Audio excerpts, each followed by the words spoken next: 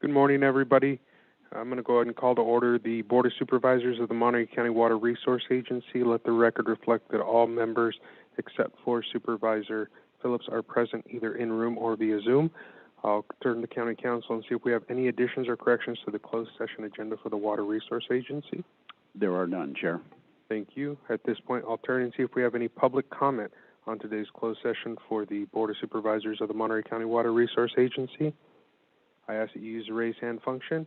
It's at the bottom of your screen. If you're participating via phone, *9 will raise your hand and let us know you wish to be recognized. Can make sure I get the. Let the record reflect that Supervisor Phillips has joined us. I see no hands up, and so we'll go ahead and close the public comment portion on this agenda and recess the Board of Supervisors of the Monterey County Water Resource Agency to closed session. Next, I'm going to call to order the Board of Supervisors agenda and let the record reflect that all members of the board are present. I'll turn to see if we have any additions or corrections to the closed session. County Council. There are none, Chair. Thank you.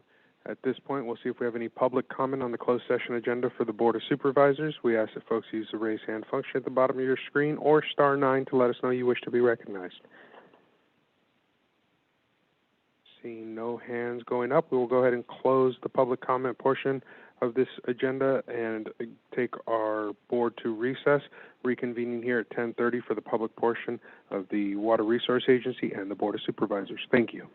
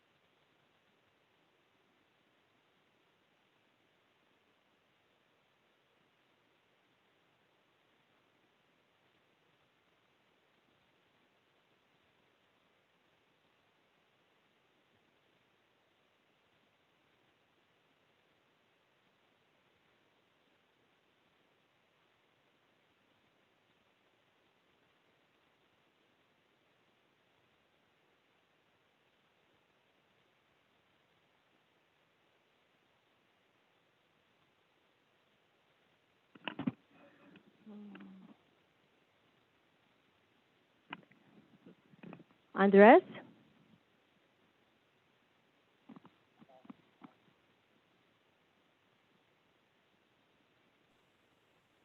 Hi, Andres. It's Valerie, the clerk of the board.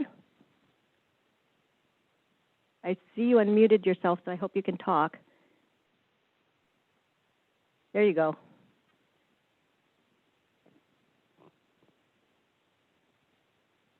Well, as long as you can hear me, I just wanted to acknowledge that I do see you on, and thank you. And I believe you probably spoke to somebody from Suarez Interpreting. Oh.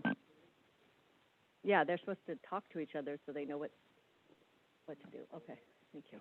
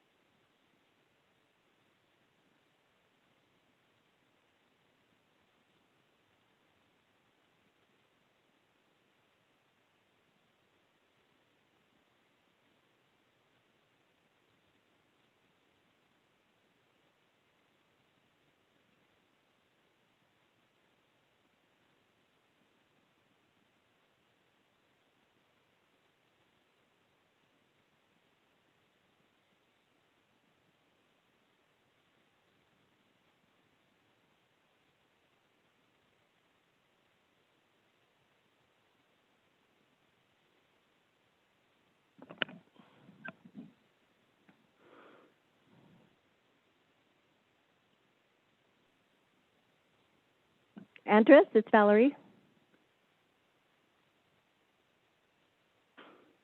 I see your hand up, but I don't know if you can talk to me if you're set up through your interpreter setup. But I have Hilda here, who's going to tag team with you. So I hope you can hear me. And she was going to take the first 45 minutes of the session. And then if you can just watch your clock and jump on once she stops simultaneous interpreting. I hope you can hear me. I guess if you can hear me, maybe lower your hand. Thank you. So Hilda will take the first 45, then she'll stop if you can jump in, and then we'll do the rest of the day like that.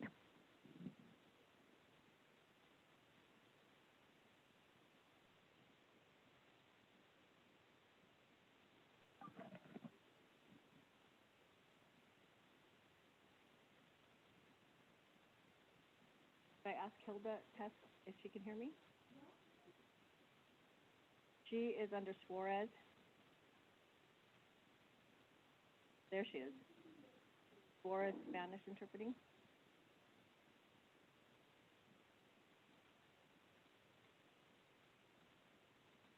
Did I ask her to see if she can talk?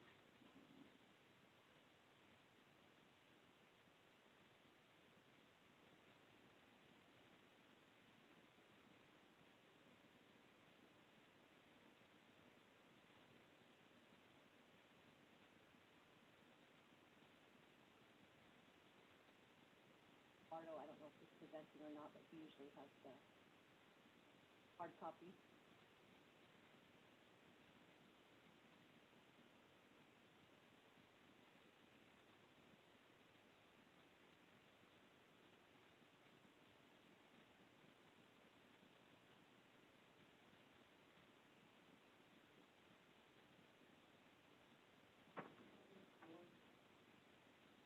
For Suarez, it's Suarez Spanish. We changed it from 112 clerk to Suarez Spanish. Oh, I already signed her in. So I signed into the Gmail, accepted the invite. She's on the Zoom now. Yeah. Yeah.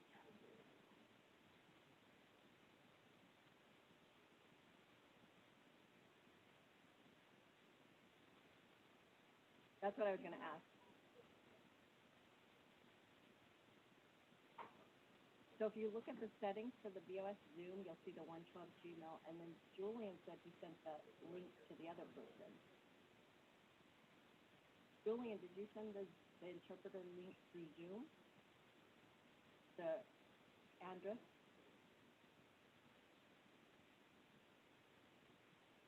But you have to invite them through Zoom. So if you didn't do that, we need to have it.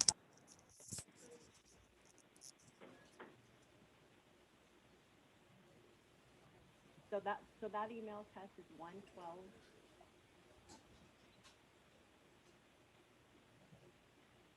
We need to get Andres's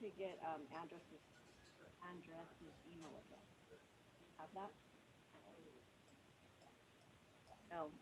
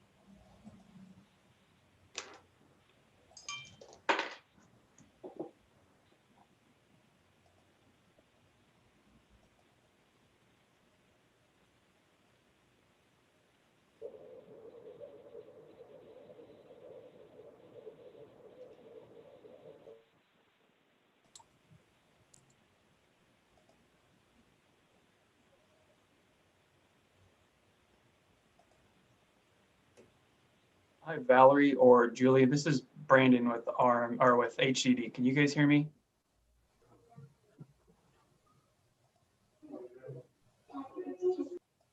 We can hear you okay. Okay. Valerie or Julian or Joelle, I did just send you an email with an attachment and an errata memo for this morning. So I don't know if you saw that or not, but I wanted to make sure that was you saw that. Okay, let me have Semi check. Thank you.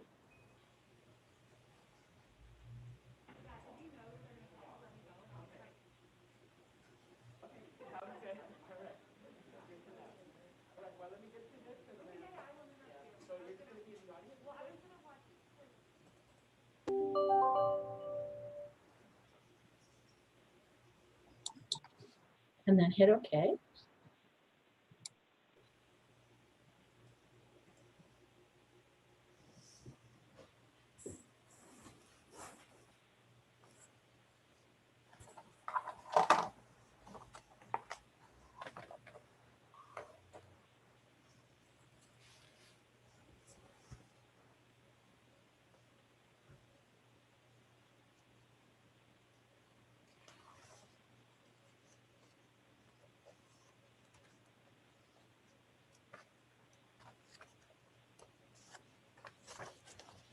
I guess for 12.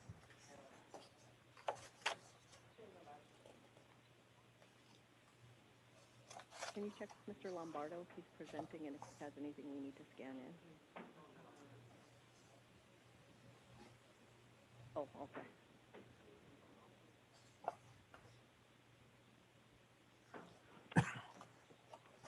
What are they saying?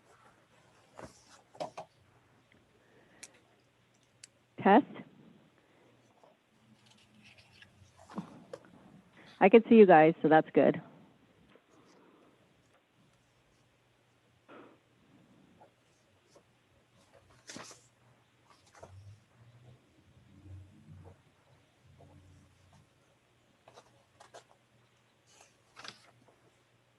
Under item number 77.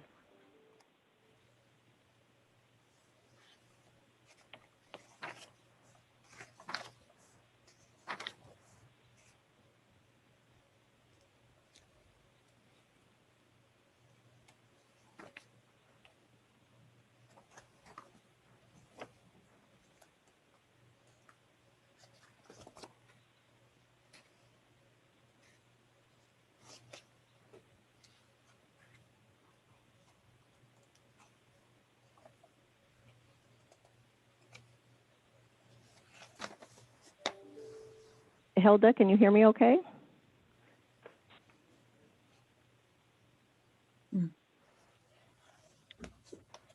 Yes, I can hear you. Okay, thank you. I can hear you too. Andres, can you hear me?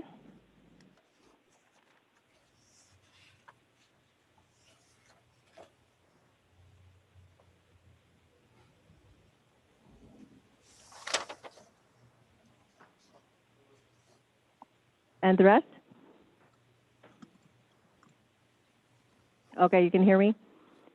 So if you and Hilda can switch off, like I said, Hilda will start and then do the first 45 minutes, and then Andres, you'll step in after that, and then back and forth. Thank you.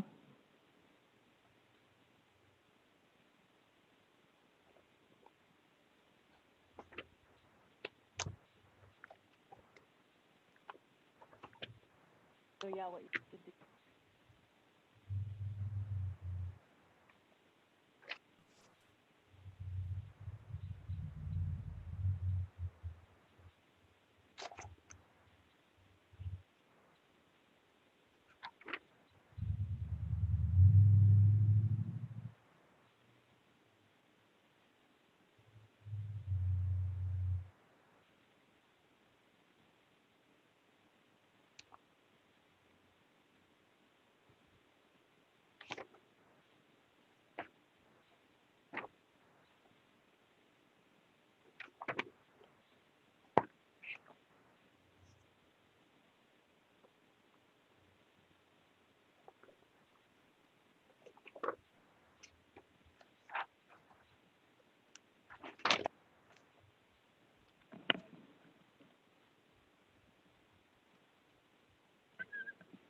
Test, test, test.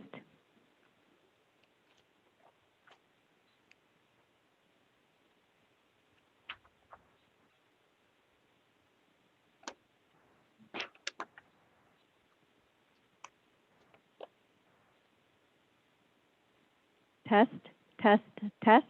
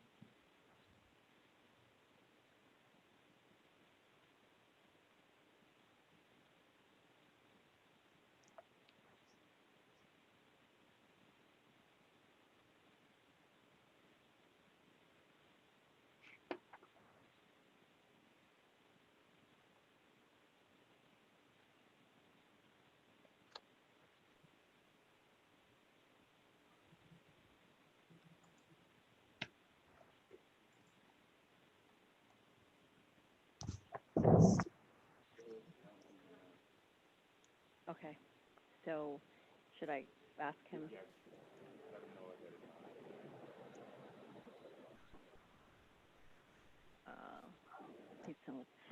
Andres, this is Valerie. We'd like to do a test with you. If I say test, test, test, if you can interpret that into Spanish, my IT people are checking, so I'll wait for him to go back into the room.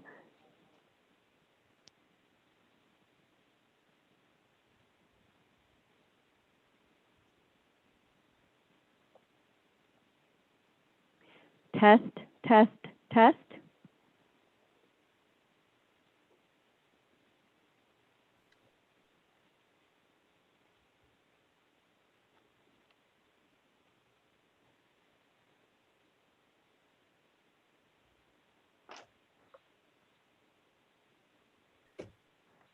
Test, test, test.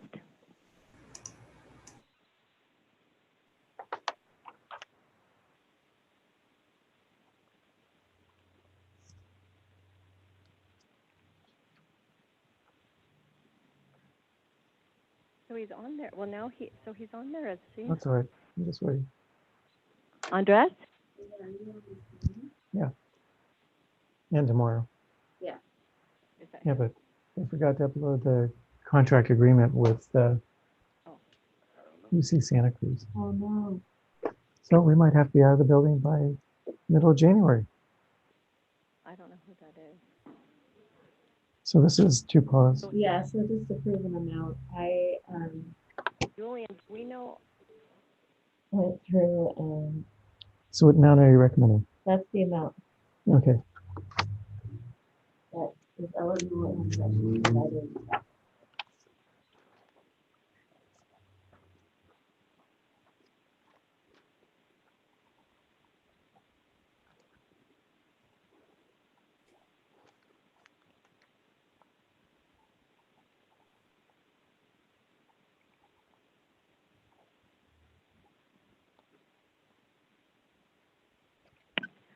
Andres, we're trying to get you set up, but I can't hear you, so I hope you can hear me. And if I can give you our phone number, and you Okay. can call us if you can raise your hand, so I know you got the message.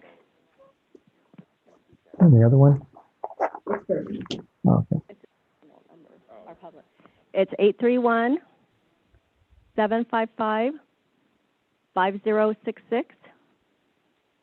Can you raise your hand to let me know you got that?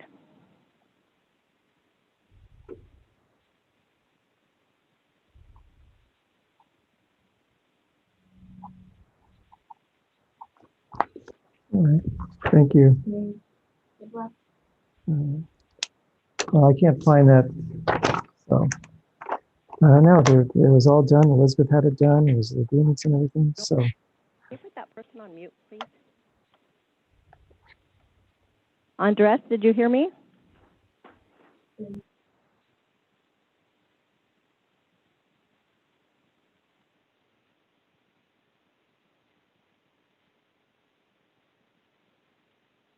I'll give you, I have the number for Interpreters Unlimited. Maybe we can call them, or maybe I can have Julian step out.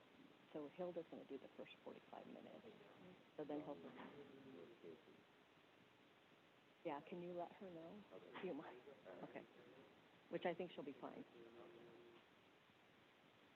No, so I'm gonna have Julian step out once, so we can give them interpreters unlimited phone number, or we can call them, so we can get a hold of Andres to call us. But you might wanna hurry, because he's yeah, but have Tess or Kelly do it, because you're gonna have to come back in here. Just give them the phone number.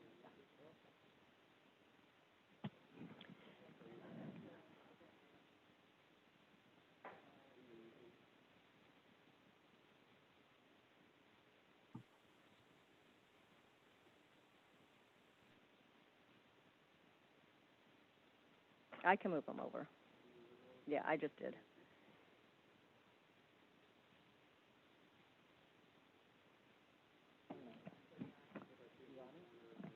No. Mm-mm. Andres, we're going to call Interpreters Unlimited to try to get a hold of you.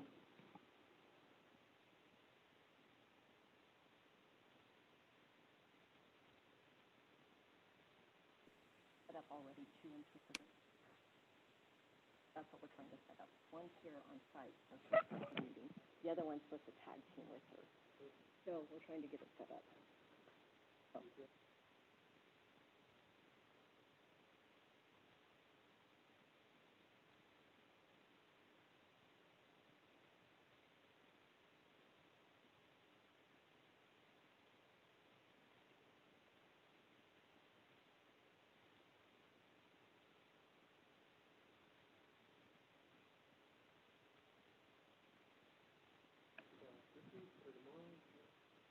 Hopefully, we just called them yesterday.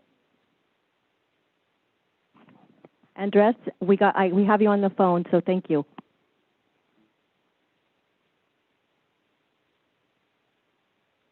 Okay, I will say that. Okay.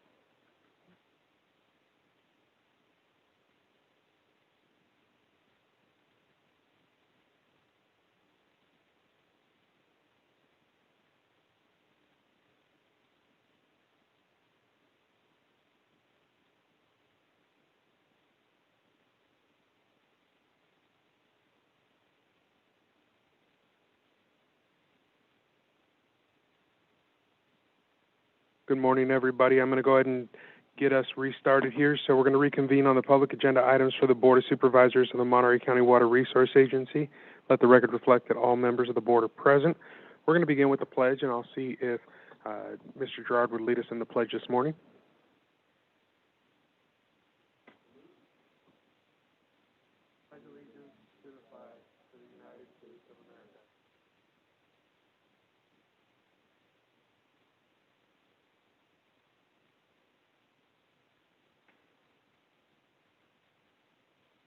Can we get the announcement of the interpreter, please?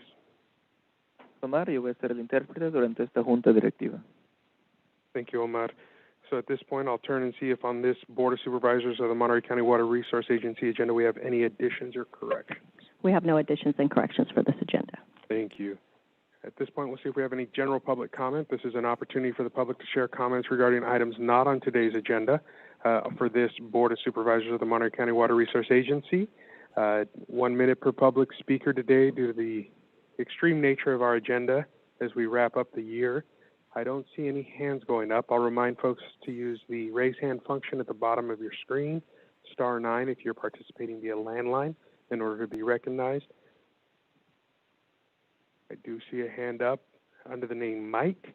Mike, we're going to go ahead and give you the ability to unmute yourself. Again, you're addressing the Monterey County Board of Supervisors of the Water Resource Agency. You have a minute to share your comment with the board now.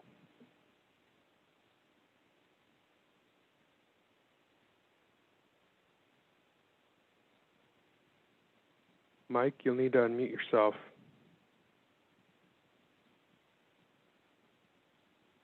Okay.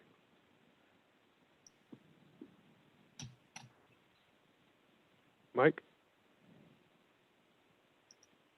Hello? We can hear you. Okay, yes. I'm sorry, Supervisor Lopez. My comments are for a consent calendar item on the board agenda. I'm sorry. You're Okay, currently we'll on come the back water to that at the resources. I appropriate time. misunderstood. Thank you.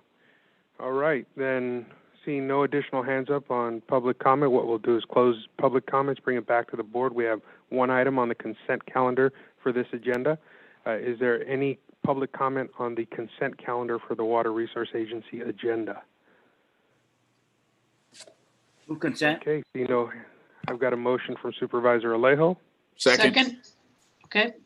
The second from Supervisor Parker. I have a motion and a second. Roll call vote, please. Supervisor Alejo, Aye. Supervisor Phillips, Aye. Supervisor Parker, And I'd just like to comment that I know this strategic plan has been a long time in the making, and I want to express my appreciation to the staff and the board of the Water Resources Agency for completing it. Thank you. Supervisor Adams,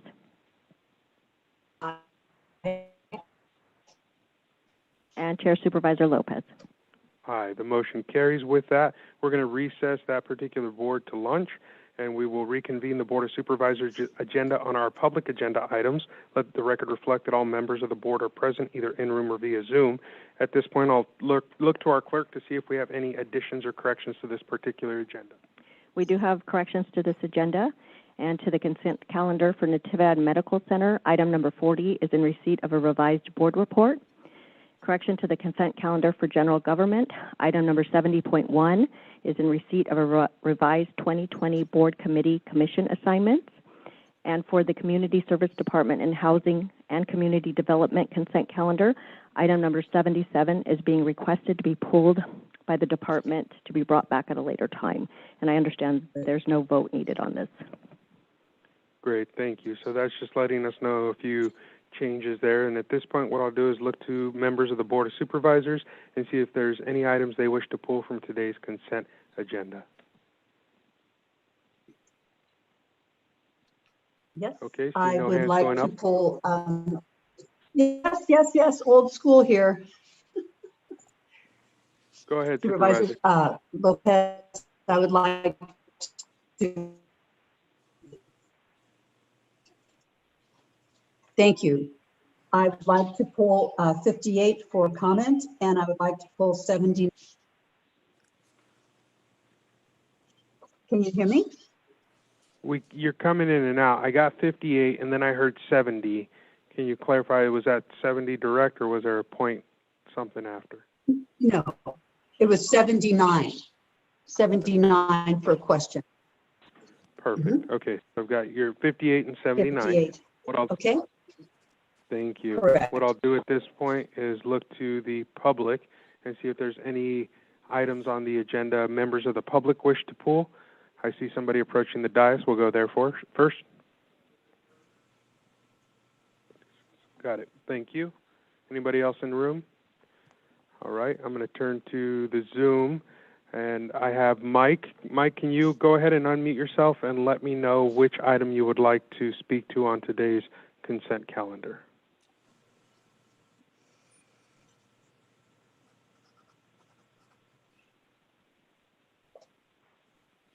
Mike, go ahead and unmute yourself and give me the number. Number 76, please. Okay, thank you, Mike. I'm going to go to V Beach next. V Beach, we're going to give you the ability to unmute yourself to just share the number that you wish to pull from today's calendar. Hi, can you hear me? We can. Oh, good. My name's Victoria, not V, but thank you. And it sounds like my item, which was number 77 that I wrote to you all about last night, has already been pulled. So I wanted to thank you for that.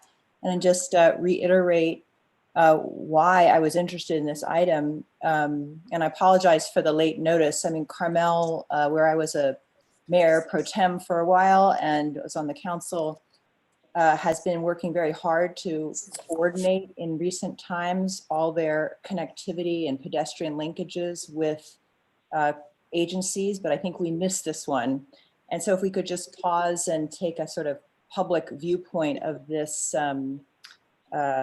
proposal and see what the history and the future plans have been for these linkages, I think it would help. And I just want to offer my own availability to put staff in touch with the various groups. I happen to not only have led the trail coordination effort when I was on the council, but also I live in proximity to many of these linkages. So I know who is working on these things and what types of documentation are available. So I just want to offer my availability to help staff if they want to take another look at this. Thank you, Ms. Beach. At this point, I'm going to come back. I see Supervisor Phillips has his hand up. Supervisor Phillips, was there an item you'd like to pull? Yeah, I wanted to pull 61 for comment only and 68 for questions. Thank you. So what I'm going to do is start with item 58, Supervisor Adams. Thank you very much. Thank you. I'm just pulling this because it's my favorite subject, which is cannabis funds. And I just wanted to indicate that I see that this is a fee that is going to be used to stimulate it, to do a study to look at updating the permit processing that may result in a streamlining process. So this is funding that will go to the running of the cannabis program, which makes a lot of sense to me. So I simply wanted to, again, draw it to the public's attention and then indicate that I'm definitely supportive of doing this. And then if I might go to number 79. Go ahead. Thank you. 79. This relates to a project that has been highly controversial in our District 5 for 35 years. And at this point, I just wanted to say that the current owner and the developer have met all of the 139 conditions of approval for the project.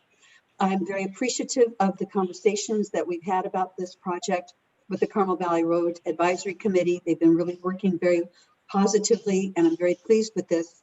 Also appreciate the developer's approach to inclusionary housing. It's their agreement. They're providing more than what was required, and they're going to be constructing it early in the development.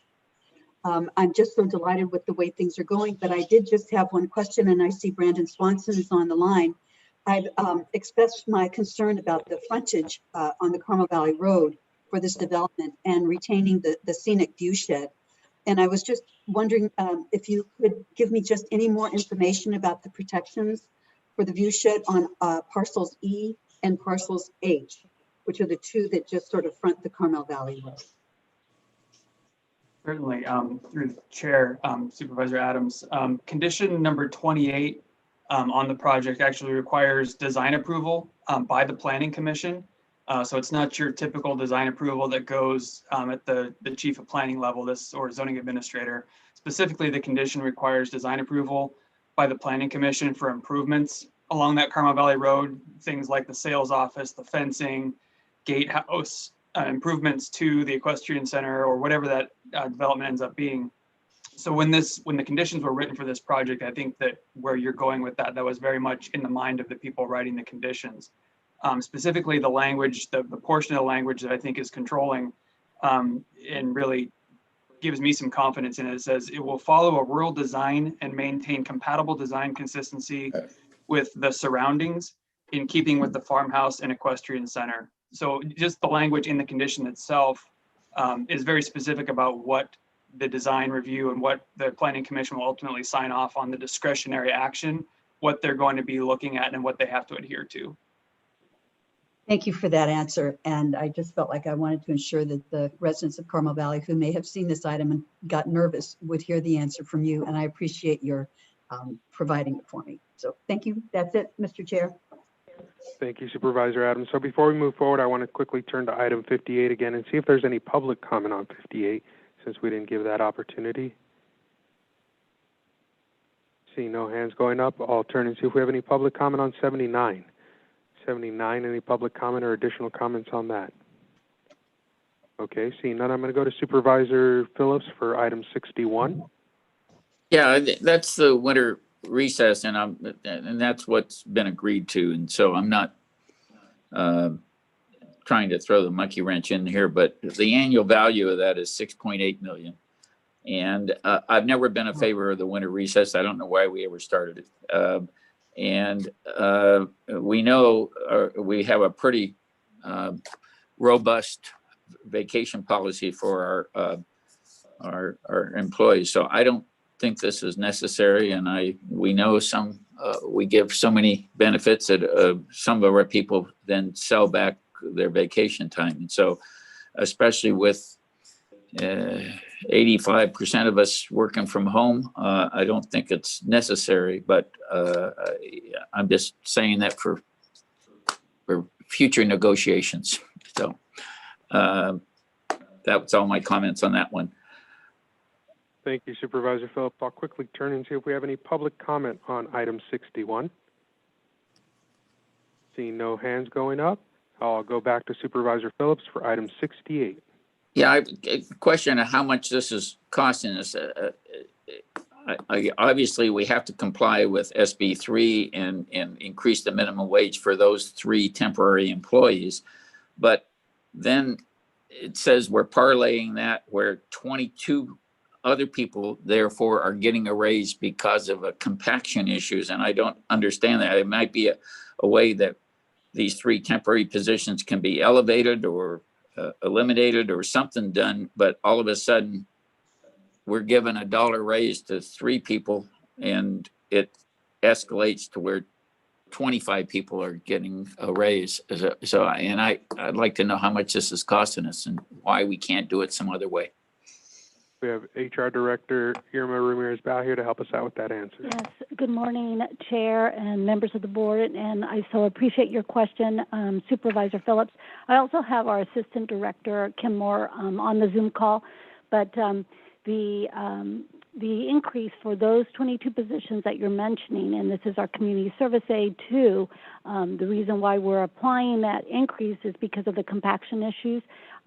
Kim Moore, I see, can explain to you the analysis behind this recommendation, but certainly if the board chooses for us not to move forward with applying the raise to the Community Service Aid 2, we can consider that. Kim, could you please share your analysis? Thank you, Irma. Good morning, Chair Lopez and members of the board. Thank you for your question.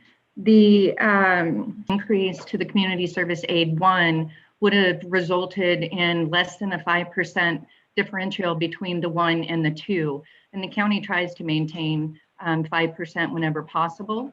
So the recommendation was to keep put a spread at 7.5%. And it's similar to what was done last year with the same classifications. These are temporary employees, and my understanding is that the majority of them were hired by the health department for contact tracing. And so they, you know, when this situation is over, those employees their assignments will end. And so the entire cost at full time, 7-step would be $32,000 for all of these increases. Approximately. Right. Thank you. You're welcome. Thank you. Thank you, Supervisor Phillips. Thank you, Director Bao. Ms. Moore, I'm going to turn quickly, see if we have any public comment on this item. Seeing no hands going up, I'll bring it back. The last item that was requested to be pulled was 76. I believe that was from a member of the public. Please go ahead and come on forward and share your comments with us. Thank you, Chair Lopez and members of the board. My name is Don Chapin. I'm back here again to request that the county not renew this subdivision improvement agreement for several reasons. Back in September, after your action to delay the renewal, originally you directed in writing that the subdivider cure the default of non-payment to the mechanics on this project first. The payment of which is retention.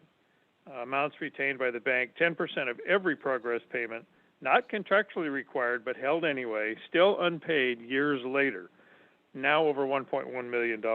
Nothing has changed in the last 2 months, other than county counsel is telling us that there's a threat of a lawsuit by the banks. And that the banks have agreed to indemnify the county, and now, because of that, the county is disregarding their prior directive to the developer to pay the mechanics, and that mechanic happens to be me. We have been negotiating with the parties to resolve the outstanding payment, but nothing is resolved. By extending this agreement, you're essentially allowing them to continue the non-payment to me for yet another indefinite period of time and placing the county in a precarious position. The banks continue to say they cannot be developed, yet the agreement between the county and the banks, where's signature in this? Signature is a developer in all of this, and they aren't even on the document. The payment to me and my company is not a discretionary payment under the SIA. It's a required payment under the SIA. And we asked that you ask the developers to make that payment. Thank you, Mr. Chapin. We're over time. I thought we had 3 minutes. No, it's 1 minute. 1 minute. Bottom line is we haven't been paid. You've been failed a bill of goods in all of this, and I would ask you not to extend the subdivision Thank approval you. agreement. Thank you. I'm going to go to Mike next. There was a second request for this item to be pulled. It was a gentleman named Mike. Mike, do you have the ability to raise your hand now so we can unmute you?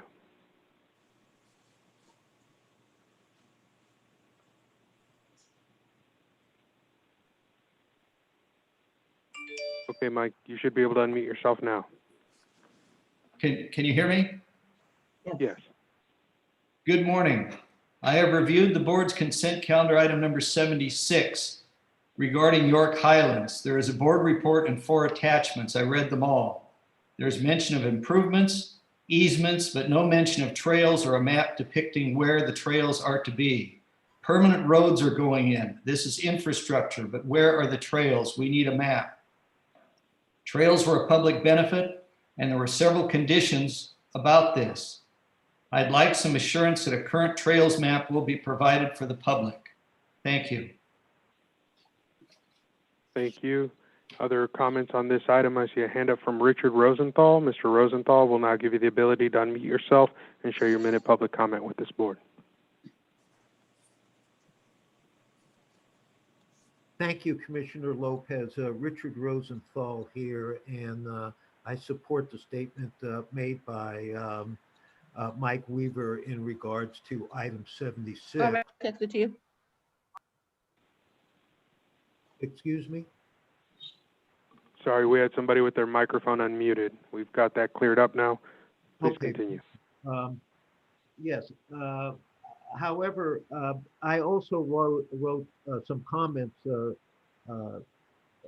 Chair Lopez, about consent item 79, and for one reason or another, I wasn't able to get online and raise my hand regarding that. Can I speak to that for a couple minutes? So, yeah, sure. So we're done with this item then. Let me finish this item. I'll come back to you on 79. I'm going to go ahead and see if we have any additional public comments on 76, which is the item we were on. I see a hand up from Supervisor Phillips. Supervisor Phillips. Yeah, I continue to have concerns about 76, and I'm not sure I can support it. I guess the question is, if we didn't have a bond and we said instead of a bond, which is kind of unusual, we're going to allow you to post a deed of trust, then why aren't we doing something with the deed of trust if it's supposed to be? What's the reason that we're not moving forward in foreclosing on the deed of trust if someone hasn't, if construction people haven't been paid on it? So legal counsel or someone, can they tell us why? What's the purpose of the deed of trust if we're not going to do anything with it? We'll take that to council. Yeah, unfortunately, Supervisor, we got a subordinated deed of trust in the original Montero Ranch subdivision. That was a mistake that we've had hard lessons with. So our ability to foreclose on that for these reasons is extremely limited, in that there are first deeds of trust that have priority over ours. I can, if we want to trail this matter, Supervisor Chair Lopez, I can get some more information and get back to the board on it. Thank you, counsel. Yeah, Supervisor Phillips. I just, you know, this what we're doing may protect the county from a lawsuit from the bank because we get a subordination, but as it is now, I can't support it. So. Okay, that is 76, unless I have any additional comments or questions from board members. Okay, then I'm going to go ahead and take us to item 79. We had a late request to pull that. I'm going to go to Mr. Rosenthal for his minute on 79. Okay, thank you. I wrote a couple letters on item 79, September Ranch, and I appreciate Supervisor Adams' statement. And my concerns are to make sure that the final map is consistent with the vesting tentative map as is required by law. So the first point I raised in my first letter deals with the trail easement on parcels C and D that are being irrevocably dedicated. I indicate that evidently there is a 600 feet missing between the end of the trail easement on property parcel D and Jack's Peak, and also there's an issue dealing with a detention pond on parcel C that should be further investigated. I raised concerns over the MOU between Calumet and Thank you, Mr. Rosenthal. We appreciate your written comments as well as your public comment today. So at this point, I want to see if I have any additional public comment or comment from members of the board.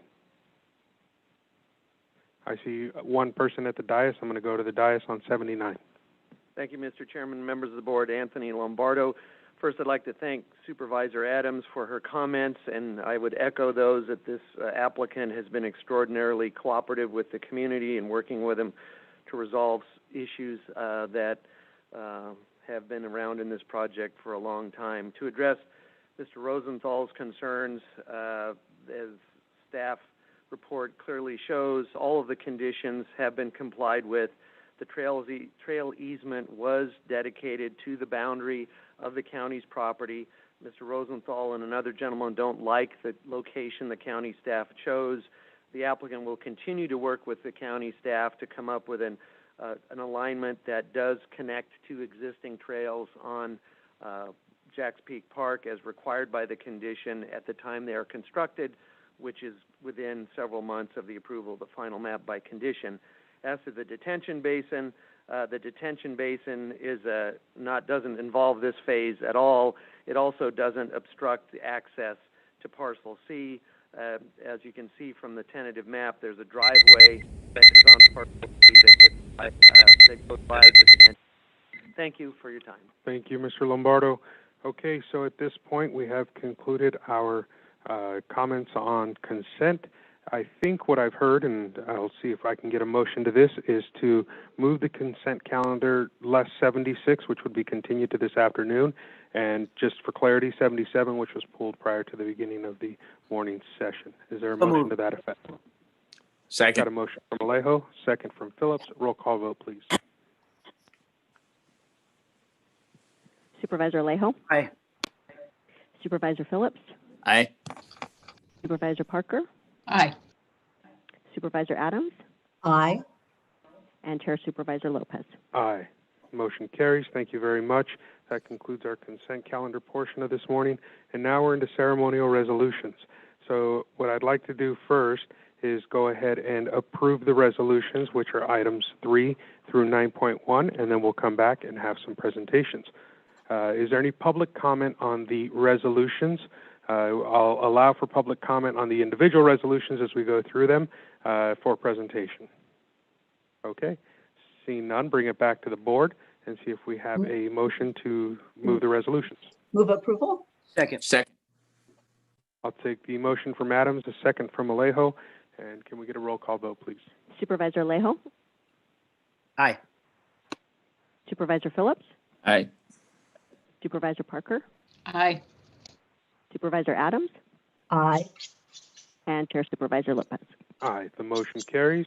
At this point, we're going to start with the first presentation, which is a resolution recognizing Supervisor Parker for her 12 years of public service as a county supervisor for Monterey County's 4th District, representing Seaside, Marina, East Garrison, Fort Ord, Southwest Salinas, Delray Oaks, and Sand City.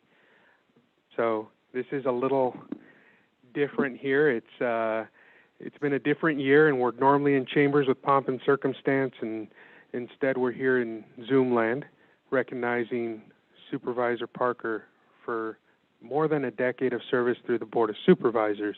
But beyond that, it's really a recognition of all the work that led up to that.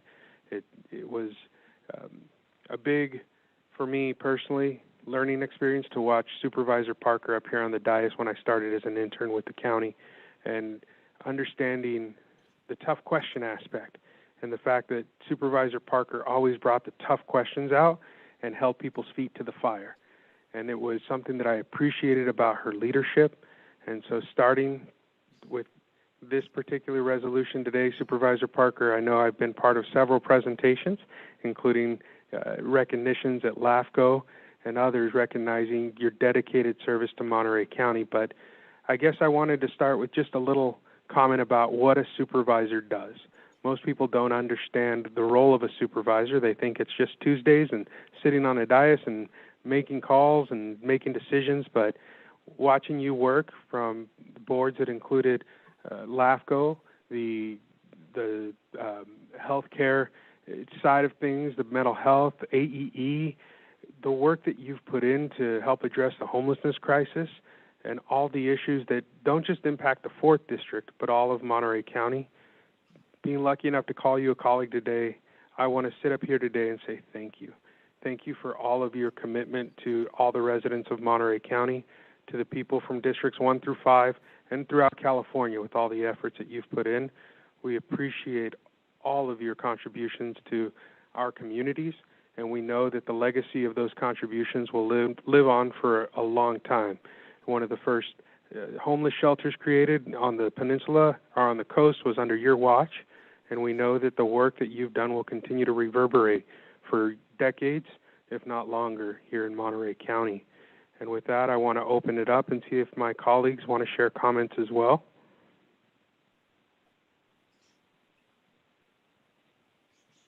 Supervisor Phillips? Yeah, I agree with you, Mr. Chair. Supervisor Parker is a class act. And even if she always does it, even if we're disagreeing, she does it in a respectful way and with class. She represents her constituents excellent. She always asks the tough questions. And I think she really does a tremendous job in making sure that the county's finances are used for what they need to be and are done in the right way. And I've never seen anybody as well prepared, even in the minute details of the reports that we've done. She's always thoroughly prepared and does all her homework. So she's done a great job for citizens of her constituents and the citizens of all of Monterey County. We appreciate having worked with her. Thank you.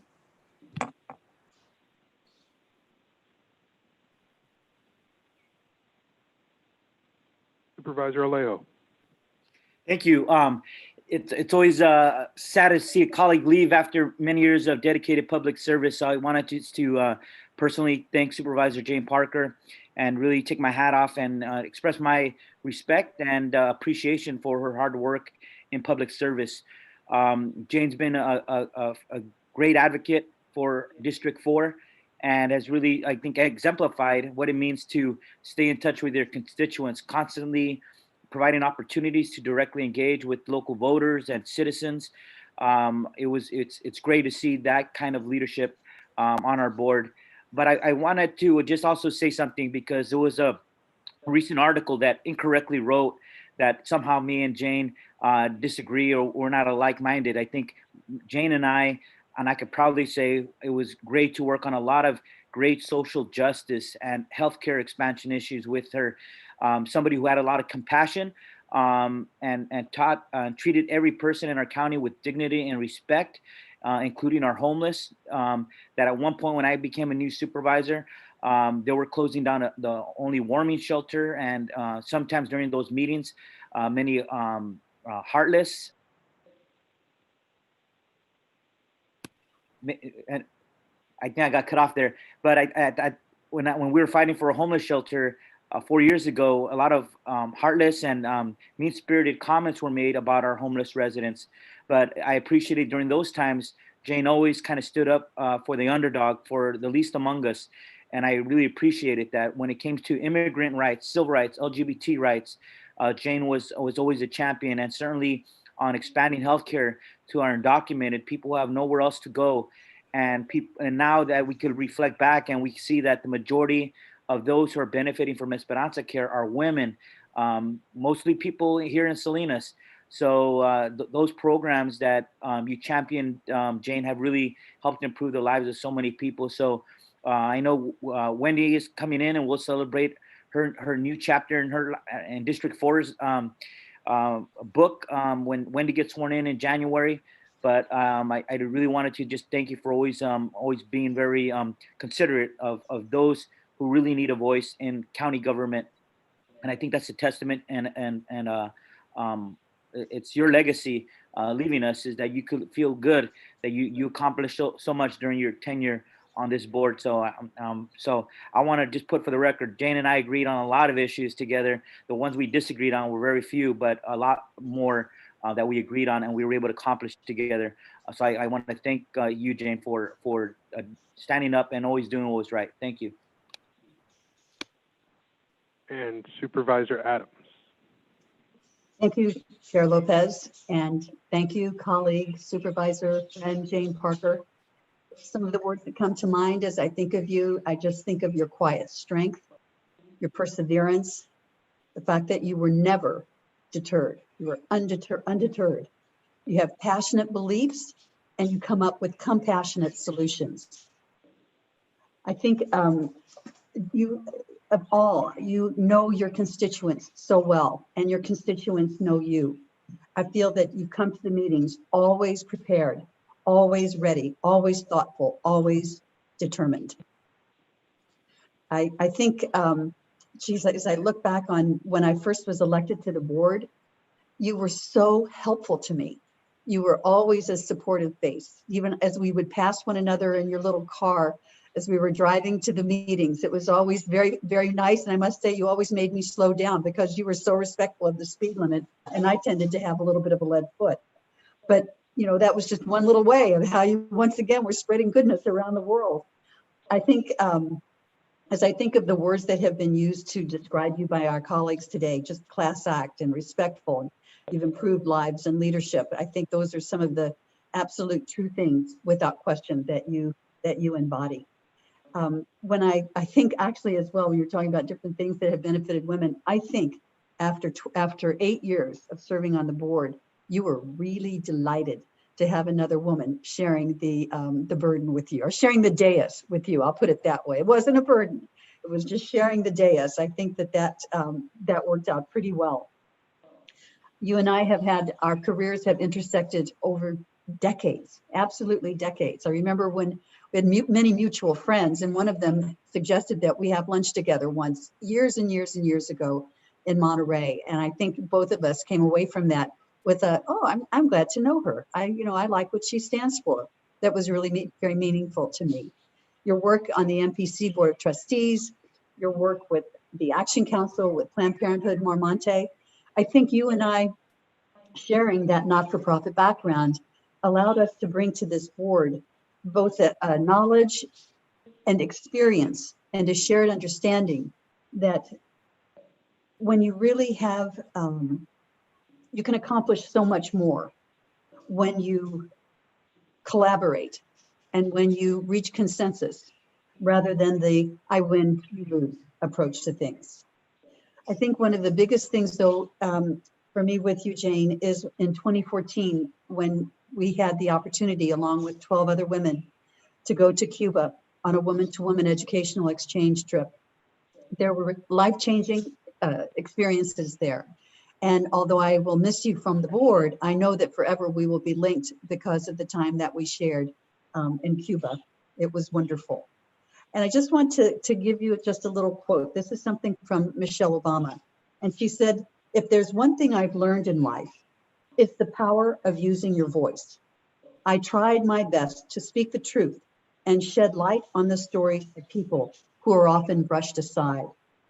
And Jane, in my heart and in my mind, and I think in the mind of many others, that absolutely is your legacy. You have stood up for those voices that were pushed aside. and you've been their champion. And that will never go away. And I thank you so sincerely for all of the work that you've done. And I'm glad that we're just a district line apart. Thank you so much, Jane. So I just want to say, after watching a little bit of Supervisor Parker's Hot Topics last night, it sounds like if anybody ever asked me to have lunch with somebody, I should do it. You met some great people that way, Supervisor Parker.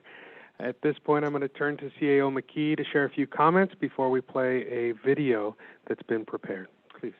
Thank you, Chair Lopez, and it is definitely my honor to also speak during this sad time for the county, but hopefully a good time for Supervisor Parker to do some other things for the County of Monterey. We all know that Jane Parker is someone who will always be trying to advance the needs of our community, and especially those who are less fortunate and those who might be overlooked in many ways. She's never shied away from sticking to her ideals, and I think that's kind of a testament to what it means to be a public elected official in the vein that everybody should aspire to if they're going to be a public elected official. In other words, to stick to your ideals the way that Supervisor Jane Parker has done, and has done it with passion and independence.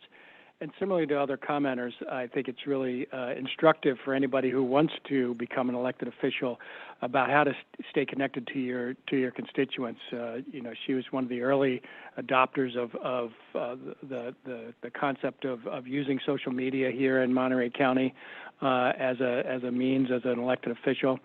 And the Hot Topics tool that she used is something that has been emulated by others, and certainly something that should be used for elected officials. So I'd like to also just remind everybody that there's some other opportunities to pay tribute to Supervisor Jane Parker.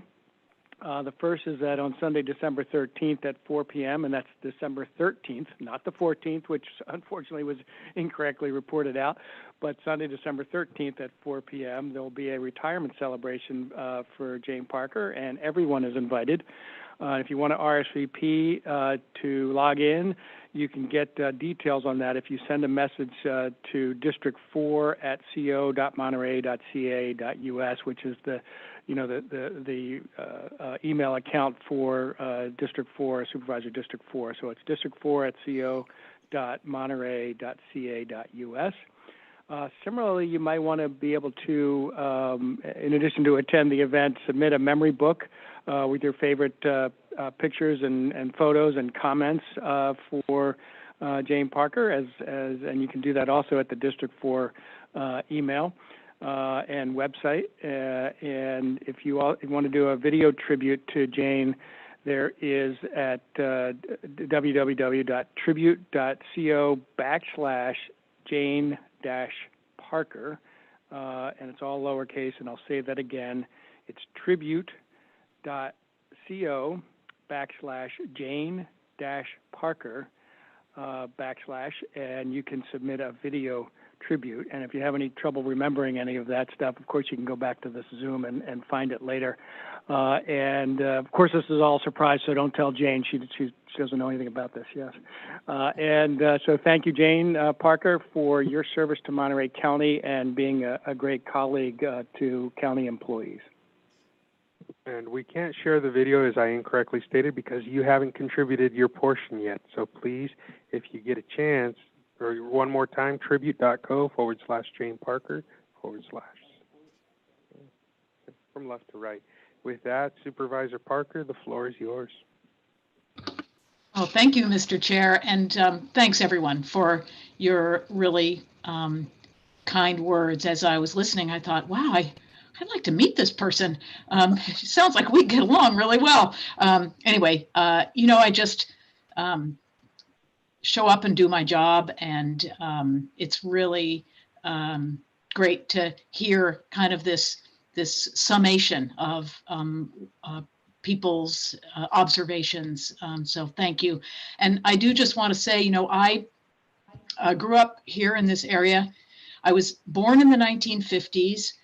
Raised through the 50s and 60s is where I was paying more attention, came of age in the 1970s. And that was a time of big conversations about war and peace, civil rights, women's rights.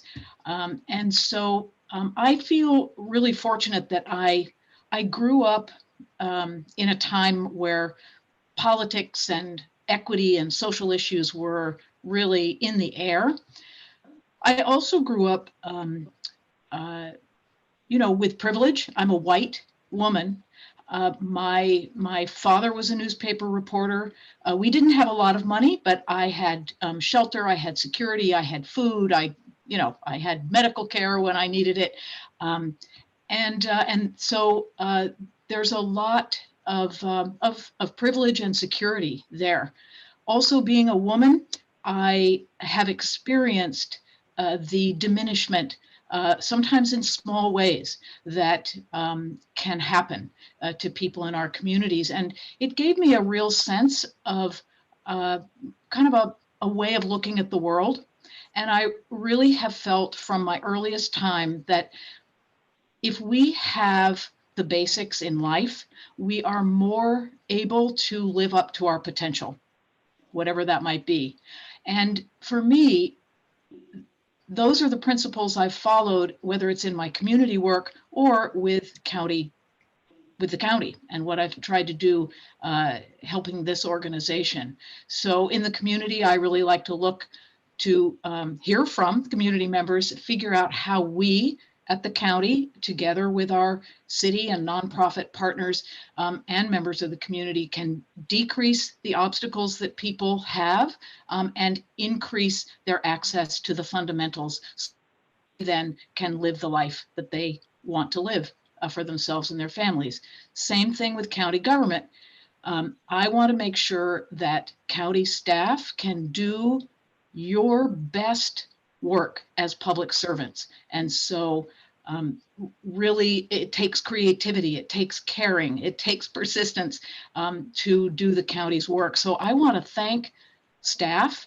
We partnered on many things in my time, and going back, I know this is only a partial list, but these are the things that really stand out to me. The Alternative Energy Environment Committee and a sustainability program for the county. Thank you for all that cooperation. Posting the Board of Supervisors agenda and committee meeting agendas on the web, and then that's the clerk of the board. And I mean, we just went into the stratosphere with Zoom. You just really made the ability of the public to participate and know what we're doing so much easier. Early Childhood Development Initiative that's gone on to Bright Beginnings, Via Care and Esperanza Care, as were alluded to, breastfeeding policy, the performance measures. We've really done a lot in the way of diversity training, sexual harassment training, governing for racial equity, and huge improvements in our IT department, human resources. We got leadership in those positions that have really made a difference to essentially our working environment. And then, of course, with COVID-19 and the wildfires, the incredibly dedicated and spot on and prompt responses to the needs of the community. I just want to thank all of you for that partnership and working on behalf of the well-being of the county in which we live. And then, of course, my staff, my Chief of Staff, Christy Markey, my aide, Wendy Root Askew, and my office manager for 11 and a half years, Lori Chappell, and now current office manager, Jenny McAdams. My staff were sounding boards and extensions of me, and I appreciate all of the work that they were able to help me do. They followed up. I went to a lot and they followed up. So I really, really appreciate that. And then I also want to thank my colleagues here on the board and of course past boards as well. I have just so appreciated what we've been able to do together.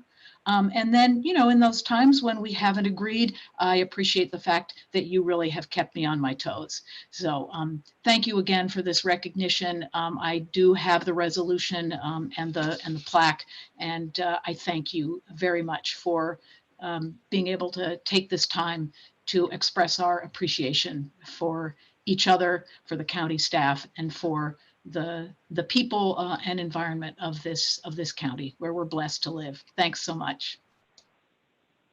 Thank you, Supervisor Parker, but your work's not done. I know we've got a few meetings left, but this was the opportunity, and we look forward to continuing the work here for a few weeks yet. So thank you, and congratulations, honestly, upon a well-deserved retirement. Even though we know your work is not done, there's still more work for you in new avenues, and we look forward to seeing what those are and collaborating on those. At this point, we want to take up our next resolution, which is commending Kay Ryman upon her retirement after nearly 14 years of dedicated service. For that presentation, I'm going to go to Les Gerard. Thank you, Honorable Chair and members of the board. Sadly, it is time for Kay to move on to the next stage in her life. She started in the office in 2006, originally retired in 2017, but came back as a retired annuitant to help out in the Office of County Counsel. As one of the first women to graduate from Dartmouth College, women's equality has been an important issue for Kay, and she has worked tirelessly on that issue throughout her career. She came to us from private practice, her own firm, and before that, a redevelopment firm, where she served mostly public entities. And ironically, she worked on some matters for the city of San Diego that I also worked on, but I don't think I ever crossed paths with Kay down in San Diego. We're very sorry to see her go. She's been a mentor, somebody who always volunteers to pick things up and do things. She's a quick study. She's provided invaluable advice to TAMC for many years, and I know they will miss her there. So we will miss Kay. We wish her all the best in her final retirement, although who knows, maybe in the future, if we have need, she might come back again as a retired annuitant. And before I finish my comments, I do want to recognize another attorney in our office, Gerald Malkin. Gerald received a resolution back in 2016 for his 30 years of service to Monterey County. He came back as well as a retired annuitant, but now it's time for him to move on to the next phase in his career. He will be leaving us at the end of the month. Both Gerald and Kay will be sorely missed, not just for their legal skills, but for their good humor, their personalities, their willingness to always help out. And so it is with sadness that we see them leave, but it is with the best wishes of everybody in the office for the success in the next phase of their career. Thank you, Chair. Thank you, Mr. Gerard. We're going to go to CAO McKee next. Thank you, Mr. Chair. Just real quickly, two of the things that I think make both Kay and Gerald similar is that, when asked over the years, what do I like about both of them, it was kind of a similar thing, is that they get things done. And, it's not, that might sound minor, but, when you're the boss in the office and things have to get done, it's such a huge relief. You don't have to worry about to circle back on things because they just got done. And there's nothing better to have as your lawyer to know they're getting stuff done, and they're doing it on behalf of you as the client, the county. So they're going to continue getting stuff done, I'm sure, in the future, whatever they choose to do in the next phase. And the county was much better off with them here, and will be much worse off with them gone. So enjoy the next phases of your life, both of you, Kay and Gerald. Are there any board members who would like to make comments? I see hands up. I'm going to go ahead and go to Supervisor Alejo first. Yeah, I just want to take a moment just to thank Gerald and Kay. I think our county council office is a preeminent office among county council offices in the state. We have such a great pool of talent that it's always sad to see these great lawyers leave. And I think most of the public doesn't get to engage too much with county council. They're dealing with the wide range of legal issues that come up, a lot of litigation in a coastal county, but also a lot of great issues to champion for the people of Monterey County and be in our voice in our courtrooms. And I just wanted to take a moment to thank Kay, because she was, as the chair of the Transportation Agency of Monterey County, she was our deputy county counsel that really kept us on task and out of trouble, and certainly helping us move through some big legal issues. For example, the big Salinas Rail project that is currently underway, something that had been talked about for a very long time. And so I just wanted to express my appreciation for always being a top professional, really getting along with all the, it's one of the biggest boards out of all the agencies in Monterey County, but she was able to work well with all the board members and the TAMSI staff. So I just wanted to take a moment to really praise her on her retirement. And I know she came back to us, but it's always nice that after a lifelong of dedicated public service that local elected officials could just take a moment to salute your great work you did throughout your career. So thank you, Kay. And we're sad to see you leave, but we wish you a good retirement with you and your husband. Thank you. Thank you. We're going to go to Supervisor Phillips next. Yeah, I got to say, before I became a supervisor, I always thought, why do they need so many county councils? I couldn't understand that until I got here and see how many agencies we all sat on and how they represented and the work they do. And so I have a great deal of respect for both Kay and Jeremy. And Gerald, I've known him since the 80s, late 80s, when he was in juvenile court and I was there. But and then the work that Kay's done especially for TAMSI and some of the other ones, they've done a commendable job. Welcome to retirement world. I hope your retirement goes better than mine did. So. Thanks, Supervisor Phillips. We're going to go to Supervisor Parker next. Thank you, Mr. Chair. And I just want to briefly say how much I have valued. I've worked more with Kay Ryman, and I just appreciated, talk about being a class act. I really appreciate her professionalism.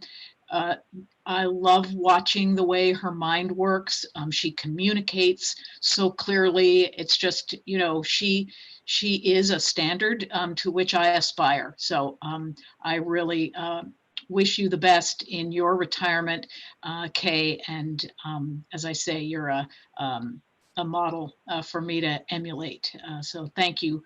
Really appreciate the chance to work with you. And Gerald Malkin, I worked with, I feel like we interwove several times during my time on the Board of Supervisors, and the creativity, the enjoyment that he got out of his work, and his non-straightforward and ever-present sense of humor was always something that again kept me on my toes. Really appreciate the good work excuse me, that our legal minds offer to us as a county organization and to the residents of this county. Thanks. Thank you, Supervisor. We're going to go to Supervisor Adams next. Thank you very much. I didn't really work with Gerald much, but I did with Kay on TAMSI, both at the executive committee and at the board level, and just always had tremendous respect for your ability, I see there now, your ability to tell me no in a way that was just absolutely understandable. And okay, I get that. That's all right. That's good. I really just love the way that you were able to frame things, and nothing got past you ever, as if we would even try. But your the broad way in which you thought and saw everything is just so uplifting. I really enjoyed working with you, and I wish you the best and a very happy retirement. Thanks so much. Thank you, Supervisor. Kay, I just want to say thank you. I know when I started out, I talk a lot about when I started, but it's because that's when I was learning the most.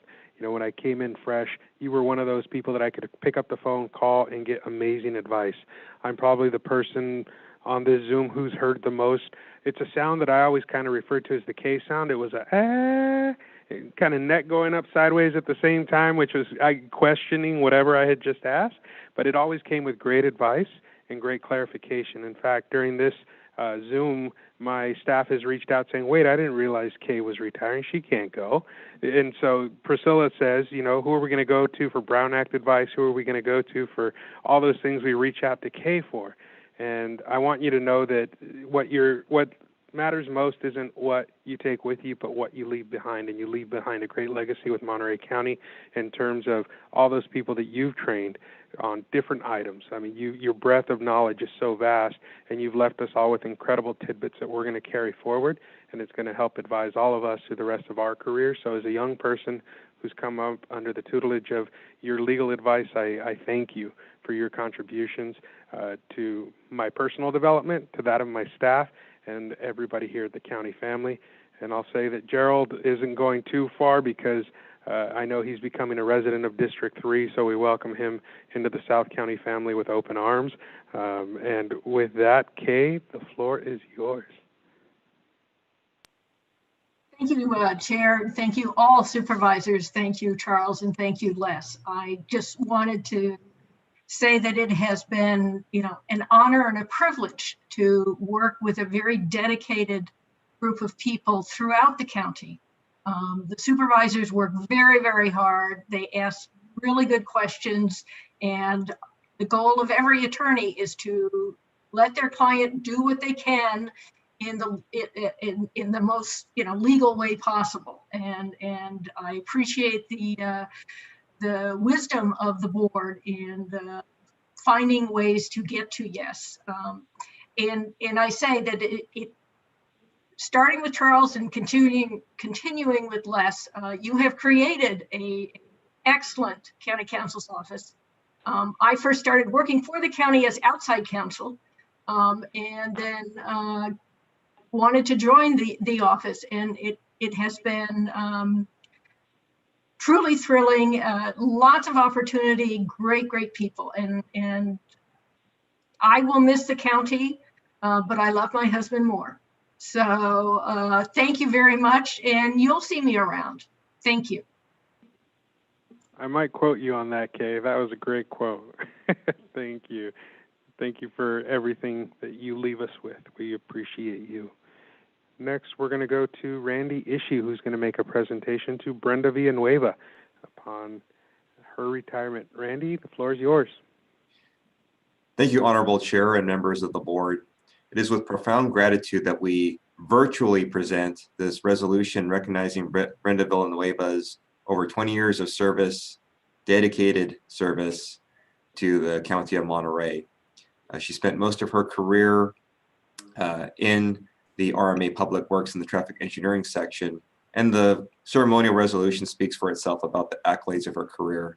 So to be brief about them, she has done an excellent job over the years of taking in customer complaints and concerns, evaluating them in a traffic engineering fashion, brought forward solutions and worked with staff to implement solutions that will enhance the safety or enhance the traffic flow of the concerns that the public raised on our 1,250 plus miles of county roads and our 175 bridges. While doing so, Brenda is also a veteran of the United States Navy. She served in OIF and OEF and retired as an information technician, first class petty officer. The NEC escapes me at the moment.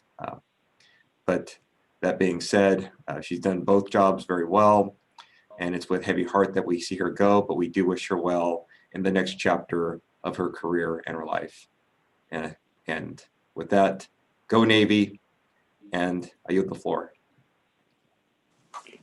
Thank you, Randy. I want to just briefly say thank you to Brenda. Brenda, when I look back at my experience here at the county, you're probably one of those people who's told me more than anybody else, asking for stop signs and other things that weren't possible due to line of sight, but those lessons carry through.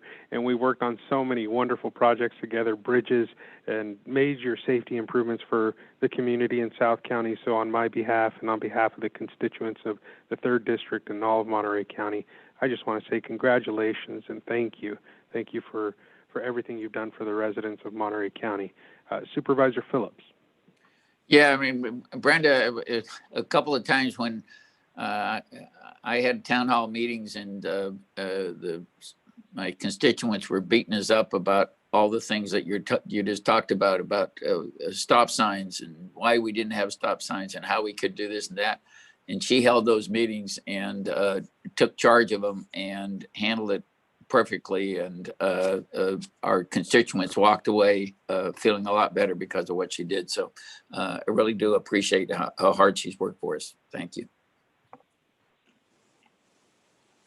Brenda, the floor is yours. You with us?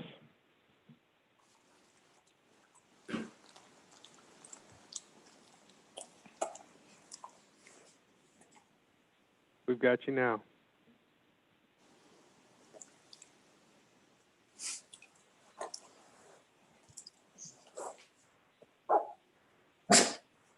Brenda?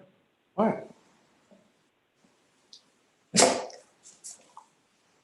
All right, I think we're having some technical difficulties, so thank you, Brenda, again for all your dedicated service. We really appreciate the legacy you leave behind as well.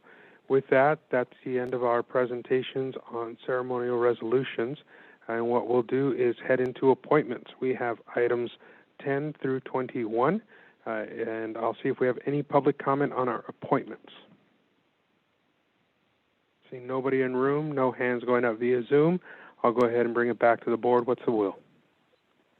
Move approval. Second. Motion from Phillips, second from Parker. Roll call, please. Supervisor Alejo? Aye. Supervisor Phillips? Aye. Supervisor Parker? Aye. Supervisor Adams? Aye. And Chair Supervisor Lopez. Aye, the motion carries. Thank you. Now we're at other board matters. I'm going to go to board comments. Supervisor Alejo?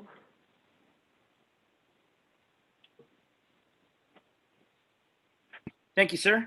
I just wanted, first of all, the new legislative session started yesterday in Sacramento, so I wanted to take a chance to congratulate our newest state senator, John Laird, who was sworn in and who took over former and retired Senator Bill Monning's place representing Monterey County and Sacramento. But I also want to acknowledge Assemblyman Rivas and Mark Stone and Senator Caballero, who also represent Monterey County. And we look forward to getting a lot of stuff done on the legislative side, working with them this coming year. I was also glad yesterday that a bill effort to introduce a broadband bond was filed and now called AB 34, Assembly Bill 34. Monterey County was supportive early on, and we also helped the California State Association of Counties also become an early endorser and supporter of that bill. And so we're excited that this year something will happen. Both the Assembly Speaker, Anthony Rendon, and State President Pro Tem of the Senate, Tony Atkins, both in their comments yesterday mentioned that broadband was a top priority to accomplish. And even Senator Atkins even referred to the two little girls from East Salinas trying to access internet outside a fast food restaurant during her comments as well. So we look forward for Monterey County being a leader on this bill and getting something significantly done in the billions of dollars to help close the digital divide once and for all in California. I also wanted to just acknowledge another young man who's from South County in Chris's district, but he's a young man, David Morales. He's one of the, I think the youngest state legislator in the country of Latino descent. He just won a state representative seat in Rhode Island. He had gone to school for his master's program at Brown University and stayed out that way, and just won a state legislative seat, beating an incumbent and another challenger in their September primary, and he will be sworn in on January 5th. So from our board, from the West Coast to the East Coast, wanted to just acknowledge this young man, and really shows that the young leaders we have here out of Monterey County and the Salinas Valley could end up doing great things, and we look forward to seeing his leadership on the other side of the country. So just wanted to acknowledge him. With that, thank you very much, Mr. Chair. Appreciate it. Thank you, Supervisor. I'm going to go to Supervisor Phillips next. Yeah, thank you, Mr. Chair. I want to emphasize we're still having the COVID testing here at the Castroville Library. Unfortunately, the nurse didn't show up today, so we're got people walking around trying to figure out where to go. But that is available and will continue to be available. I wanted to mention all the work we're doing in Pot Road to make that a safe environment. And we've had the county outreach team has been there working with the people trying to find a safe place to get them relocated to. When we got in there and started cleaning out, there was so much obstruction there that it was a real danger if we hadn't got that cleaned up when the rains came, and we had to get some people out of harm's way with the rain season hopefully coming. And my last thing is just a concern that some of the people in my residence are continuing to have the parties that are and get-togethers, family get-togethers, but in a larger fashion. There was a large family wedding in our jurisdiction on Saturday, and we asked to look at it because there was real concerns. They weren't wearing masks and social distancing, and so that's where a lot of the COVID infections are occurring, and it's impacting all of us. And so I reach out to our citizens again and saying, hold off on those. Give us, as an incoming president is saying, give us 100 days, and let's work with us for 100 days before we start having the celebrations. Thank you. Thank you, Supervisor Phillips. I'm going to go to Supervisor Parker next. Thank you, Mr. Chair. I think I've said enough for one day, so I'll pass. Thank you. Thank you. Supervisor Adams. Thank you very much. Two things. First, I just want to remind the people in our district that we're going to have a Carmel Valley Road Advisory Committee meeting on December 17th. It's a virtual meeting, of course, at 10 a.m. And we're going to get the annual traffic count that day. So that'll be an interesting presentation. And then secondly, I think the whole spirit of resolutions has drawn this out. But I really want to give a very special shout out and thank you to Yuri Anderson. Yuri has been my chief of staff, as many of you know, and very soon is going to be leaving me at the end of this month to become chief of staff for Wendy Root Askew in District 4, which is where Yuri lives and has raised her family. I'm really excited for her. She's done such great work for us. I hired Yuri years ago, almost 10 years ago, to come work with me at United Way, and she very quickly made her mark. She headed up so many excellent programs and began many programs. I knew I could give a project to Yuri and it would end up being done and being done really well. Yuri headed up the Impact Monterey County program, and that is the impact of that is still being felt throughout the county. And I'm just so ever so thankful for her. So I didn't want to let this opportunity, my final comments of board comments, while she's still on my staff, on my team, to get by without my just giving a very special thank you and a special shout out to her. So Yuri, on behalf of the entire team and all the residents of Monterey County and all of the problems that you have helped the people there solve, and from me personally, thank you so much. You're not gone yet though. Thank you. Thank you, Supervisor Adams. I just wanted to share with the community that the Soledad test site had its first day today down there. It's an Optum site with a drive-through capability, and I know it's been a long time coming. It's the largest one now available in the county, and I encourage folks to go out and get tested that have any concerns. We haven't had a site in South County for about a month, so getting a site back and getting it operating was a huge lift in the time frame that we had, and I want to thank all the staff who made that possible. I know there'll be more information on it later, but it is something that I think is critical enough to deserves reiterating as we go through this. Last week I had the opportunity to attend a farewell ceremony for Gloria De La Rosa, as well as one for Mayor Ledesma. And unfortunately, yesterday's for Mayor Orozco got canceled, but I want to thank this board for recognizing their years of service. This last Friday, we had a mass distribution in Greenfield, their cloth masks that we distribute to the community, and it went extremely well. And we're going to have another one this Friday in Soledad at the YMCA beginning at 4 o'clock. Again, it's an opportunity for us to get those tools that the community needs to keep themselves safe into the community as quickly as possible. So just want to remind the public that that will be available this Friday. I also wanted to congratulate David Morales, a friend of mine, on his win back east. We've been in contact since his victory and before the victory, and I'm excited for him and all that he's going to do for his community out there. But we're proud to have him be one more product out of South County, bringing positive change in an incredibly difficult time for this country.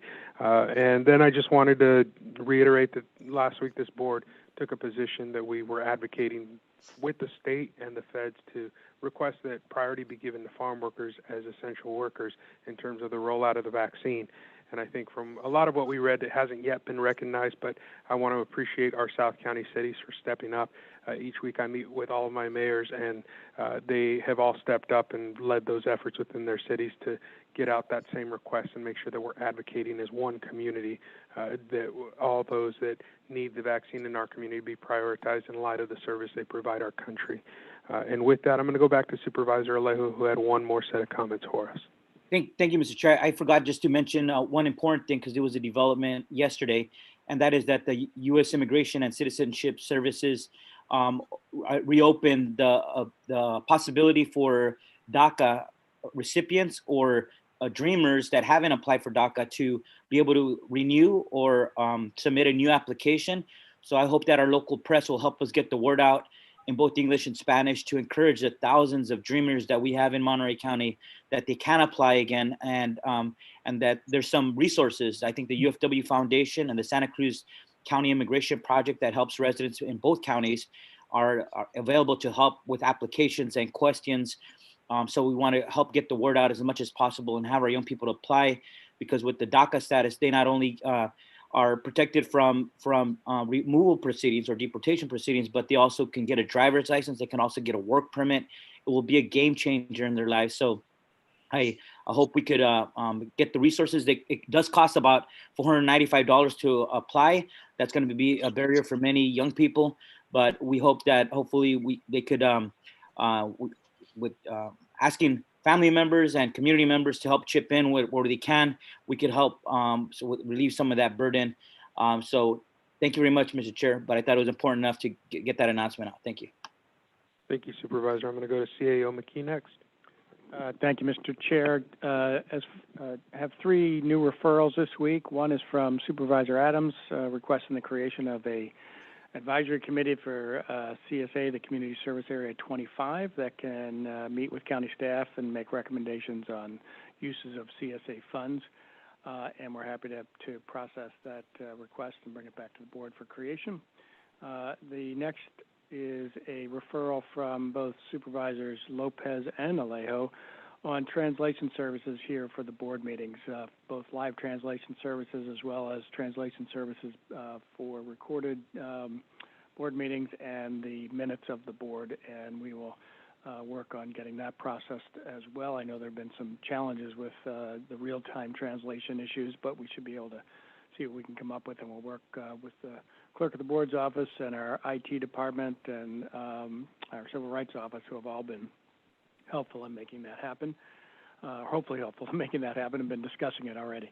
And then finally, Chair Supervisor Lopez has a referral on having a economic impact analysis, fiscal impact analysis of local propositions, asking the auditor controller to return with a process and ways to handle economic impact and financial analysis of local propositions. Thank you, Mr. McKee. I just want to thank Rupa Shah for working with me on that. We've been having some great conversations, and so look forward to seeing where those go. At this point, we're to general public comment on our agenda, and so at this point, it's an opportunity for the public to share comments regarding items not on today's agenda. We have 1 minute per public speaker, and I'm going to go ahead and ask folks to raise their hand if you wish to be recognized to make a public comment. If you are in room, please go ahead and come forward if you want to share a public comment. I see one person in room, so we'll go ahead and put up the clock.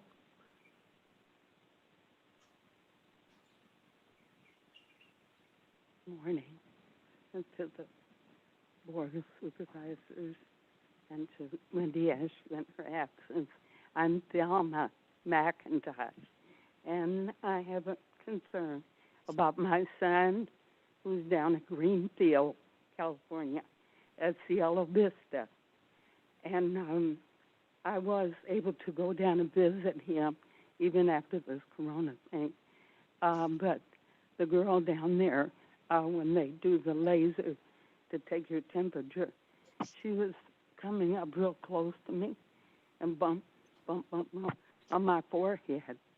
so I have one of those at home, and I read the instructions, and she's not supposed to touch me and get close like that. So I asked her not to do it. Then the next time I went, she did it again. And so I talked to Mark Castile, who's the head administrator down there. And so ever since then, he told me to let him know 3 days ahead of time when I want to come visit my aunt. So now he just avoids me, and he's not giving me an answer on coming down. And they keep doing all this radiation on my son and taking blood. And this is what happened to my husband, and it killed him. And, you know, when I say that, they're saying that he needs knee surgery, but they're not doing any surgery on his knee. And Thank then you, Ms. McIntyre. drooling. We're over time. Thank you for your Okay. public comment. So what can I do about that? What can be done about it? Thank you. It's not a back and forth. It's a public comment, and it's been submitted, and we'll make sure that those folks that can address your question reach out to you. I know we have your contact information with the clerk's office. Oh, okay. Thank you. After this meeting. Yeah, thank you. Okay. Thank you. Okay, seeing no other hands up and nobody coming forward in chambers, I'm going to close public comment and head into our 10:30 scheduled matters. The first is to conduct a public hearing to consider 8 2021 Williamson Act applications. And at this point, I believe it's a presentation from Nadia Garcia, Brandon Swanson, and Craig Spence. Yes, Nadia, the floor is yours.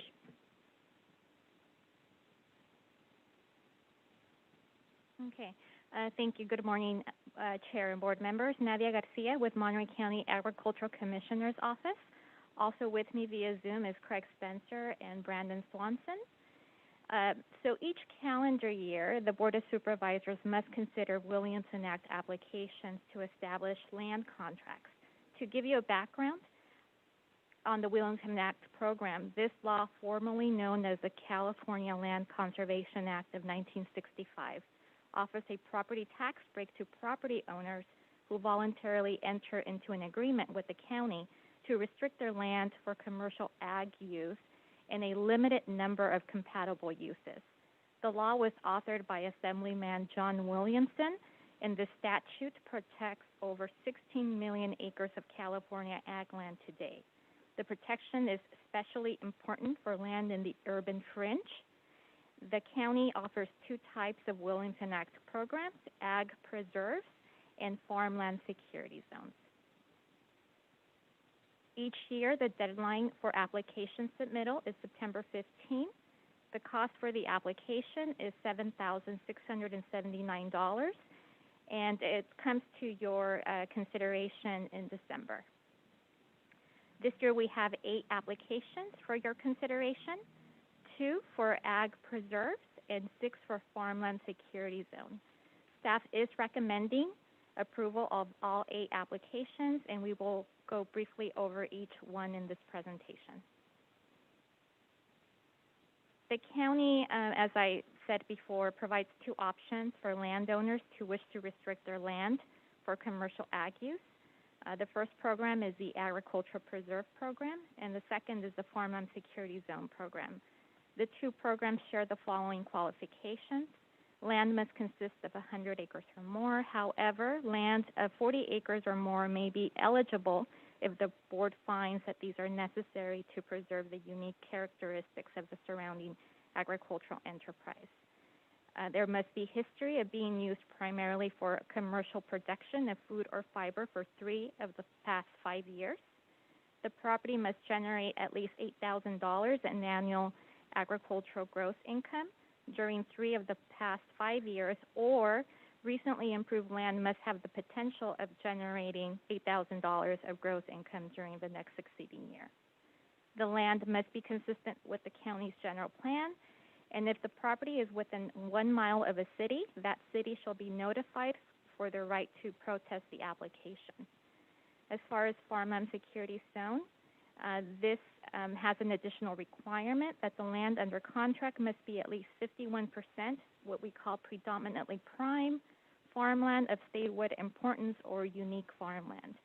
This typically is for row crop. Under this program, there is a greater tax reduction to the property owner. In addition, under this program, if the property is within the sphere of influence of the city, the county requires that the applicant provide a resolution by that city of their approval of the application before they submit an application to the county. This slide lists the 8 applications all recommended for approval. The applications total 19 parcels and approximately 2,500 acres. Before the applications are considered by the Board of Supervisors, the applications are reviewed by the Agricultural Preserve Review Committee, or APRC, and the Agricultural Advisory Committee, or AAC. These committees review the application materials provided by the applicant against the requirements of both programs. This map shows in green all the land in Monterey County currently under Williamson Act. Approval of the recommended applications would add approximately 2,500 acres to the approximately 795,500 acres of contracted land in Monterey County. This slide shows the location within the county of all 8 applications being considered today. 7 of the applications are in the Salinas Valley between Castroville and Greenfield, and 1 application is in Cachagua. In the next slide, staff will go over each of the 8 applications, all recommended for approval because they do meet the requirements of their respective program. Application 1 is for the flatland properties for farmland security zone of about 140 acres located at Alisar Road in Salinas. The site is currently in row crop. The first map is an aerial of the site showing the property in the pink border. There is a second map that is color-coded showing the type of soil classification, and that's on the upper right-hand corner, or right-hand corner, I'm sorry. And then the map below shows where there is existing Williamson Act contracts in green. And that's going to be the way we're going to show the maps from here on. Both the APRC and the AAC have recommended approval of this application. Application 2 is the Boggiato Ranch Farmland Security Zone application for 260 acres located just south of Castroville on Espinoza Road.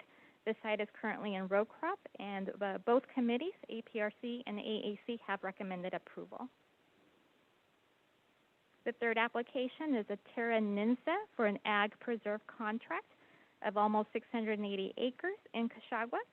The site currently has winery and vineyards. The site was just recently purchased, and the new owner will be bringing in cattle to graze. Unfortunately, this property was damaged by the current fires, and they are replacing the cattle fencing, so they will be bringing in the cattle after the fencing has been replaced. And this application was recommended for approval by both committees. We have application 4. It's the Silva Agriculture Preserve application for 250 acres on River Road between Chular and Gonzales. The land is currently grazed, and the applicant reports having about 63 head of cattle. The soils classification is grazing land, and the property is between existing contracts. The APRC, I'd like to mention, we did have a no consensus vote. Such vote is given when the APRC does not have a unanimous vote. The vote was 3 yes, recommending approval, and 1 recommending denial. The no vote was from a committee member that felt the application did not meet the 8,000 annual gross income requirement. And the committee member opined that the income should be based on fair rent as opposed to the annual income derived from cattle. 3 of the 4 members opined that the Silva application did in fact meet the requirements set forth by the board resolution for ag preserve contracts. When the application go to the Ag Advisory Committee, the Ag Advisory Committee did recommend approval of this application, and staff is recommending approval of this application. We have application 5 is the Massa Farmland Security Zone application for 305 acres off of Highway 101 just north of Chular. This site is currently in row crops, and both the recommending committees have recommended approval. Application 6 is the TMV Lands Farmland Security Zone application of 306 acres located on Iverson Road in Gonzales. The site is currently in Vineyard, and both committees have recommended approval. Okay, we have application 7, also owned by TMV Lands, for an FSZ contract, Farmland Security Zone, of 238 acres, also on Iverson in Gonzales. The site is currently in Vineyards, and both committees have recommended approval. Finally, we have application 8, also owned by TMV Lands, for a Farmland Security Zone of 318 acres, located near Greenfield at Underwood Road and Highway 101. The site is in row crop. This actually is an application upgrade. There's an ag preserve contract that was established in 1973, and they're requesting an upgrade to the FSC contract. Both recommending committees recommended approval of this application. The assessor's office estimates that the annual net tax loss for these 8 applications is $249,589. That amount of annual tax revenue loss would go down to about $236,000 if the state would issue the subvention. Local governments used to receive an annual subvention of foregone property taxes from the state, but unfortunately these stopped in 2009. Nevertheless, staff would like to direct you to the overall economic benefit of protecting and conserving agriculture.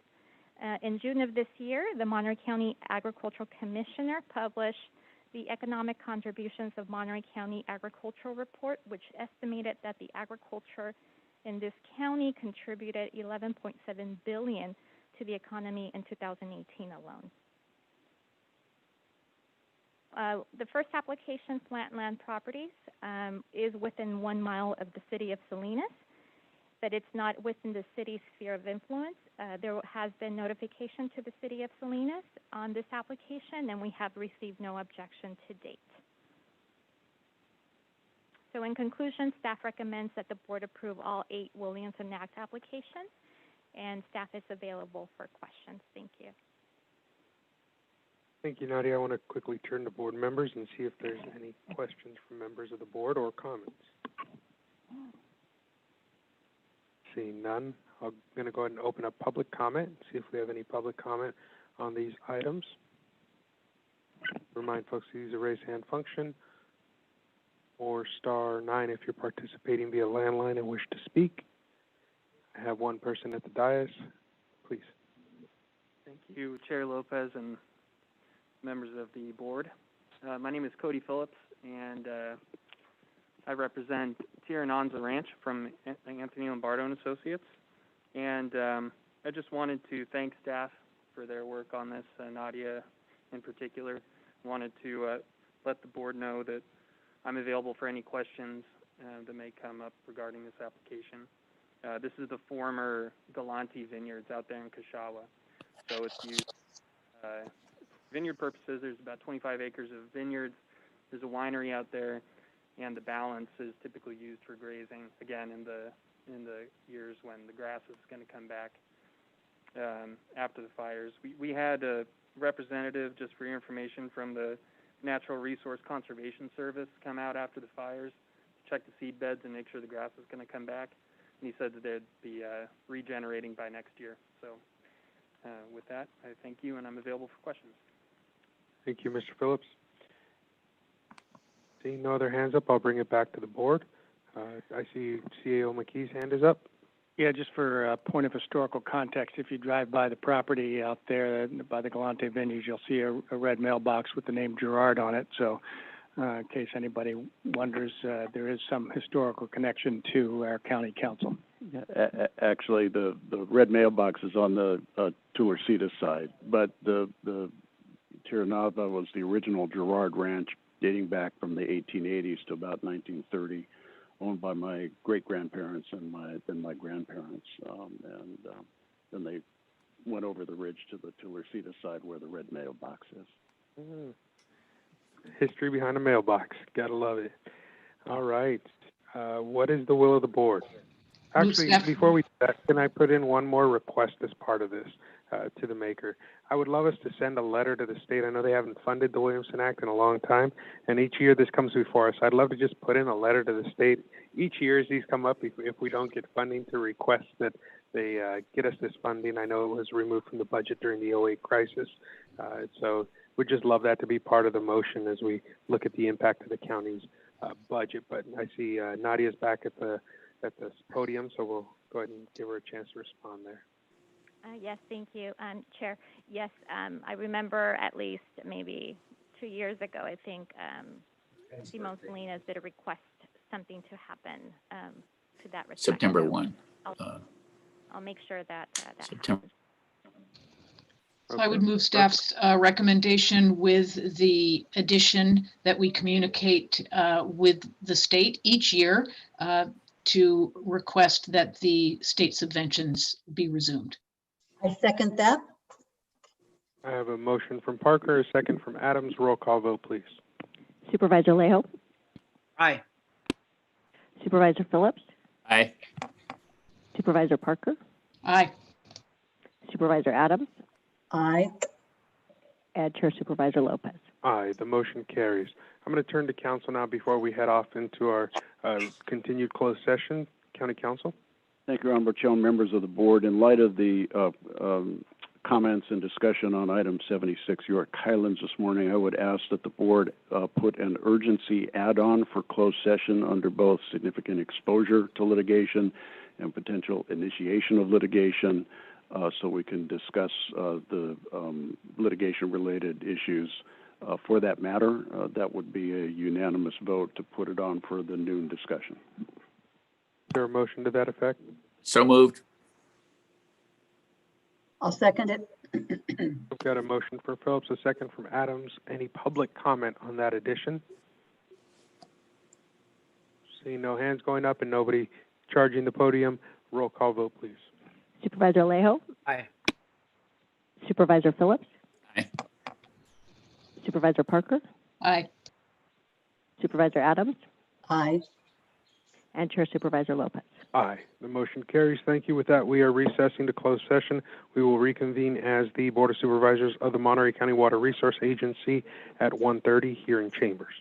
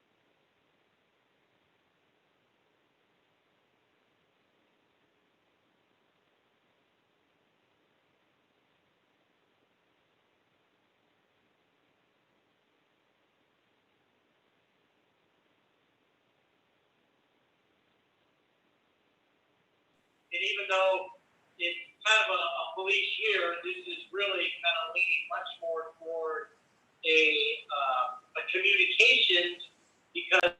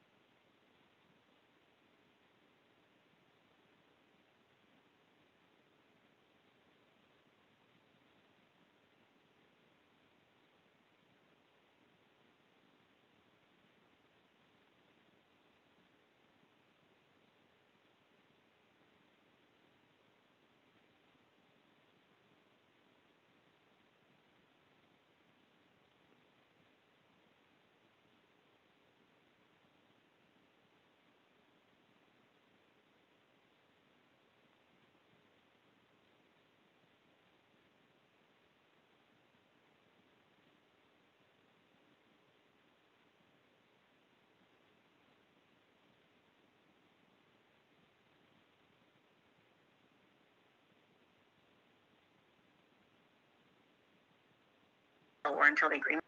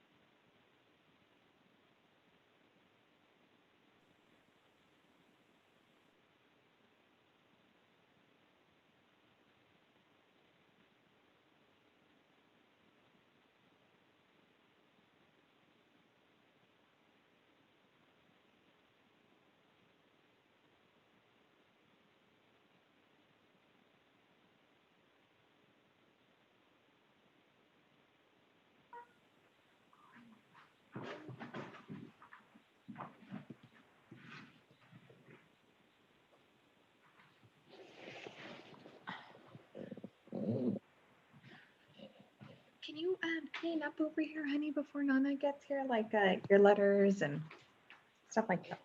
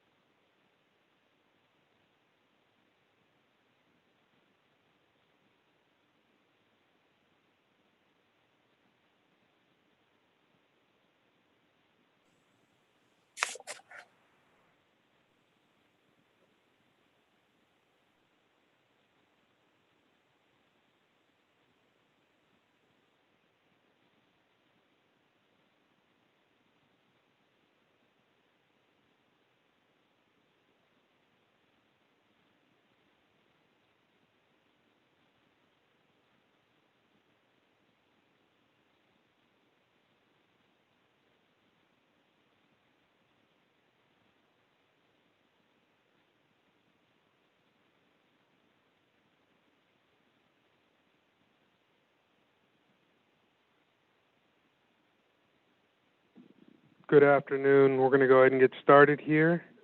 I'm going to reconvene the Board of Supervisors of the Monterey County Water Resource Agency.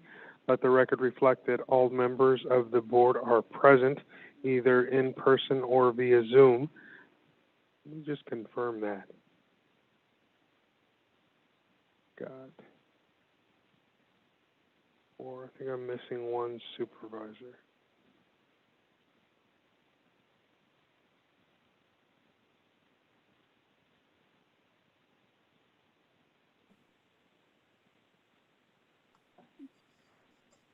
Supervisor Parker. She's here.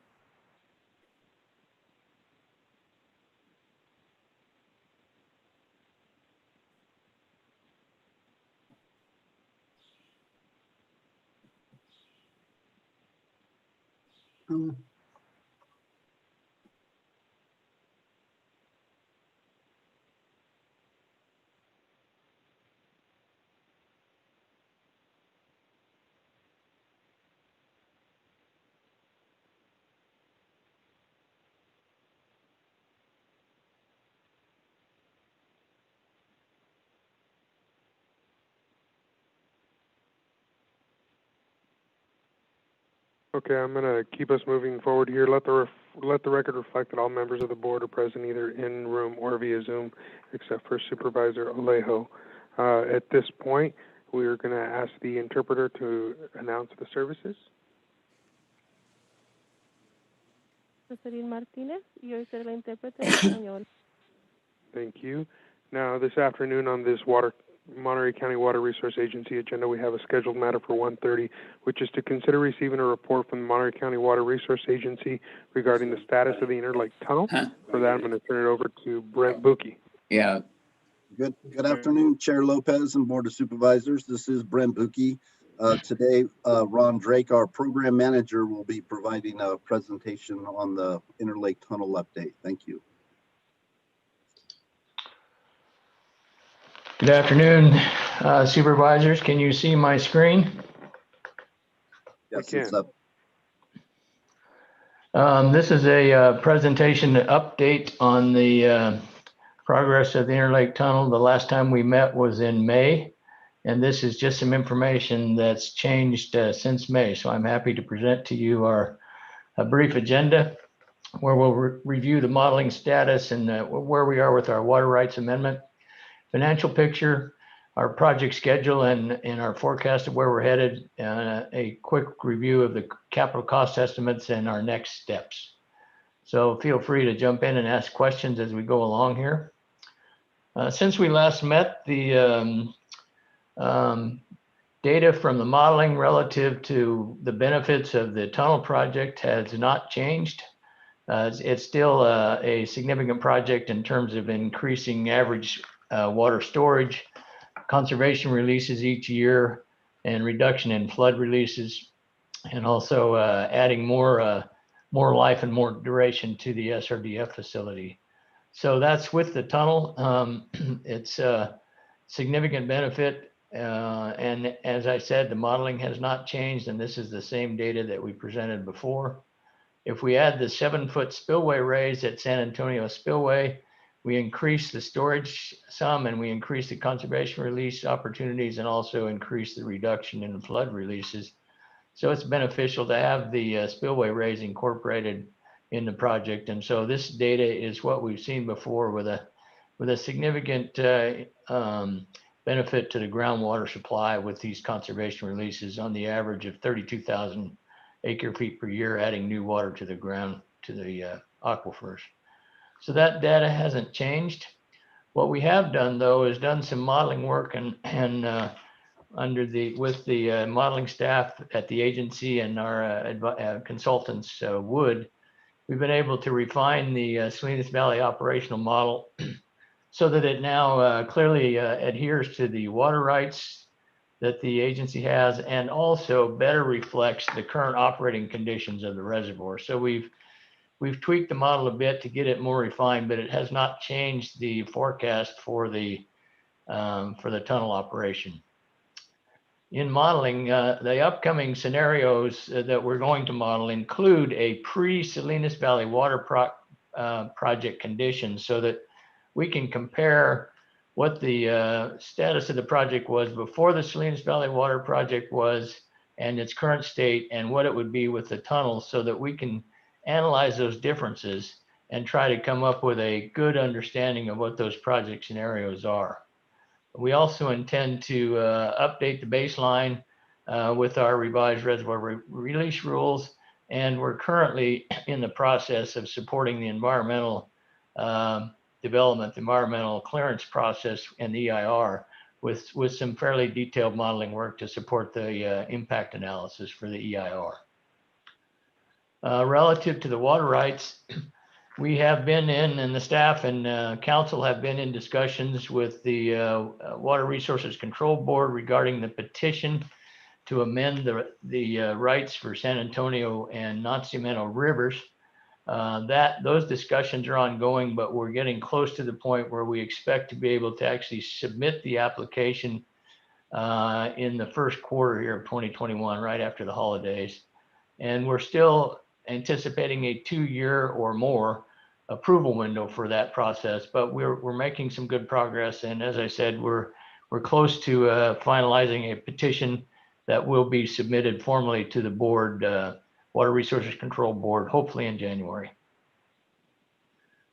We're developing a formal grant agreement with California Division of Fish and Wildlife, and that's designed to try to capitalize the $17 million funding commitment that was made previously, and now it's in the form of a grant through CDFW in the amount of $17 million.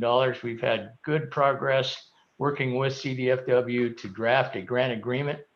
Lots of meetings, lots of drafting, and a lot of good cooperative effort. And it's our forecast now that we expect to have a draft final of that agreement by the end of the month. So good progress in that regard, and that will put $17 million for the capital funding available to the project once it's under construction. Our implementation plan is similar to what we've shown previously, but we've had to incorporate the 2 or more year delay to wait on the water license, water rights permits and licenses to be granted. And we're working on an integrated schedule beyond just the tunnel project, but looking at other elements that are going on continuously with the project. And as I said, we're working on the CDFW grant, but we're also extending the grant with DWR. It currently expires in January, and we're in the process of getting that grant extended to January 31, 2023. And we've resumed the EIR development environmental clearance work, which had been delayed for a while pending some of these other issues, but now it's back on track, and we're currently targeting shovel-ready project by Q1 or so of 2023. Money-wise, this is our grant picture. This is through the end of September. We've spent about 70% of the money. We have about $3 million left. This is just in the counting of it.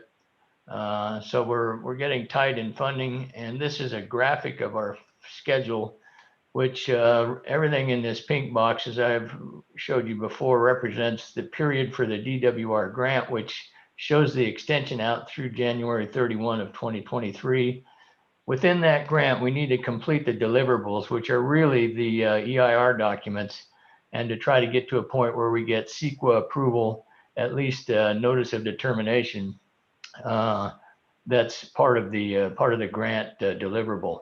So our objective is to try to get that completed by the end of the term of the grant, January of 2023, recognizing that we have the biggest delay to that is waiting on the water rights. And this is a forecast that we can have the water rights in place and approved by the board to accommodate CEQA approval and a shovel-ready project by January of 31. Parallel with that is the HCP process, which is ongoing, which we try to monitor and stay abreast of, as do we try to stay abreast of the deferred maintenance projects on the 2 dams. And that's not part of the grant funding, but we try to monitor it and look at it and see how it will relate to the overall project, and potentially maybe consider combining the 218s to finance both of those together, deferred maintenance and the tunnel. But that's for discussion. The Prop 218 financing is scheduled on this schedule to have an election in February or March or so of 2023. And following the successful election there, we would have the funding to actually start construction of the tunnel, design, build, construction in 2023.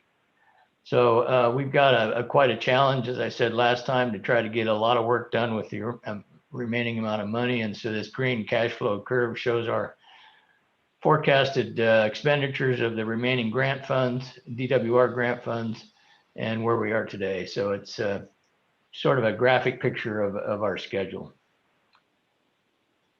Capital cost estimates haven't changed since the last time we presented this. The tunnel project's right at about 173 million.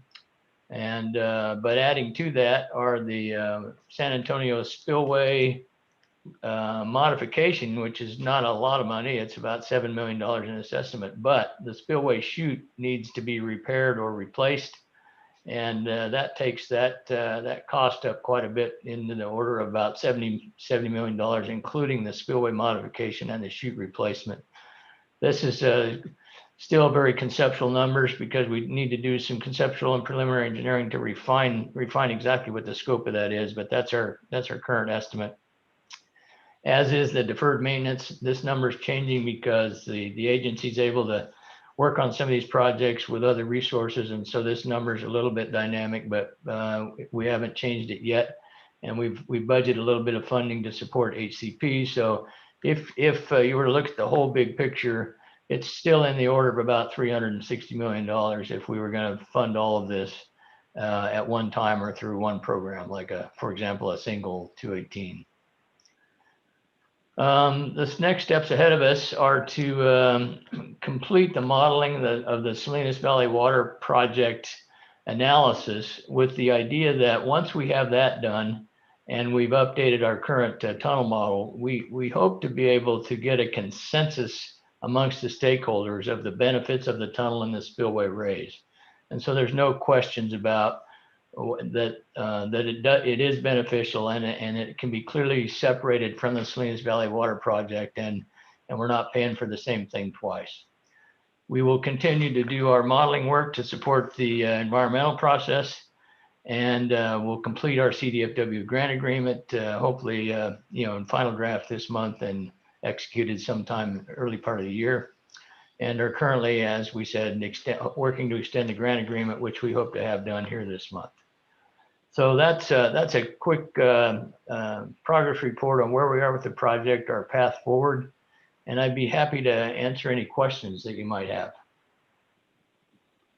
Mr. Buki, any additional points you'd like to add? No, thank you. Okay, at this point, I'll open it up for members of the board. Any questions from board members? I see a hand up. I'm going to go to Supervisor Phillips first, and then Supervisor Parker. Yeah, thank you for the presentation. Frankly, I continue to be supportive of the project, especially after we got the $17 million grant to assist us. But it's hard to talk to anybody, the stakeholders or anybody, until we know what we're talking about. How much water are we talking about? Is it 10,000 acre feet? Is it 40,000 acre feet? When do you anticipate we will complete the modeling? So we've had a couple of issues getting the modeling tweaked, and we're now trying to get the environmental impact modeling done so that process can proceed. But we expect, I'm not sure it'll get done in December, but by January or so, we should be able to run those model runs on the Salinas Valley Water Project, so we can build what I call a consensus of what the actual benefits of the project are. I don't expect they'll change, but we need to get that analysis done. And we're still talking, 35 to 36,000 acre feet of new water every year that the project generates. I don't suspect that's going to change much, but we've got to get that that data done so that we can try to have consensus of the stakeholders and agreement on what the benefits are. So Yeah. I'm hopeful by January we can have that data for you to report back to you. All right. Thank you, Ron. I'm going to go to Supervisor Parker next. Thank you, Mr. Chair, and thanks, Mr. Drake, for the update. Our minds have been in other places for the last few months, so Yes. it's good to get to this refresher and update. In your discussion of modeling, I didn't hear anything about the U.S. Geological Service and their modeling related to climate change. Could you remind me where we are with that? Yeah, the USGS is continuing to sort of tweak and adjust their model, but the climate change is I believe it's a U.S. Bureau of Reclamation model that feeds into the Salinas Valley operational model or to the broader model. And so that data developed by U.S. Bureau of Rec is where the climate change impact is analyzed. And that'll also be part of what the environmental team is looking at, is the climate change impact as it relates to the tunnel project. I don't know if Brent or somebody else or Howard can comment more on that, on the climate change. I don't have any additional, but I did see Howard here. Maybe he has a little bit more information. Yes, Supervisor Parker, Howard Franklin, Senior Hydrologist with the agency. So the USGS model is the model we're using for the Interlake Tunnel and several other projects throughout the county, is being utilized in a U.S. Bureau of Reclamation's project to evaluate climate change out to 2100. So that work is moving forward. The agency and the county are participants in that work. But the real climate change analysis that's going to be performed under modeling conditions for the Interlake Tunnel will be done in the environmental impact work.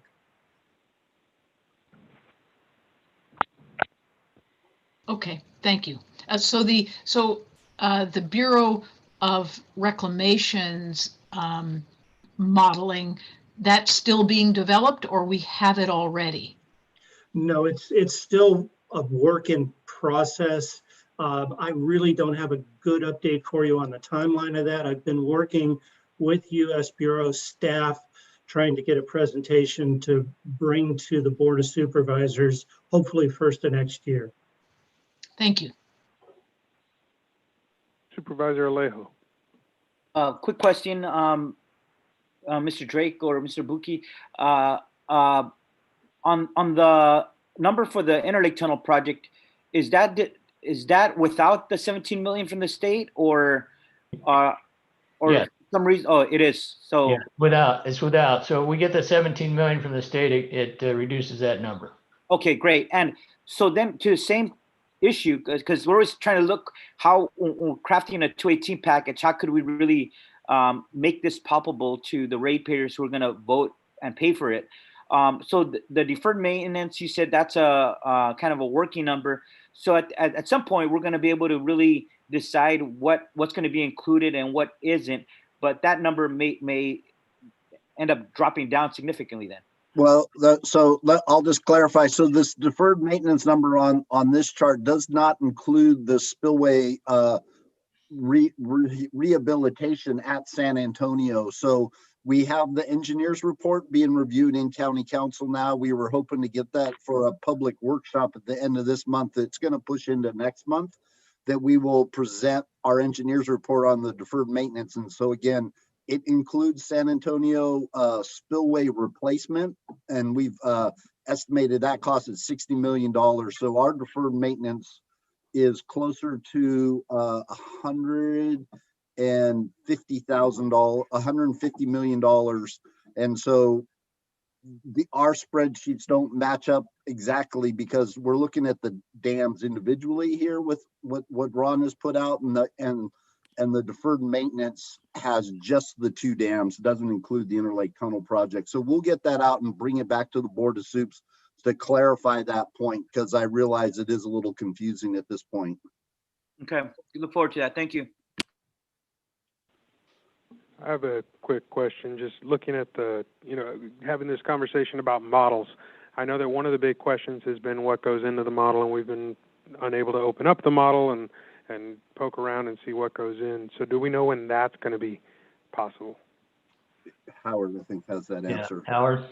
Yes, so I had a meeting with the U.S. Geological Survey team that's doing the modeling for us last Friday, and they believe they're going to be ready to go to publication with the model by the first of the year. So we're thinking the first or second week in January.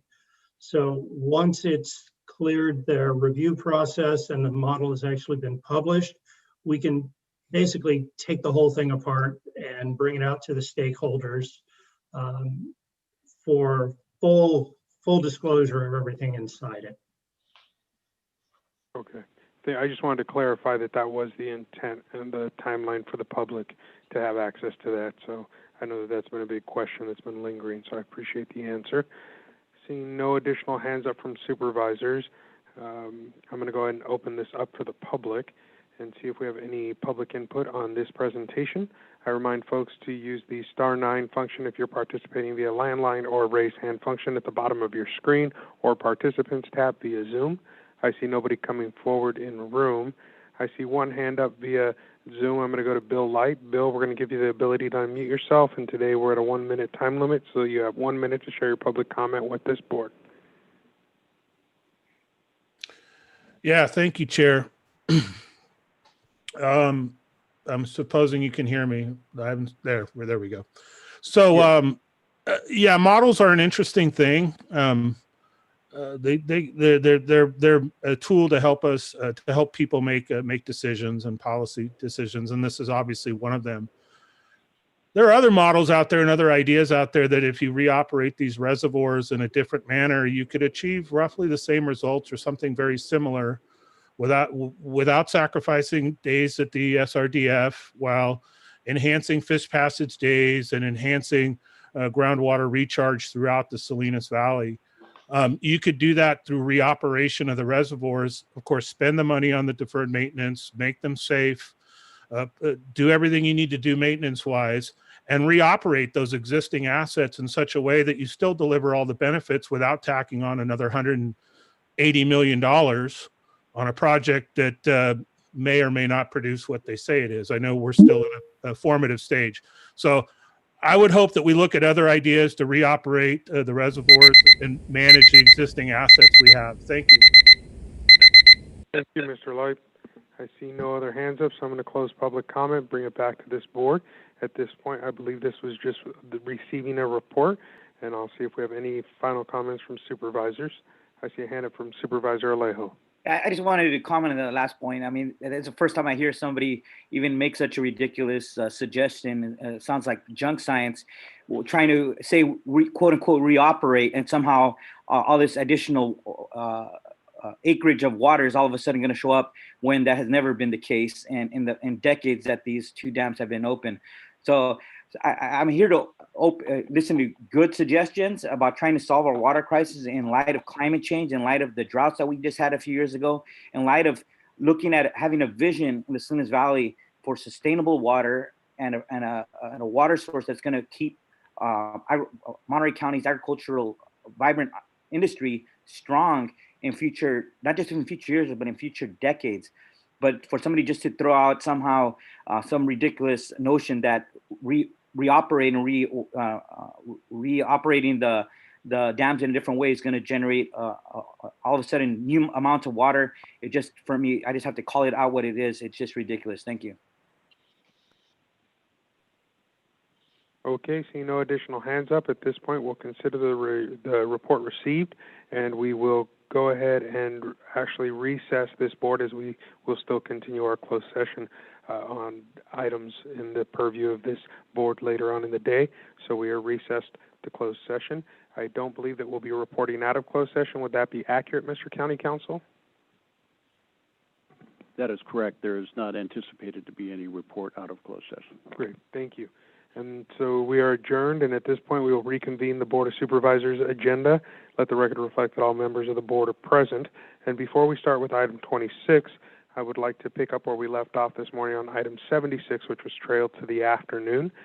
So perhaps at this point, we could go back to Supervisor Phillips, who had questions on this particular item, and see if you wanted to share any comments with us on 76.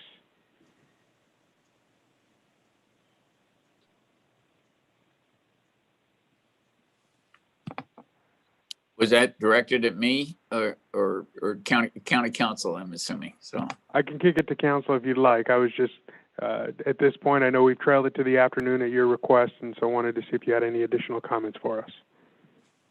I don't have any additional comments, Chair, but I'm happy to try to answer any questions. Any additional questions from board members?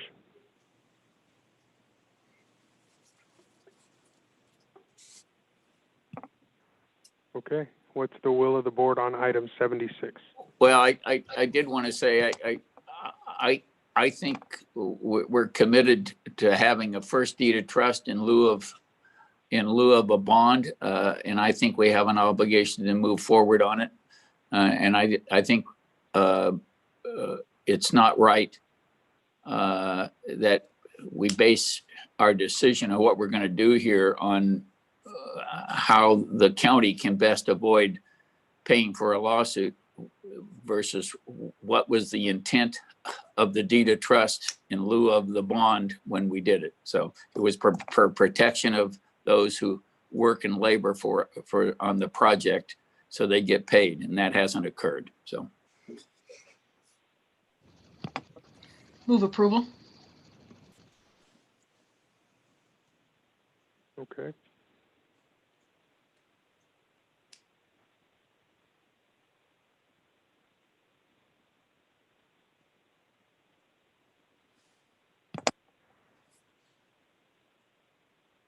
Any other comments from board members? You know, I feel like I felt about this last time we went through this. I still don't feel like I have a full grasp of what it is. I know that we made a change last time, if I'm not mistaken, to change the time frame. I think it was a very minor thing from 36 months to 24 months.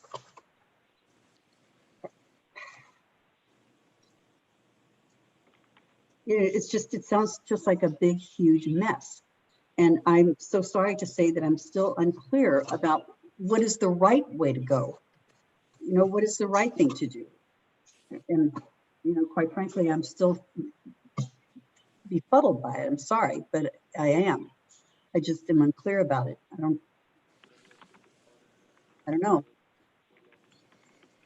So I want to thank you, Supervisor Adams. You know, for me, this is I feel like it's a moral obligation versus a fiscal responsibility question from everything that I've learned on this. And I know that there's still questions lingering out there about some of the back documents.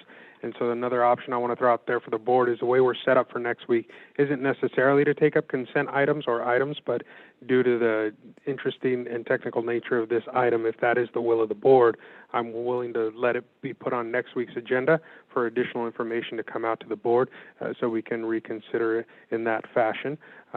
Again, so I have a first on the floor. I don't have a second on that yet, but I wanted to put that out there for board members to consider. I, for one, would feel more comfortable with that if there is more information that can be at all clarifying. I'm going to go to council. Thank you, Chair, members of the board. We'd be happy to make sure the board has all the information related to this matter. I know there was a little bit of confusion in the earlier discussion, so a continuance to next week would be good, so we could make sure we have all the accurate information for the Board of Supervisors in order to make a decision. I agree with that. I so moved. Okay, I have a motion, a substitute motion to. Yes. I'll second the substitute. I have a motion from Phillips, a second from Adams. Roll call vote, please. Chair, do you want to continue to either Monday or Tuesday, whichever day? Let's go to Tuesday since we like Tuesdays. Okay. So we're going to give it a solid week and go to Tuesday. And with that, roll call vote, please. Supervisor Alejo? Aye. Supervisor Phillips? Aye.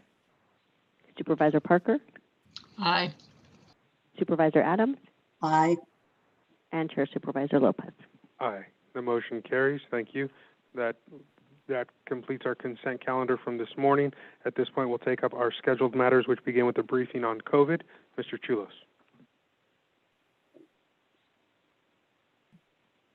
And I'd like to just review the topics that we're going to cover in the briefing so that those who are listening in the briefing may want to stay on for the entire briefing. We'd like to start with local and state metrics update from Dr. Moreno and Christy Michi, and then a testing update from the doctor and Christy, and then a hospital status update. And we've invited Dr. Gray and Dr. Walls from Natividad Medical Center, Dr. Radner from Salinas Valley Memorial, Dr. Packer and Dr. Blum from CHOMP, and Dr. Valadares from Memorial. Then we would like to talk with Dr. Moreno, or have Dr. Moreno discuss an update on the regional stay-at-home order and next steps. Then a travel advisory messaging update from Nick Pasculi of TMD Creative. And then a presentation by COPA on their proposed community health worker program. And then finally, an update from Ezekiel Vega, our budget director, on status of CARES Act spending. So if we could start with Dr. Moreno and Christy Michi on those, the state and local metrics testing, and then we'll move into the hospital updates. Thank you.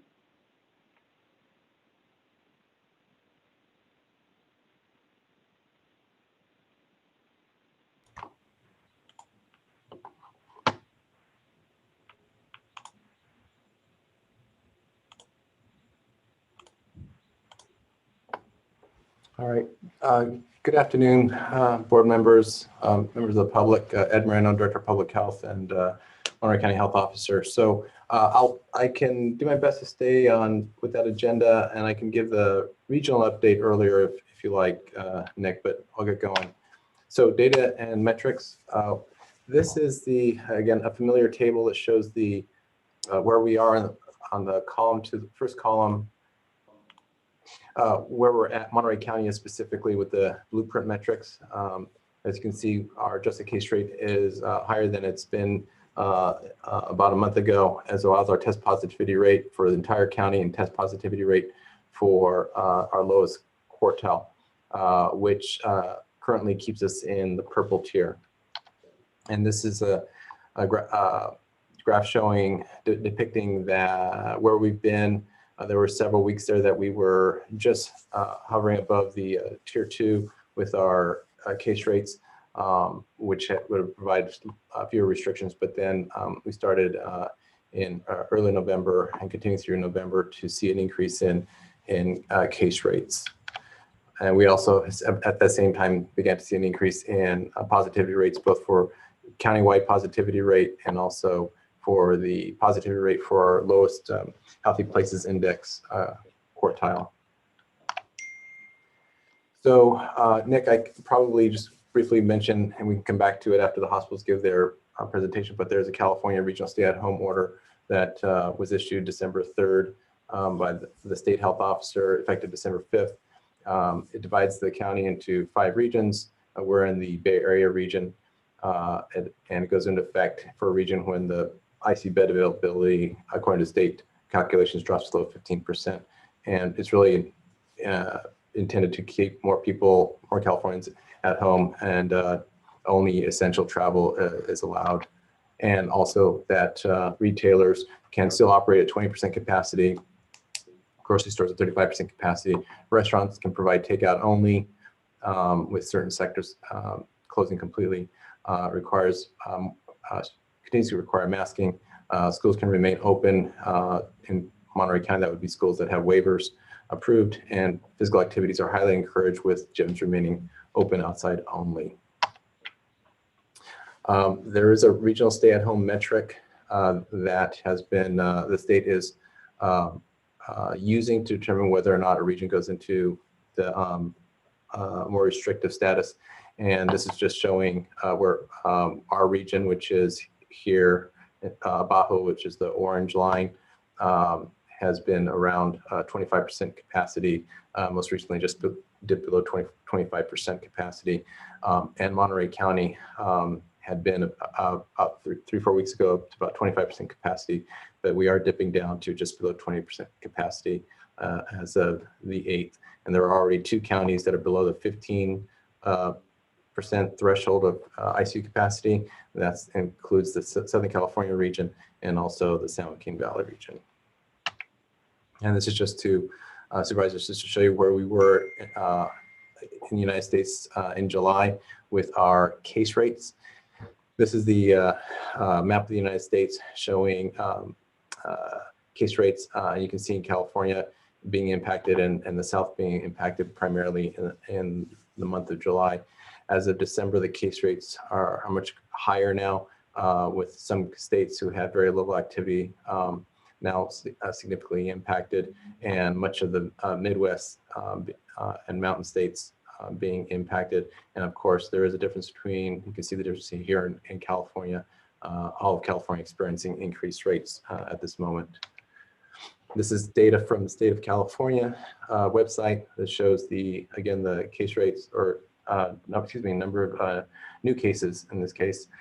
Here we are again in July and August, where we had peaks in California of the number of cases on a daily basis, and then a dip. But then as we got into holiday seasons and election activities, that tends to draw people from different households together where transmission occurs.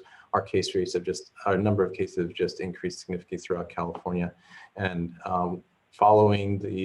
closely following the increase in case rates is an increase in the deaths occurring here in California. Looking locally, Monterey County's rolling 7-day case rate. Rolling means and over 7 days tries to smooth out the curve, supervisors. And so again, here's this familiar peak in case rate here in Monterey County in July and August with the decline. But however, due to increased transmission, the case rate has continued to increase. And at this point, we really don't see any change in the upward trend here in Monterey County. And these are the number of cases that we've been seeing that are driving that case rate. And the week ending December 28th, we had over 1,000 cases. Now we get into data that we're receiving from the state on hospital data, excuse me. This is information that is sent on a daily basis from representatives from each hospital in California to the California Hospital Association, which works with the state to make it available to counties and to the public as to the bed usage and bed availability for COVID and non-COVID individual patients. And what we've seen here in Monterey County, this is overall hospitalization census for confirmed COVID-19 patients. And when the case rates went up, transmission case rates went up, the hospitalizations for COVID-19 went up as well. And it did dip, but now there's a case positivity increases. That's an indicator of increasing transmission, which drives the number of cases, which drives the rates. Our rates go up. We start to see that as more people become sick with COVID-19, more people are being admitted to our local hospitals with COVID-19. And this turquoise line here that's going across the center of this graph, supervisors, represents the state's the number 57, which is the number of non-surge ICU beds that the hospitals have report to the state of California. And so that's just to give you an idea, overlying how many ICU beds we have with the overall number of ICU and non-ICU COVID patients in our hospitals. And you can see that we're approaching 100 reported COVID-19 patients in our hospitals here in Monterey County. One of the things that the state has shared is that anywhere from 10 to 30% of COVID cases that are hospitalized could go on to require ICU level care. And so if I we're doing here in public health is taking this section of the increase in cases, case rates, I'm sorry, hospitalizations, excuse me, hospitalizations, and taking those known hospitalizations over time. And here you can see, again, there's the 100 mark for COVID hospitalizations.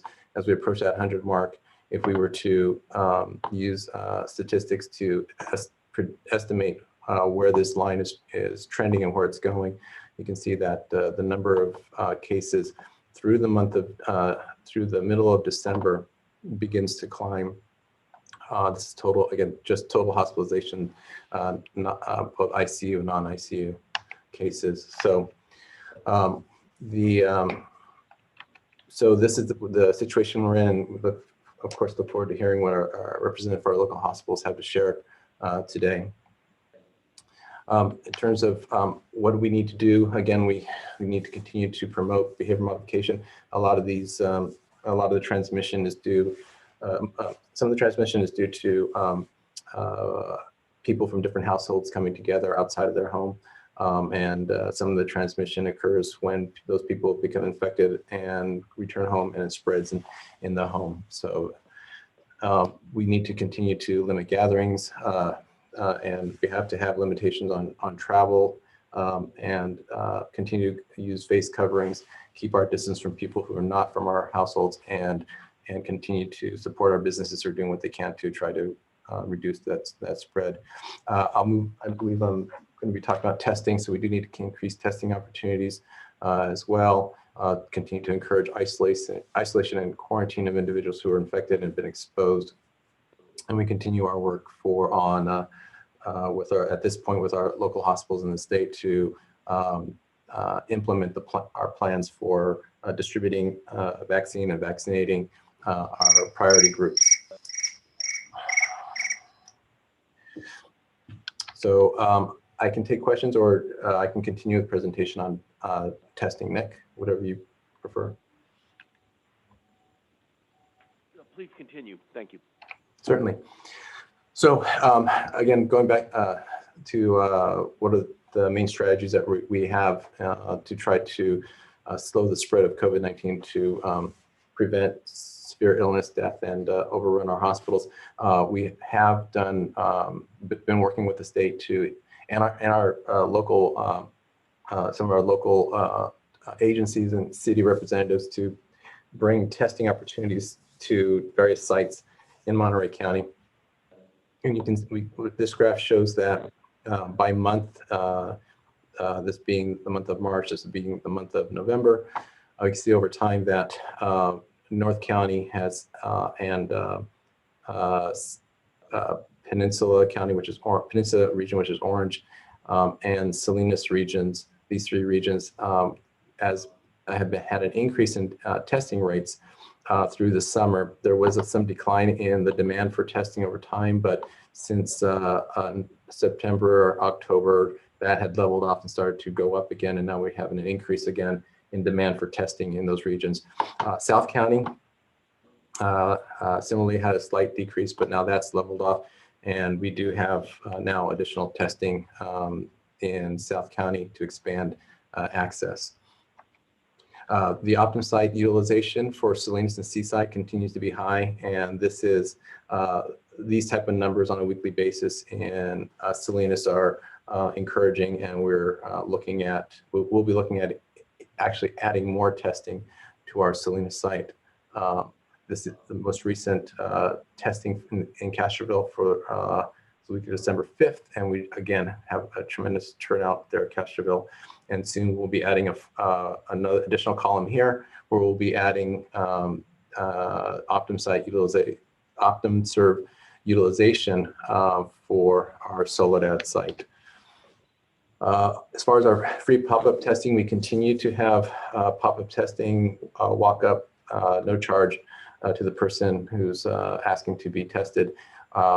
Monday, December 21st from 2 to 6, we'll be at the North Monterey County Middle School in Castroville, and also on the following day on the 22nd from 2 to 6 p.m.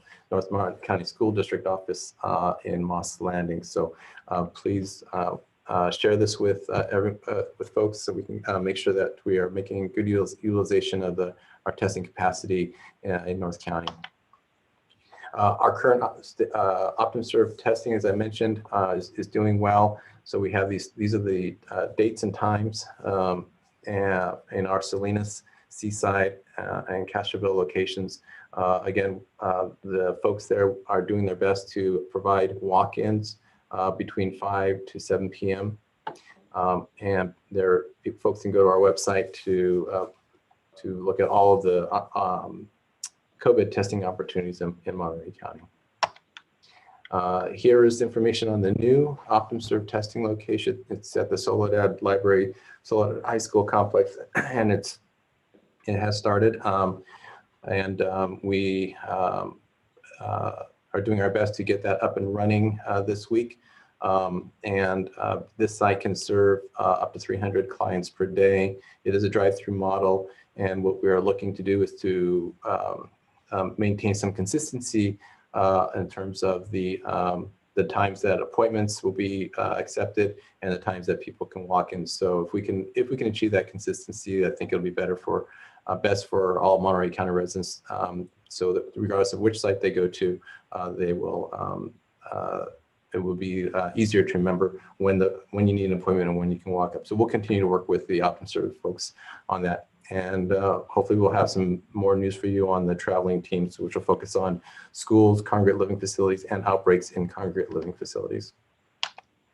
And that's all I've got, Nick, on the metrics and testing. Thank you, Dr. Moreno. And now, Mr. Chairman and board members, we'd like to hear from updates from our 4 hospitals in the county. We have Dr. Gray from Natividad Medical Center. I believe we have Dr. Radner from Salinas Valley Memorial, Dr. Blum, and potentially Dr. Packer from CHOMP, and then Dr. Valadares from me. So can we turn it over to Dr. Gray to start? Hi, good afternoon, Chair Lopez. Okay, sure. Yeah. Hey, Dr. Gray, excuse me. Could we start with Dr. Radner instead? I'm sorry for that. Absolutely, that's fine. Okay, thank you. Dr. Radner? Can you hear me okay, Nick? Can the board hear me? Yeah, we can. Okay, thank you. Once again, I apologize. Last week I was in the parking lot outside of the clinic. Now I'm in my car in the parking lot outside of the clinic, so I apologize again. I guess the point is to give a quick update to the board about how things are going right now.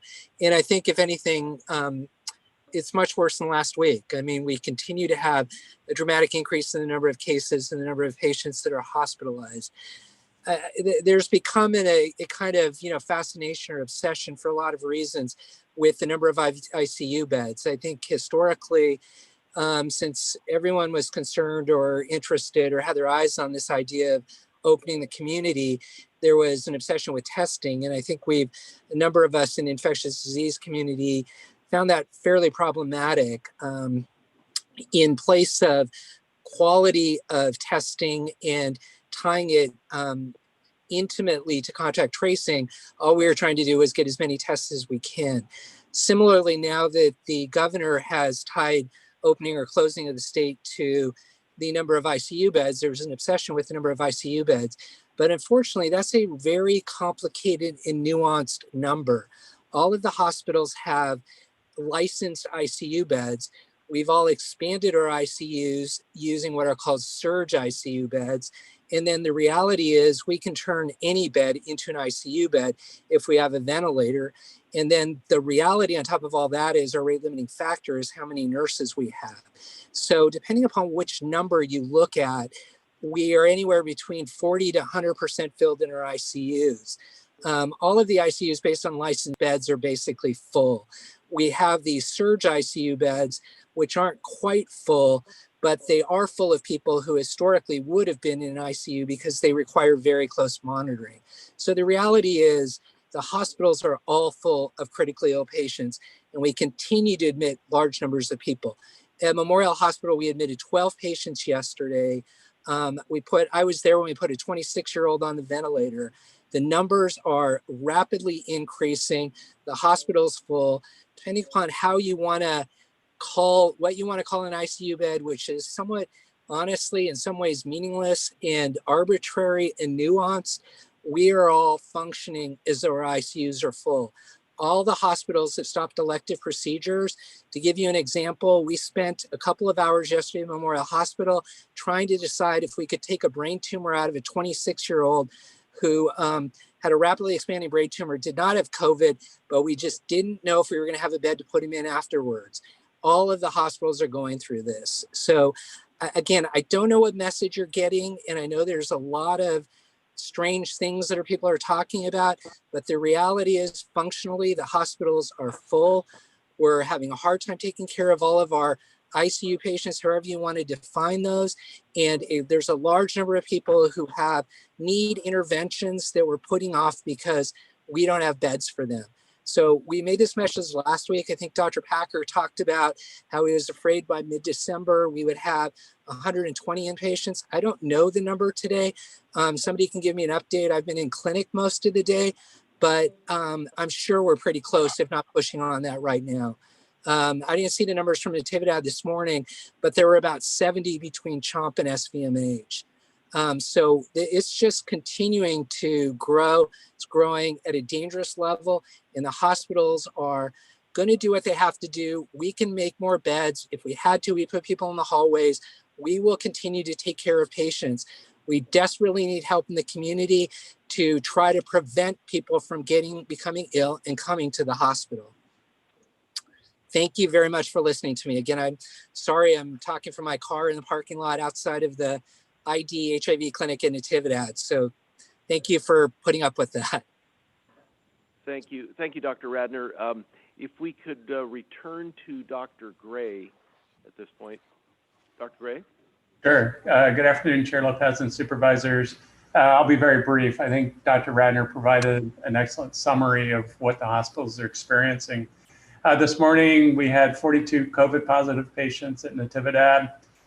We are discharging patients, though want to just let folks know, as soon as the bed is emptied, there's another patient to go into that bed. Based upon the data that Dr. Moreno presented, specifically the new case rate, I certainly wholeheartedly agree with my hospital colleagues that our hospitalization rate will continue to increase.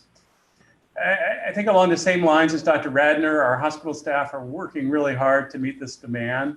While metrics have been focusing on bed capacity, really the critical issue is human capacity here. Doctors, nurses, respiratory therapists, other clinicians, housekeepers, all those folks that we need to care for our patients. So I think I would just add my message that, we need to, if we'd like to encourage everyone to kind of support our caregivers and our hospitals and our fellow citizens and really take every precaution possible to slow this down. Thank you, Dr. Gray. We'd like to now turn briefly to Dr. Blum from Community Hospital and Dr. Radner, if he is available. I'm not sure if he's on the line or not, or Dr. Packer, excuse me. Dr. Blum? Right, thank you. Can you hear me? I think I have some feedback, but thank you for the opportunity. But I want to reiterate that again, we are at capacity. Our ICU has 20 licensed beds. We've been running between 18 and 23 ICU patients for the last week. So the 23 was actually a negative capacity where we had to overflow into our post-op anesthesia recovery unit to care for ICU level patients. I want to point out that we are just now beginning to see the numbers from Thanksgiving. We're just starting to see a trickle of patients coming in where we can clearly hear a story where they were infected because of contact at a family gathering for Thanksgiving. So those numbers are just starting to come in now. So we expect to see that to be a much larger increase. Again, the other thing I want to point out is that the winter months are traditionally our time of very high census in the hospital because of all sorts of seasonal respiratory illnesses like pneumonias. So that's a little different than the summer when we had that summer wave come in. The summer is usually low census in the hospital, but the fall and winter, we can only expect that all of those other medical conditions that we traditionally care for are also going to need increased hospitalization. The 3 hospitals are coordinating, and the bed planning is being discussed twice daily. Last night, I was on the phone at 11 o'clock with our nursing admin supervisor as we were trying to find beds for people. And she very appropriately described it as a very elaborate chess game. We still have COVID patients that we admitted yesterday that are still in the emergency room awaiting beds because, again, just like Dr. Gray said, we're discharging patients and we're putting new patients in as soon as possible. But there's this very elaborate game of like keeping those beds turning over when we're at this high capacity that's been very challenging.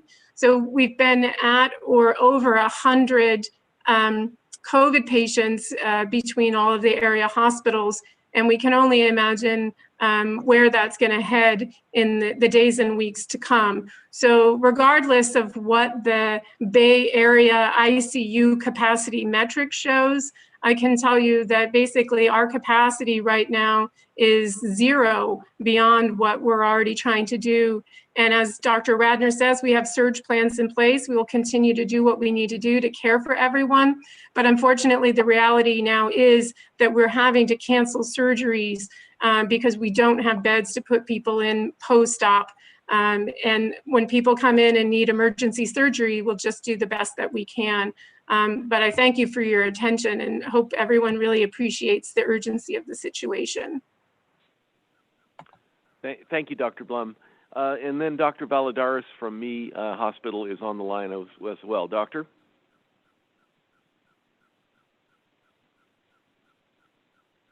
We've got no audio from you, Dr. Valadares. Not sure. I don't see a microphone next to your name right now. Yeah, we've still got no audio from you.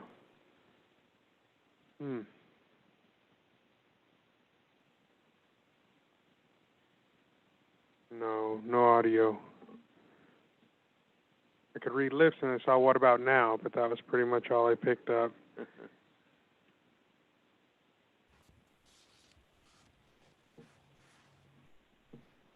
Perhaps if you log out and log back in, sometimes that works for me, or switch devices. Are you able to hear me now? I switched from the webcam to the laptop. Yep, we've got you now.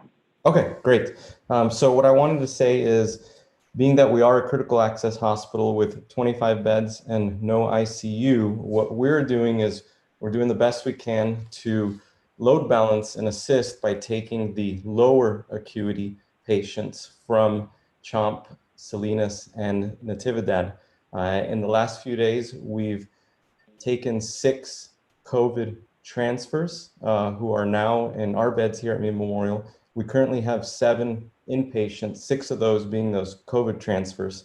Where we're limited is staffing right now. We have 25 beds, but we can't staff the 25 beds. So, our CNO and our nurse managers are been on the phone all day trying to get some more nurses on so that we could continue taking transfers.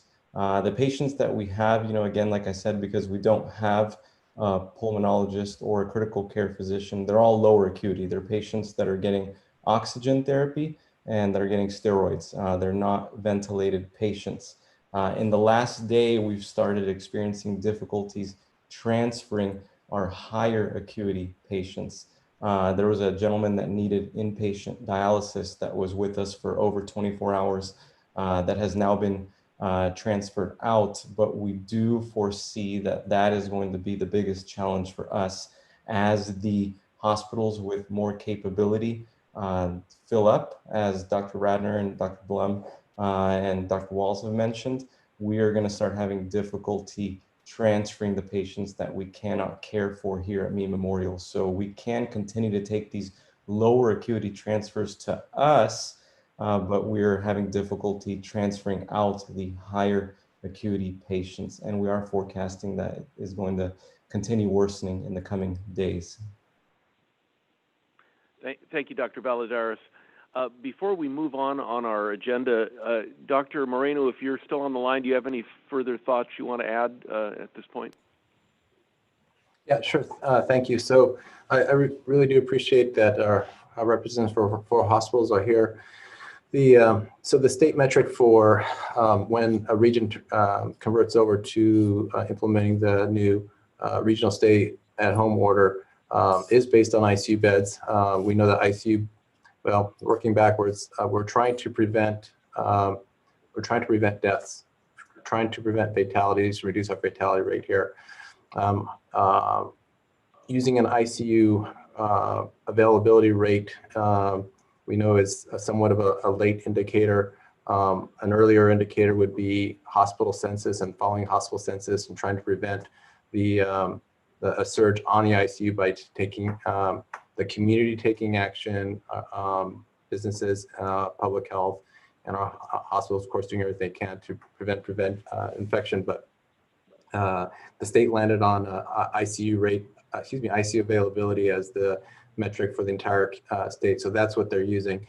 What in talking to 1 or 2 other health departments, what I'm finding is something similar to what we're finding here, is that the local picture, the state metric for ICU bed availability based on a formula that the state is using doesn't necessarily represent the actual experience in hospitals at the local level.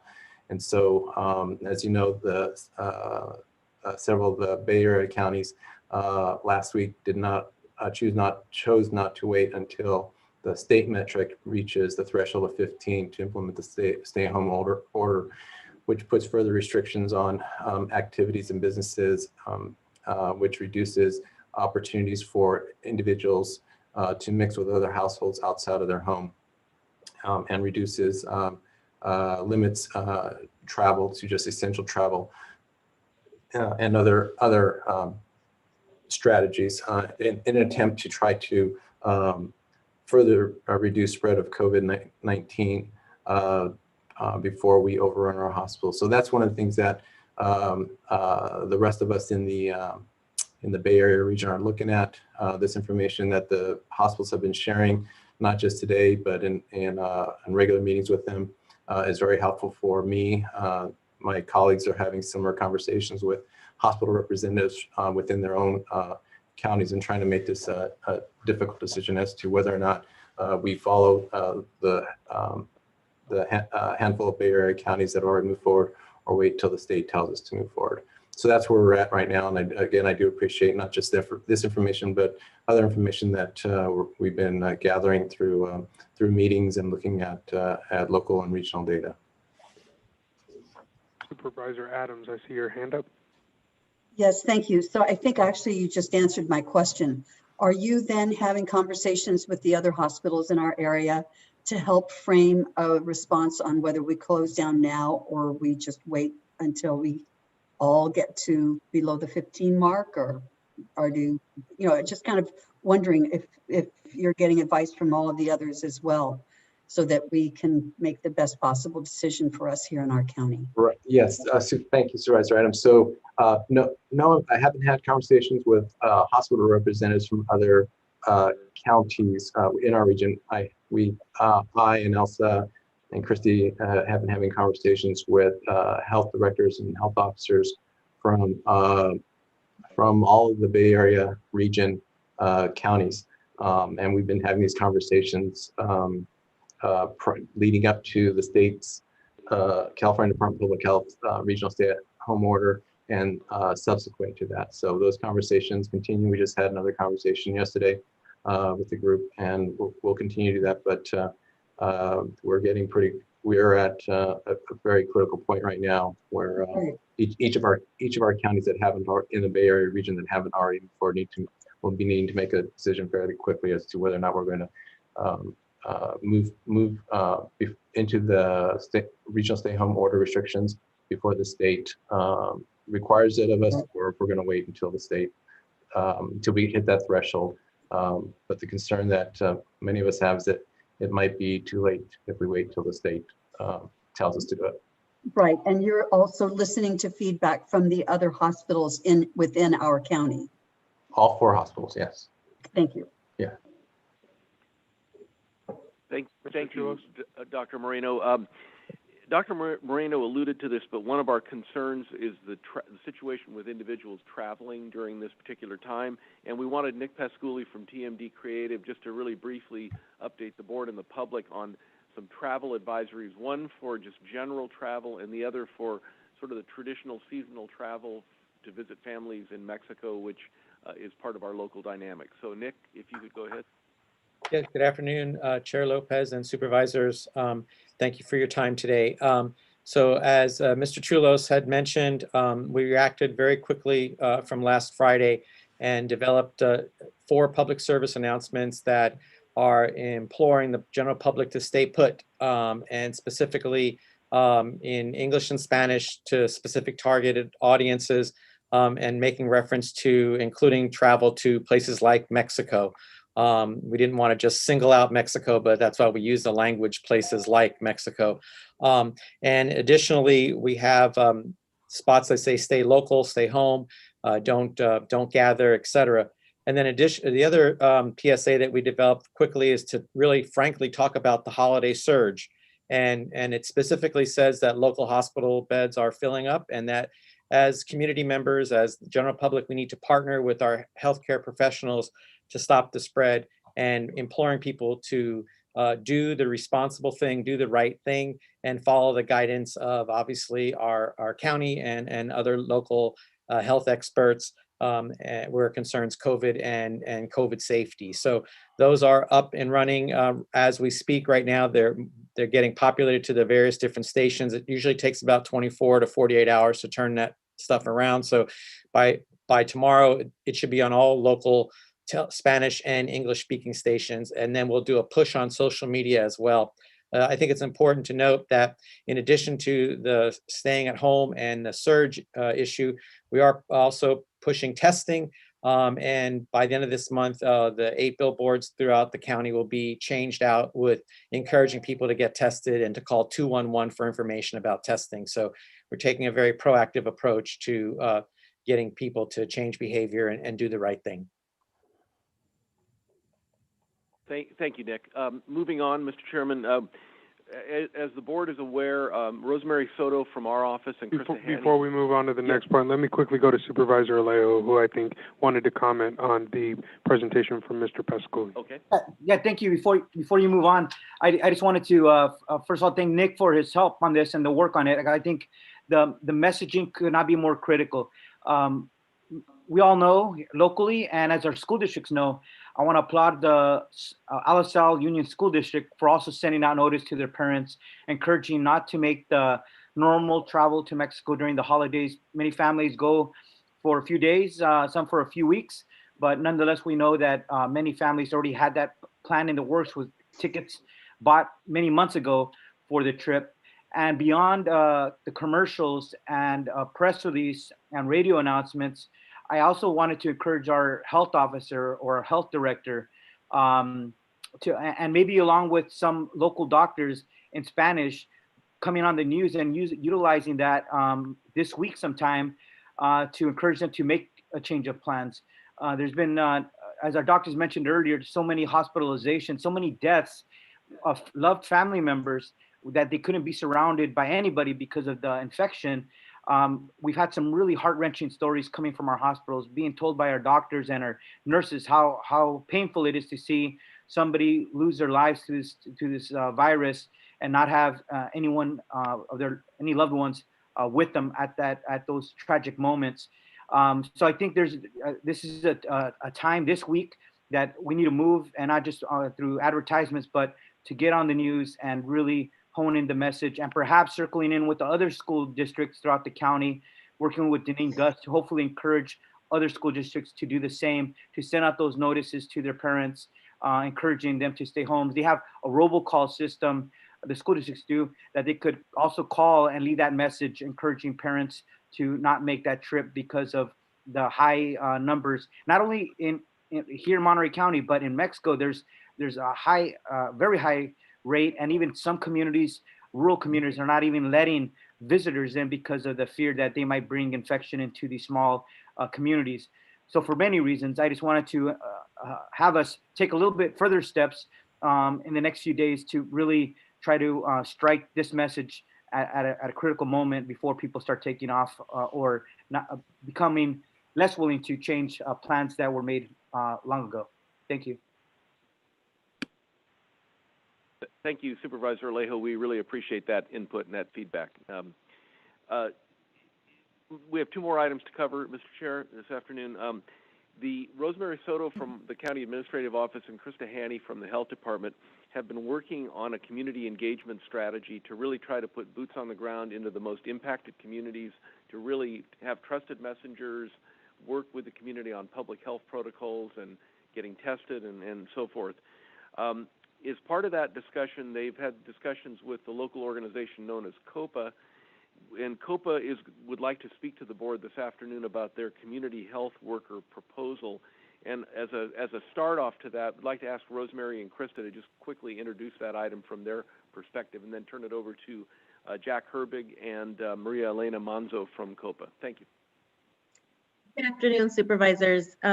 While Jack is working on sharing his screen, because I will just take him a second here to introduce the work. An update that we do want to share is that our efforts to continue to build a community engagement component, this is in coordination with our response to the disparate impact. It includes a strategy to establish a presence at testing sites to bridge the gap of that period of time when people are waiting for their results. There's a need to disseminate information about resources and connecting people to those resources as well, not just disseminating info.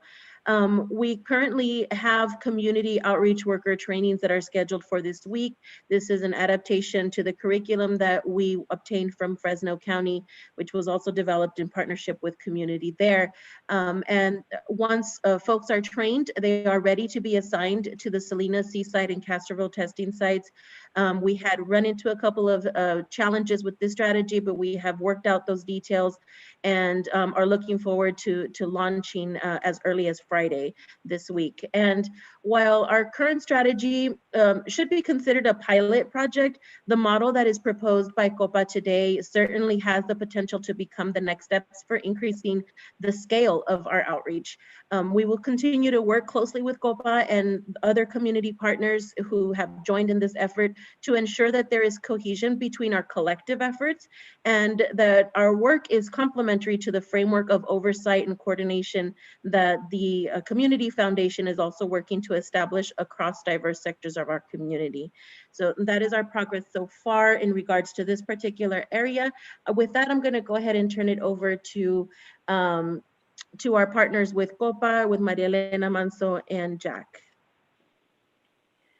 Thank you, Rosemary. My name is Marilena Manzo, and I'm a COPA leader from Sacred Heart Catholic Church in Salinas, and I'm also the program manager for Mujeres en Acción.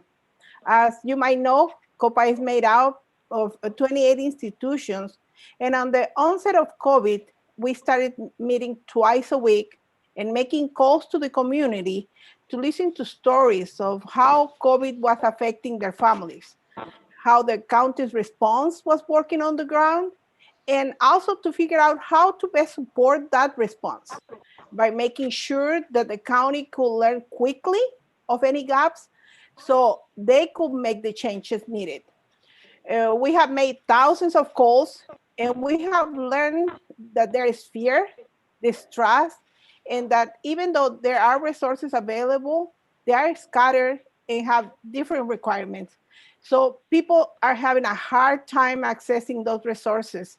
Due to economic insecurity, people are still working. They're still going to work sick because they cannot afford to isolate.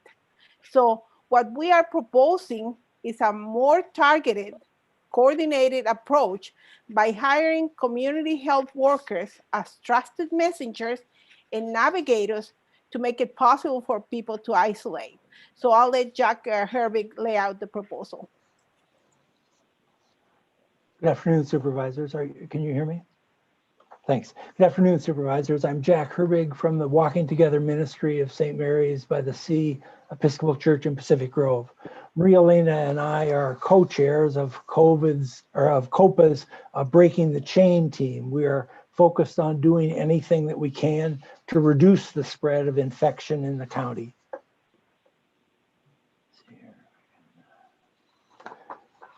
What we're proposing to you this afternoon is a solution based on more than 2,000 conversations.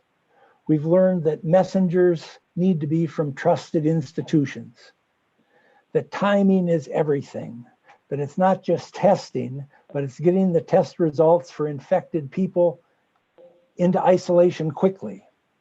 We've learned that we need personal navigation from start to finish of the process.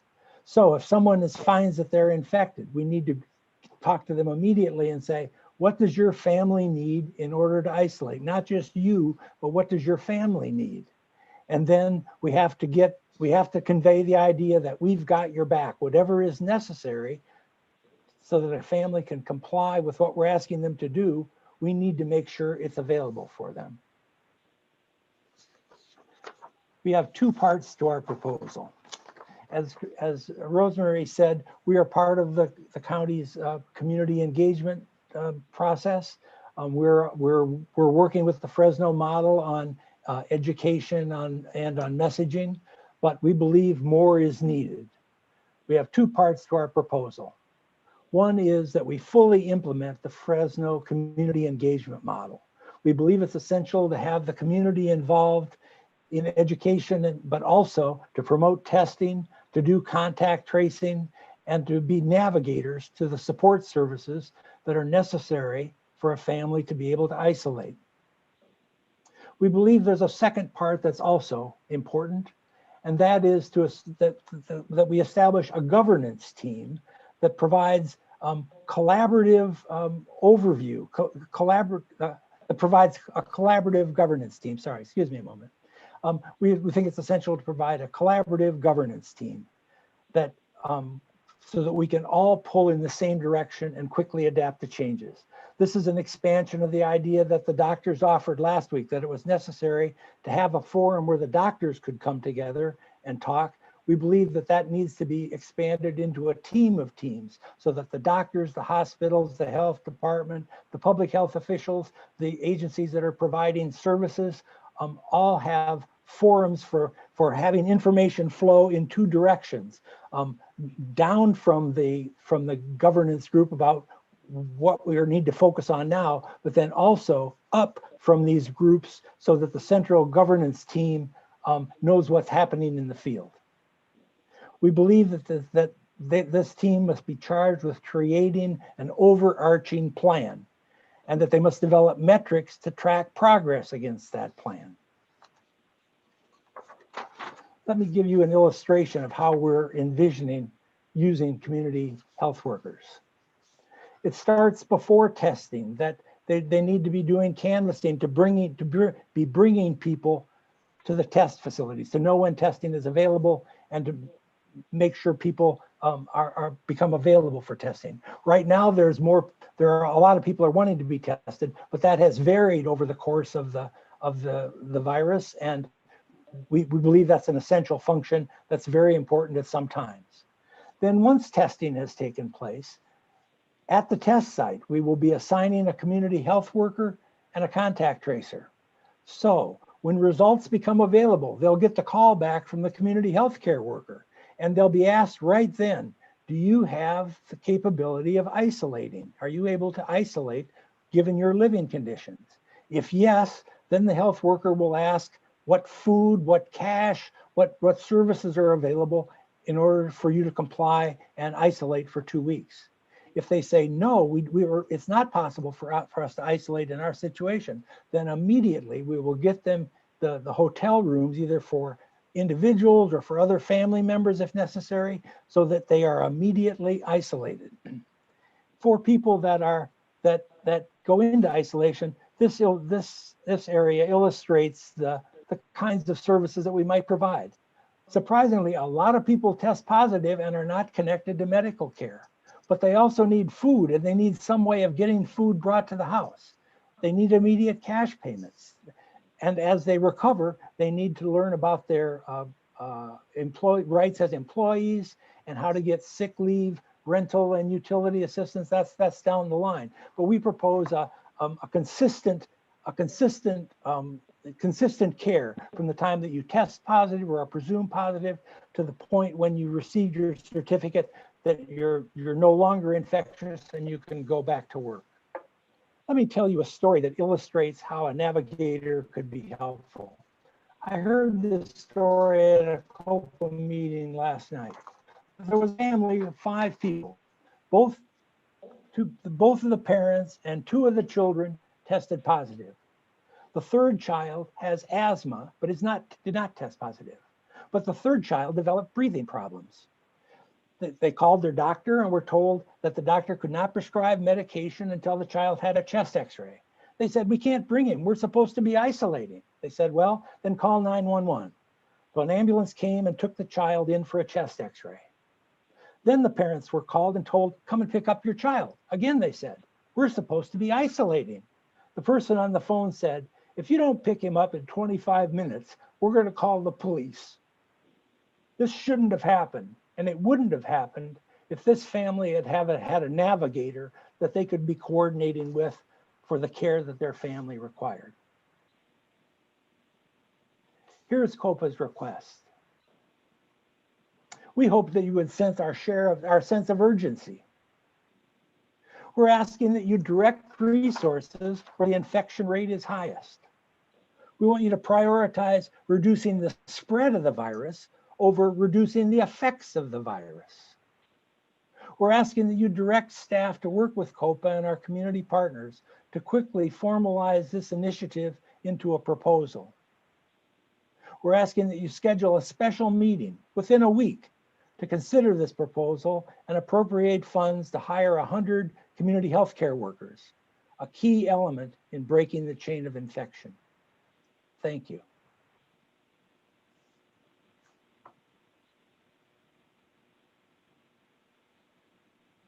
Thank you, Mr. Chairman. The last item we'd like to cover today is an update on CARES Act spending by Ezekiel Vega, our budget director. So Ezekiel, if you're on the line.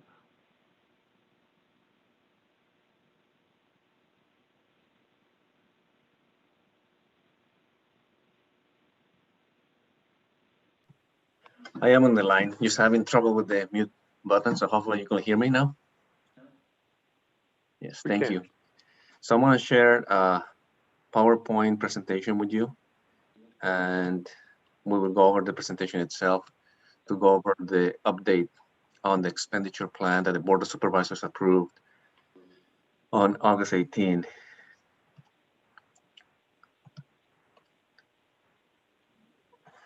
So you recall the County of Monterey received approximately $44.9 million on CARES revenues from the federal government via the state to implement solutions to the response of the pandemic in Monterey County.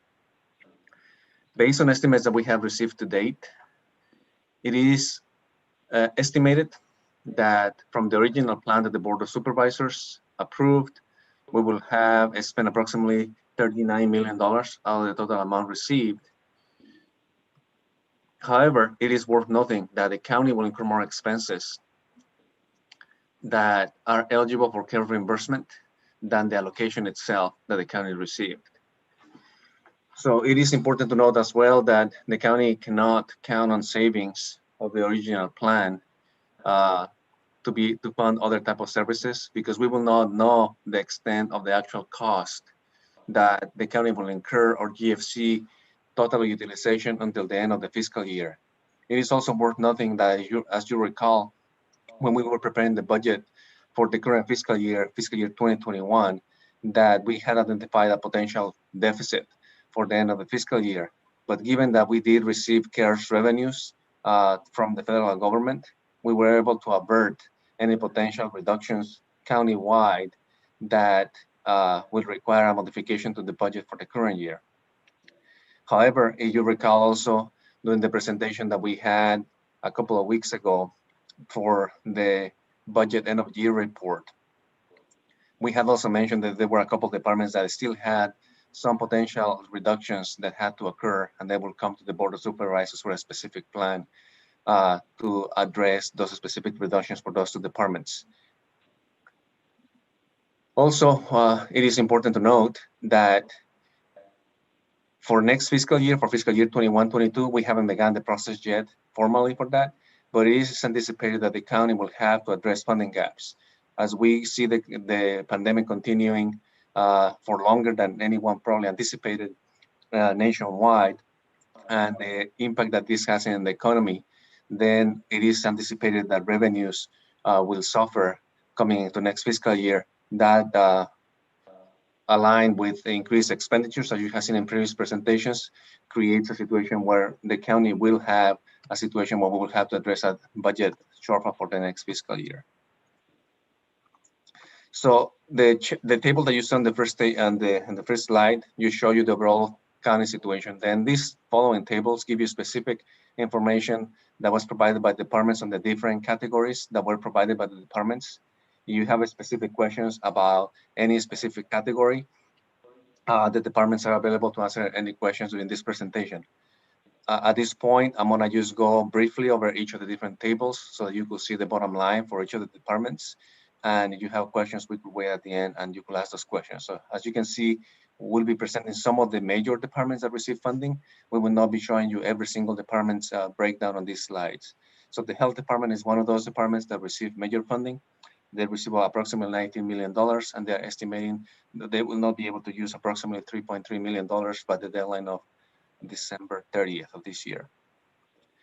For social services, they are also estimating actually that they will use all of their allocation that is under their management. When you look at a slide that is coming up under the Emergency Operations Center, social services has been working with that department to implement also the Project Room Key and also the Great Plates program, where they do see that they may have some savings on that area. The Sheriff's Department anticipates that they will be using all of their allocation for CARES. And as mentioned before, the Emergency Operations Center that is managed by the CAO, it is anticipating that they will not use all of their full allocation of CARES, mostly on the areas indicated before in the Great Plates area and the Project Room Key. And then the RMA department anticipates that they may have a few savings in that area. And the county free libraries anticipate that they'll use most of their allocation, and the county library director prepared some of the bullet points below this table so that you could see some of the reasons as to why the numbers are what they are for this department. So overall, this is the overview of the status of the expenditures for the CARES plan, the original plan that was approved by the board on August 18. So if you have any questions, I'll be glad to answer those. And Mr. Chairman, that completes our COVID update for this afternoon. Thank you. Thank you. So at this point, I'm going to go to Supervisor Alejo. Thank you, Mr. Chairman. I'm glad we got the update on the COVID spending, because I know we only had limited time to spend it by the end of this month. But it's perfect timing behind the COPA presentation. So the question is, Mr. Ezequiel, what's the total number then? You mentioned the different departments that might not spend the amount by the end of this month. When you add them all up together, what does it come out to? Is it around $3.5 million? The bottom line for all the departments was approximately $6 million that is anticipated or not being spent. However, if you recall, what I've also mentioned in the presentation itself is that we cannot really count on those being savings, because if you recall, we had a deficit that was anticipated for the current fiscal year by using CARES revenues to pay for services that the county itself provided to the community for CARES eligible expenditures. We were able to actually bill for the entire amount of CARES revenues to the state, so we were able to claim the whole amount. So we're not losing anything from that perspective. But at the same time, since the county is incurring expenditures in other areas that are related to CARES, the response to the pandemic itself, the county had identified approximately a deficit of $5 to $6 million for this fiscal year, and we were able to utilize those revenues to be able to shore up the gap in the current fiscal year and not recommend for further reductions. Okay, so the question that we've been asking and we've been monitoring this issue is, at the end of this month, will any of those federal care dollars end up being returned? No. Okay, good, perfect. That's great. So now back to the COPA presentation, because first of all, I want to thank COPA and their leadership, who are active with many organizations and in our churches, and they're coming to us with a proposal, and we appreciate the potential added partnerships or strategies we could be doing in these coming months to help address what we know is getting worse. And we met a few days ago with Elsa Jimenez, the Health Department Director, our CAO, to have a prior conversation to today. And their proposal is trying to target those census precincts, those areas in Monterey County that are having the worst problem, the highest infection rates, the highest hospitalization rates and deaths. We know exactly where they're at in our county. And this program what I like about it, that it's trying to target resources to those areas and to those families. And I think there is a recognition, and they also did some surveying that really shows that when you have a person who's infected, they're not really connecting with all the resources. And perhaps because of some fears that they're not tapping into, for example, the alternative housing sites, or perhaps our new stipend for people to quarantine while and get some money to offset lost wages, perhaps not even knowing the right about sick leave. These community health workers, I think, are going to be critical. And the question, though, at this point in time is how soon, if this board is willing to entertain that. They're asking for 100 positions, but I don't know what the recommendation is from our health department. What can we afford at this point in time? Is there a nonprofit that would be willing to hire these community health workers? And what would be the amount needed to get a program that is targeted to these high infection precincts in our county, so we could get working on that? And that's why I was asking the question about federal CARES dollars, because if there was money being returned, I wanted to make sure we diverted that in these last 3 weeks towards getting that process going, because it does take time to hire people and train them. But it seems incumbent upon me that if there is a proposal based on what Fresno County, a neighboring county of ours, is already doing, that we should probably look to utilize a similar strategy, but perhaps tailor it to what we're doing here right now, but also crafting it in a way that works best in our county. And so I wanted to see if Director Jimenez or our CAO have some updates on, because we asked some of these questions when we met on end of last week. What can we do, and what might the cost of implementing this COPA strategy, what would it cost the county? Thank you for the question, Supervisor Alejo. Elsa Jimenez, Health Department.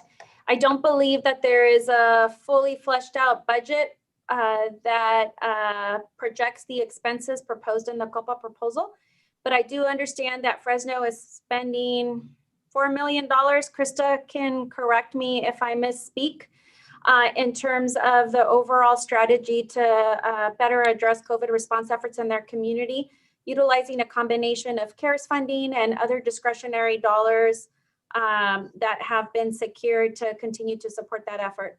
I do want to remind the board that elements of the update that Rosemary provided a little while ago with respect to already working with some of these community-based organizations that are included in the COPA proposal have been engaged and will begin to help provide outreach, education, linkage, and referral in the coming days. We're looking specifically to maybe deploy some of these staff, if they're comfortable, considering just the height of the pandemic right now, to be stationed at the testing sites that are sponsored by Optum during our walk-in hours, so that we can capture individuals who are potentially concerned about not being able to pay their rent, potentially concerned about lost wages, how to get food, etc., and be able to provide them the information they need to make sure that they're self-quarantine and until the results come, particularly those who are symptomatic or who have known contact to somebody with COVID, and be able to link them and maybe set up a referral path into the health department for the stipend program. When we spoke with Copa earlier, I think it's going to take a little bit more discussion in terms of fully fleshing out the specific strategies with respect to CHWs, how many more organizations can be brought on board, who can they bring on as CHWs, what is their role going to be able to really put a true dollar amount. And Krista or Rosemary, maybe you can help me fill in terms of how much Fresno is spending, and then maybe remind us regarding how much we're going to be contracting with the CBOs for this month to begin to implement elements of what's in Copa's proposal. You're right, Elsa. It's about 4 to 6 million for what Fresno had put together. It was CARES funding from the county and from the city of Fresno. And it was a multi-pronged approach, so that some of them were doing contact tracing as well as doing the outreach and investigation, but outreach and education, but more outreach and education across many different organizations. And we have put together with several organizations here to do outreach and education in a pilot capacity, and we're about $60,000 that we're spending on that for this month. And so we put that together from different aspects of the CARES funding. So also the question is the timeliness. We're going into a peak period. We only have some meetings early next Monday and Tuesday, and then the county shuts down for a couple weeks. I'd hate for us to not get things rolling before we go into the winter holidays, and out of those $6 million, I know it was just stated that some of that is being used to offset other costs or expenditures, but perhaps some out of those $6 million, we could redirect it towards not to recouping costs, but to implementing a program that might help us during these next toughest weeks that we know are ahead of us. And because it does take time to get a program started, if we come back in January, then things won't get started till February sometime. And so recognizing the urgency of now, I hope that we could have a proposal, even if it's partial or partial, to get going sooner rather than later. I think it's worth trying to explore and bring back perhaps next Monday or Tuesday. I think that would convey to the community that we know the seriousness and that we're trying to now pinpoint resources to we know the greatest need lies. And if that means doing a proposal on the community health workers, I know we were sitting down with Bishop Garcia of the Monterey Diocese, who was opening a couple of churches in key areas in the county, in East Salinas and Soledad. I think there was one more church, but that those might be places where we could start and start implementing some of these resources and hopefully ramp up.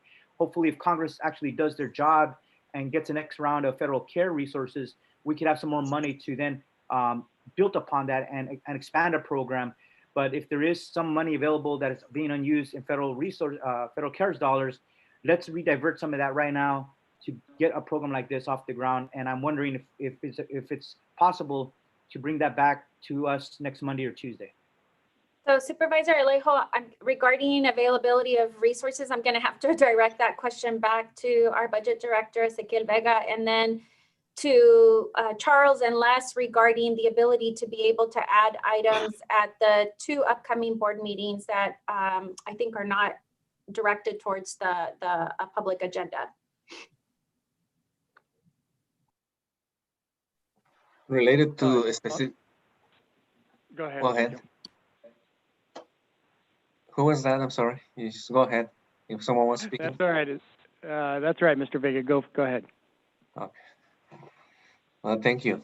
So I just wanted to just reiterate that unfortunately the situation that the county is in, we have been fortunate in many ways where we haven't had to have reductions that many other jurisdictions have had because of the good fiscal management of the county, the board of supervisors, and many others. But ongoing resources for a program like this with the scale that was mentioned during the presentation and what Ms. Jimenez mentioned, the scale of it, $4 to $6 million, the county does not have that level of ongoing resources to be able to fund it.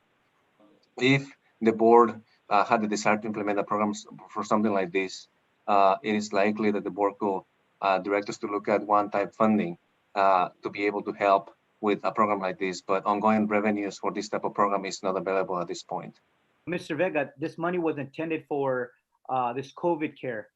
We allocated money already a month and a half ago for certain purposes. You reported today, 3 million, for example, is not being used for its intended purposes. We should have the flexibility as a board to say, okay, let's use some of that to get these other strategies off the ground rather than already allocating the money, finding out that it wasn't all spent and saying, oh, we're just going to use that to reimburse other costs. That wasn't the intent of this money. This intent was for crisis management, for adding additional resources where we know it's needed. I don't want our story to be, oh, we had $6 million. We just used it to reimburse other costs from previous that weren't even allocated in our original allocation. This board is empowered. And I wanted to push back on that. It is empowered to be able to say, we're going to use it for its intended purposes to deal with this crisis that we know it's at its worst time at this moment. That's all. Thank you. I'll pass it on.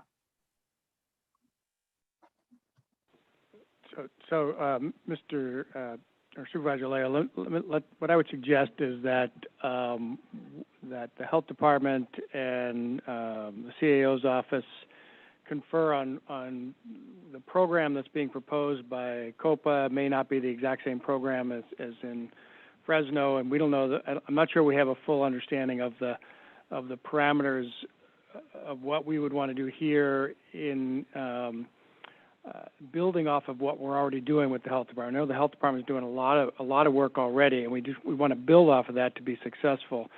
So what I would suggest is that the health department, CAO's office, look at the proposal from COPA, and then negotiate an agreement with them and other community-based organizations to roll it out and bring that back to the board. And if we can bring it back next week, we will do so. If we need to do a contract under the authority of the CAO in the interim time, we'll do that and try to get something brought back to the board either next week or thereafter to see what kind of how to implement the program as the board's talking about today. If the board as a whole is supportive of it, we need to make sure that the board as a whole is supportive of it also. Yeah, I'd like to hear from my colleagues.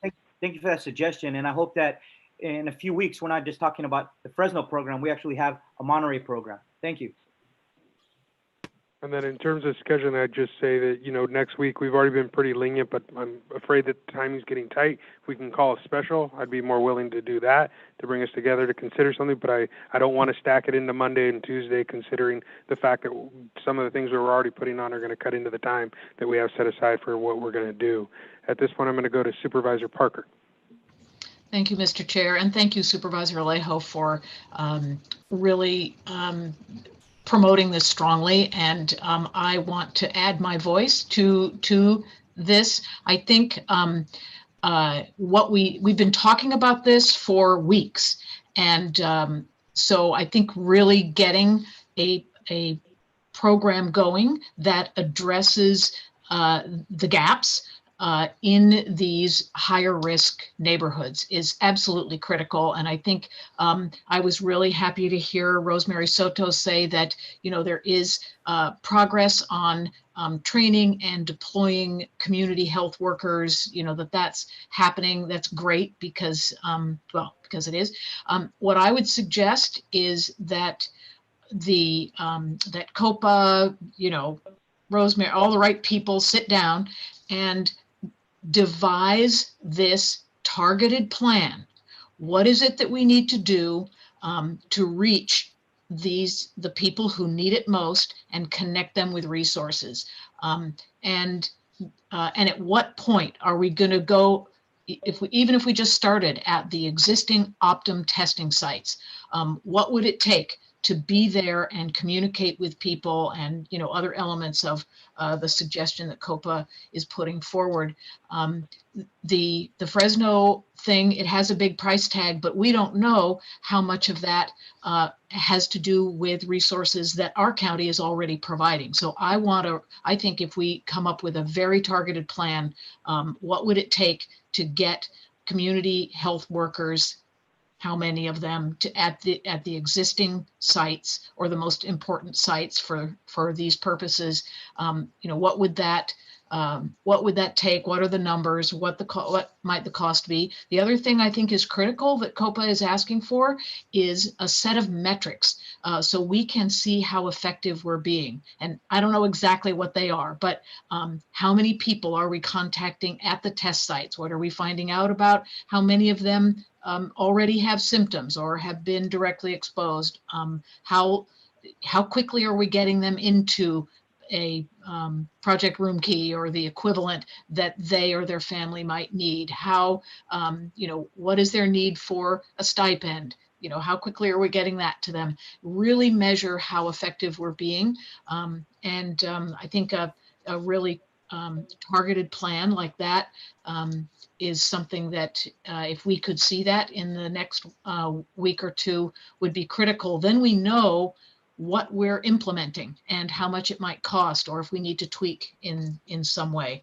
But I think the conversations are really moving us in a direction that I think will be very beneficial to our community. And if we can make that plan, decide what our metrics are, and then identify what resources are needed, then we'll have something to talk about, in the next week or two. Thank you. Supervisor Adams. Thank you. Thanks very much. I really appreciate the presentation just so much. I feel this way. I don't think we should reinvent the wheel. The Fresno program appears to be absolutely solid.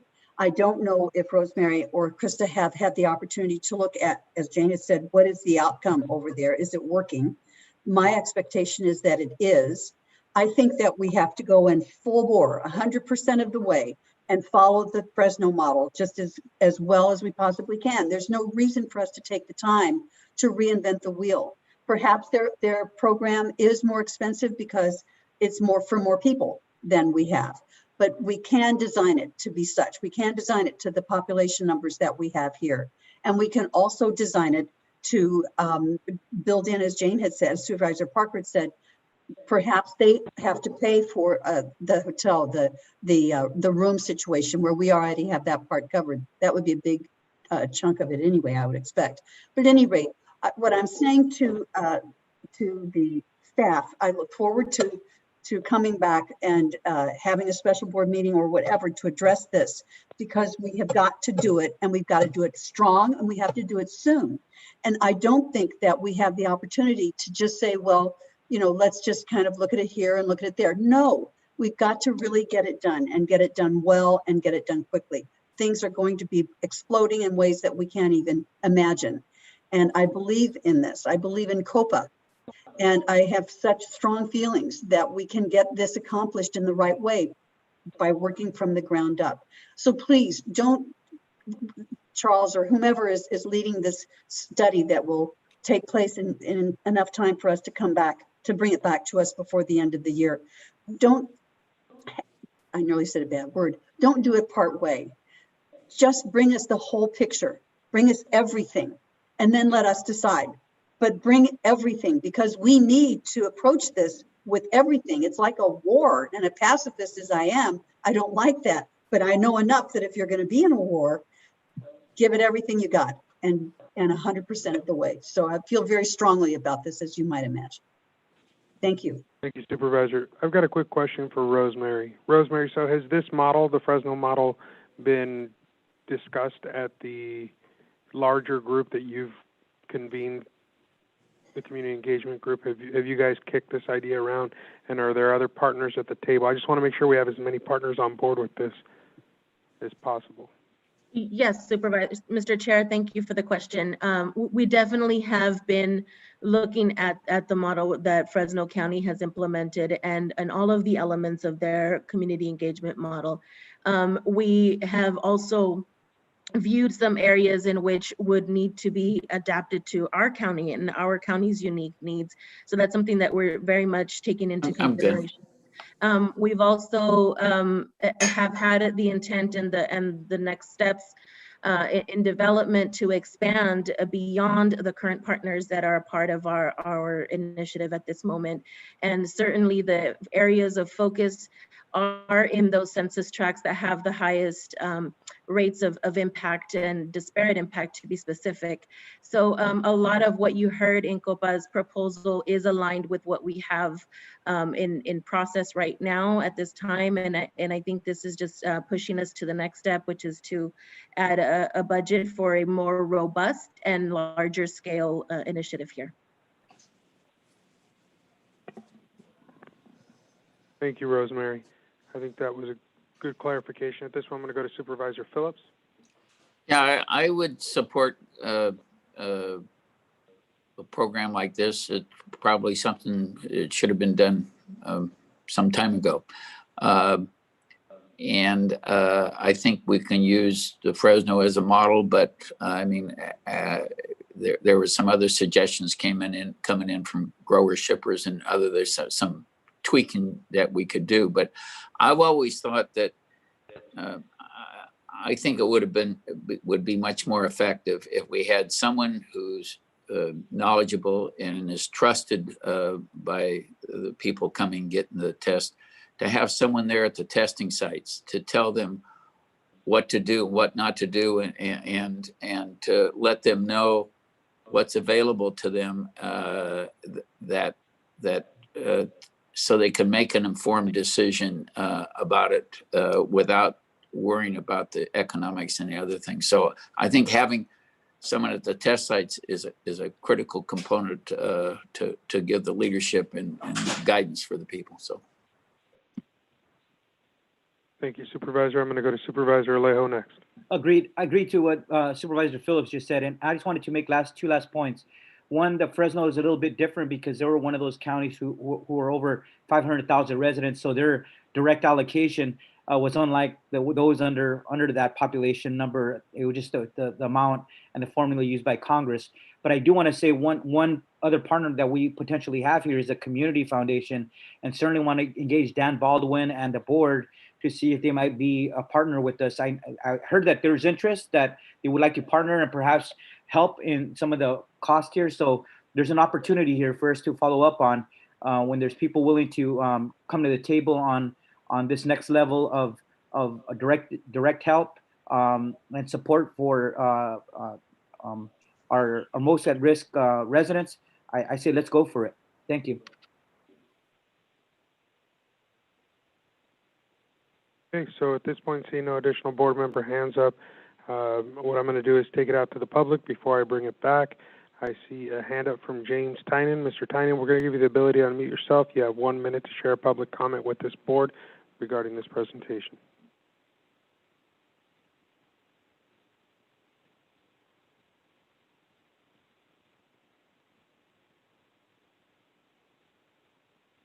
Mr. Tynan? Okay, we're going to go to Barbara Meister then. Barbara, we're going to give you the ability to unmute yourself. You've got a minute to share a public comment with this board. Good afternoon, Board of Supervisors. This is Barbara Meister. I'm the Public Affairs Director with the Monterey Bay Aquarium. I'd like to speak in support of COPA's proposal for employing 100 community health workers and the creation of a governance team as a new strategy for reducing COVID infections. This pandemic has demonstrated clearly that we are one community, one county, and we rise and fall together. Our economic recovery requires that we address these inequities, and I'm impressed with this proposal and really urge your attention, as it appears you are going to be doing. We're surprised by Dr. Brenda Eskenazi's report about how many farm workers are continuing to go to work, even though they tested positive. But it makes sense if you understand that if workers don't have the economic security to stay at home, like the rest of us, the pandemic continues to spread. So I thank you for your leadership, and I urge your support to act on this proposal with all due haste. And thank you much. Bye. Thank you, Barbara. We're going to go to Andrea Manzo next. Andrea, we're going to go ahead and give you the ability to unmute yourself. You have 1 minute to share your public comment with this board. Good afternoon, Chair Lopez and Supervisors. My name is Andrea Manso, and I work for Building Healthy Communities. Just to mention that BHC is in full support of the proposal COPA has outlined today. We do need to find ways to support residents in navigating the supports that are available in our community. And as a partner for this work and as an organization that is really working to close racial equity gaps in our county, it is clear that the impact has been disproportionate to some residents in our county. And so part of that racial equity work is to shift the ways in which systems and communities work together. And so this proposal really strengthens our ability to work across sectors and in deeper relationship with community leaders. And this effort really strives to have a more targeted and culturally relevant approach to supporting residents. And so BHC is ready to move forward with this effort and is looking forward to working on the systemic changes needed to ensure the outcomes of residents are improved. Thank you, Andrea. We're going to go to Bill Leip next. Mr. Leip, we're going to go ahead and give you the ability to unmute yourself. You've got 1 minute to share your public comment with this board. Thank you, Chair. Bill Leip, Monterey County. Appreciate Mr. Vega being very direct. You were broke going into this thing and you're still broke. So thinking that there's some funny money around there bouncing around that you can just move around to do something new is kind of ridiculous, to coin a phrase. In addition to that, we spent a lot of money on beds already when talking about bed space. You had the fairgrounds had beds. You had the airport hangar out at the marina that had beds. What happened to all those beds? We may not have the folks to staff them, but we'd at least have the beds that might factor into the equation. The other thing that I haven't really heard anything about, people are kind of discounting testing now that there's a metric in there about ICU beds, but there's a lot of questions about cycle threshold. And I've seen some reports written by California. I've seen some stuff out of Germany that says that the cycle threshold is pretty big when it comes to PCR testing, and anything over 30 cycles is likely going to be a false positive. So I'd like to understand from the health director, the health officer, what is our cycle threshold for the testing that's being done? Because we may be making decisions based on a false narrative. Thank you. Thank you, Mr. Leip. I'm going to go to Sarai Martinez. Sarai, we're going to give you the ability to unmute yourself. You have 1 minute to share your public comment with this board.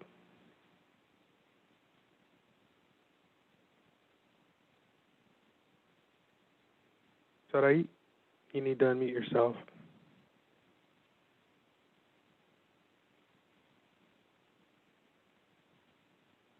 Sarai. All right, I'm going to go ahead and move on. I see a phone number that ends in 890. I'm going to go ahead and give you the ability to unmute yourself. If you're on a landline, I believe, or cell phone, I believe it's *6. Go ahead and share your 1 minute public comment with this board. Hello, my name is Janine Chickrod. I'm a managing director of the Portola Hotel and Spa and speaking on behalf of our hotel and as well as a private citizen. I also am fully supportive of the COPA proposal. I think you need to get started. I think it's going to take time to flesh it entirely out, but there is definitely a sense of urgency that needs to happen, and to continue to push it down the road is not doing anybody any good. So I hope that you will take in consideration and have a special meeting next week to talk more specifically about this proposal. Thank you. Thank you, Janine. See no additional hands up. I'm going to close public comment, bring it back to the board for any direction. More than we've given? You want a motion, Mr. Chair? Yeah, in the form of a motion is fine. Okay, I make a motion that we further explore COPA's model, that staff explore that model to provide a proposal, and with the budget that we could consider approving next week or at a special meeting that you may set. I don't know if staff needs more than that. Before the end of the year. Before the end of the year, but hopefully as soon as possible. Yeah. Yeah, I'll second that. And I do like your idea of also reaching out to Community Foundation too, because I know they've saw the benefit of what we're trying to do too. Okay, we have a motion and a second. Can we get a roll call vote, please? Supervisor Alejo? Aye. Supervisor Phillips? Aye. Supervisor Parker? Aye. Supervisor Adams? Aye. And Chair Supervisor Lopez. Aye, the motion carries. With that, we're going to head into our next item, which is item 27. I'm going to kick this over to Deputy County Counsel Kelly Donlan. I don't see, I'm going to go ahead and go to the big guy himself. Mr. County Counsel, give us an intro. Thank you, Honorable Chair and members of the board. In the interest of time, I know it's been a long day. This draft ordinance is an attempt to distinguish between ministerially issued permits, well permits, and discretionary well permits, which would require some form of environmental review. The draft ordinance has been out in the public. We've received a lot of comment, a lot of good comment. We are not proposing to take any action today. We want to get more comment, and then we would come back sometime after the first of the year with recommendations to the Board of Supervisors. Ms. Donlin is available to answer questions, but rather than go through a formal presentation at this time, I thought I'd just give a brief description of what we're about and get public comment and board comment so that we can return after the first of the year. There is one thing I would like to stress is that the 90-day stay on the processing of well permits will expire on the 14th, and after that date, without any amendments to Chapter 1508, every application for a well permit will be viewed with an eye toward what appropriate environmental review is necessary. There might be an applicable exemption, negative declaration, or in some cases a full-blown EIR. So that is the circumstance that we're looking going towards the end of the year. With that, Ms. Donlin is available to answer any questions. Thank you.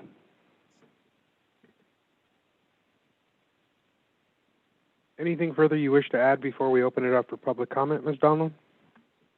No, no, Chair. Good afternoon, Chair and Supervisors. I think Les covered it briefly, and I did have a PowerPoint, but I know time is of the essence. With the board report, there was a red line version of the ordinance and a clean version. Hopefully everyone's had a chance. And like Les said, we have received comments from the public that were very helpful.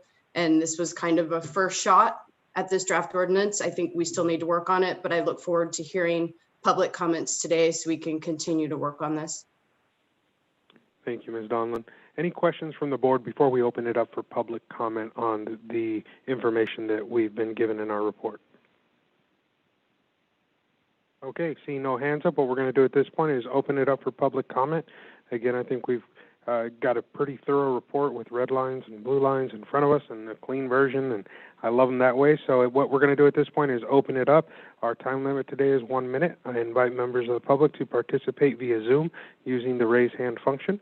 It's at the bottom of your screen or at the bottom of your participant tab, depending on your version of Zoom. If you're participating via landline and wish to be recognized, we ask that you use star 9 to raise your hand, and when your time comes, star 6 to unmute. With that set of directions having been given, I'm going to start in. I see Mr. John Farrow at the top of my list. Mr. Farrow, we're going to give you the ability to unmute yourself, and your 1 minute starts now. Thank you. Thank you very much. On behalf of Landwatch, we submitted some comments. Hope that they'll be considered carefully. We had basically 6 points. First, it's premature to revise the ordinance. Briefing is underway on questions right now in front of the 5th District Court of Appeals after the Supreme Court, so you should wait for that. Second, the proposed revisions won't comply with CEQA. There are discretionary standards in the DWR standards that are incorporated by reference, and you have to follow those. Second, furthermore, your own standards are discretionary. So as drafted, we don't think it's going to work. The next point is that the draft is inconsistent with the general plan policies that call for discretion in permitting, which were supposed to have been enacted through ordinance, and that hasn't happened. The rest of the comments you can read. I appreciate the time. Thank you. Thank you, Mr. Farrow. I'm going to go to Chris Bunn next. Mr. Bunn, we're going to give you the ability to unmute yourself. You've got a minute to share your public comment with this board. Yeah, it was just basically mentioned by a previous speaker, but there is a big conflict here between SGMA and this plan. So I would just really move very carefully. Otherwise, we're going to have to backtrack and try and clean up things later. So just take your time and make sure we do it right. Thank you. Thank you, Mr. Bunn. We're going to go to Mr. Bill Light next. Mr. Light, go ahead and unmute yourself. You've got a minute to share a public comment with this board. Thank you, Chair. Yeah, Bill Light, a resident of Monterey County. And I just want to put a word in. Nancy Isaacson couldn't join the meeting. She did submit a letter to you in hopes that it's considered with the points of concern and thoughts and ideas about this well ordinance. You know, some people like to take shots at folks about ridiculousness or junk science and whatnot. And I think a lot of us, most of us out here have been working really hard to present good ideas, to stick to principles, to stick to real understanding of what's going on, and not what someone sitting in a faraway place thinks they have an idea. And that's great to bring that idea forward, but to call people out as being ridiculous and subscribing to junk science when they don't even know what they're talking about is a real insult to constituents, and a real reflection of character of that person that makes those kind of comments, especially after the fact when you don't have a chance to respond directly. Thank you, Mr. Light. Thank you. I'm going to go to Thomas Versick next. Mr. Versick, I see your hand raised. We're going to go ahead and give you the ability to unmute yourself and share a 1-minute public comment with this board. Thank you, Tom. Oh, you cut in and out there, Mr. Versick. Go ahead and unmute yourself. Am I better now? You are good. Thank you, Tom Versick. And I have clients in the southern end of the valley. I submitted a letter. I'm not going to go through the whole thing in my 50-something seconds. What I would say is that I'm broadly supportive of the approach that staff has put together, which is a big part of it is to make sure that it's realistic and response to what's going on in the Salinas Valley. And I would encourage between now and whenever this comes back, that the views of the agricultural community, the environmental community, and other communities be taken into account in some kind of, in public fora perhaps, or in some other way, so that when there is a list of what is ministerial, it will be a genuinely, or at least mostly acceptable list. And then people can reserve the real fight for the discretionary piece of the process, whatever it may turn out to be. That is all. Thank you. Thank you, Mr. Versick. Seeing no additional hands up at this point, I'm going to close public comment, bring it back to the board. Mr. Fontes, you're going to be my last speaker. Again, anybody who wants to speak, please raise your hand now. Mr. Fontes, you are my last speaker with a hand raised, so please go ahead and unmute yourself and share your minute public comment with this board. Thank you. Can you hear me okay? We can. Oh, thank you. In the proposal, you've made there's been a provision moving the appeal period from 10 days to 30 days, which I appreciate. But I believe what needs to be added here in addition is the process of how that works, because there will be more applications for variances. And, when does the appeal period start? How do you go about the variance? Who does that go to? I think there's a lot of questions that need to be cleared up here and included so that we have a clear understanding of how it's going to work. Thank you.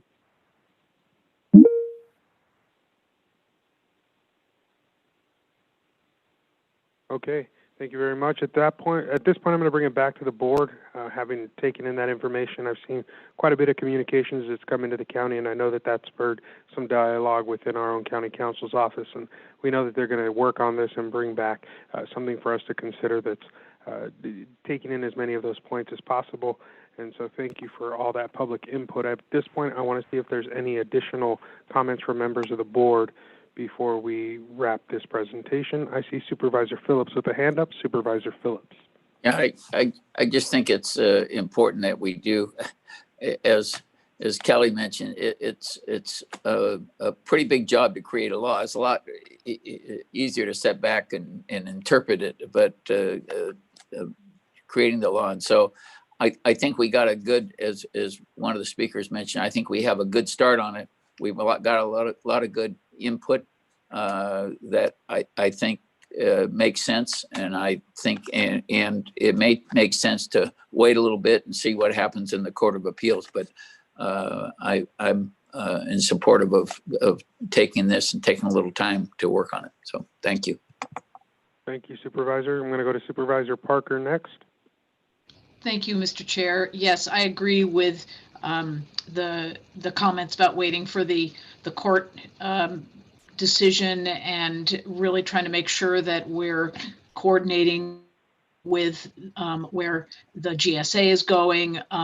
But in general, I would just say, this is going to be a challenging ordinance. We're in a very challenging situation because the basin is in overdraft, which means that the rules of the road that we're used to for drilling wells do not apply. There are so many more restrictions, and the requirement to do environmental review that just come along with this being an overdrafted basin. So I think the conversations and the further thinking are going to be really important, and ultimately it's still not going to be an easy set of actions to determine, and even if people end up agreeing, it's, some of them are going to be hard to live with. So just appreciate all the thoughtfulness that's gone in so far, and clearly we're going to need a lot more. Thanks. Thank you, Supervisor. We're going to go to Supervisor Adams next. Supervisor?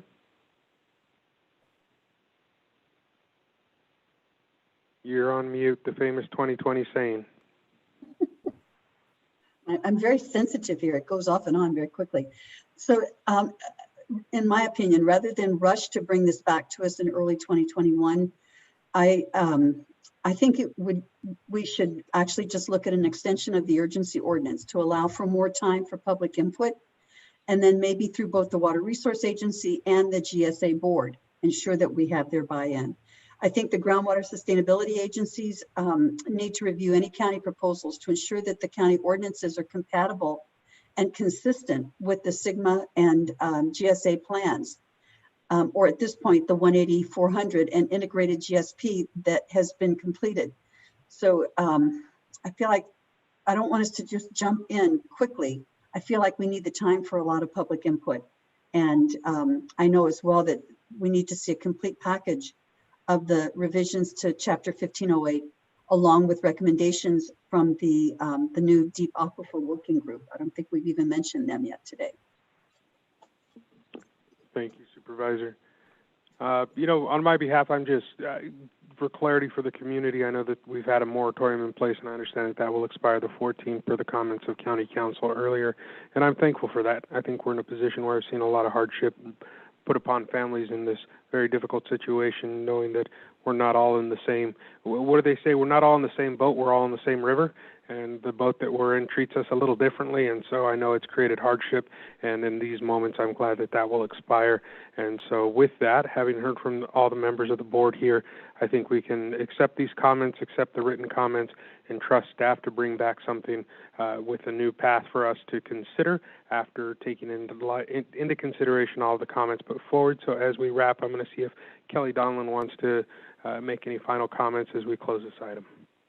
Chair, I liked Mr. Versick's suggestion about holding a workshop after we take some time, look at this. I really like that idea, and I think we need to see what's going to happen with the Court of Appeal, take in more information, hold a workshop, and then try to get back to you once we have all our ducks in a row.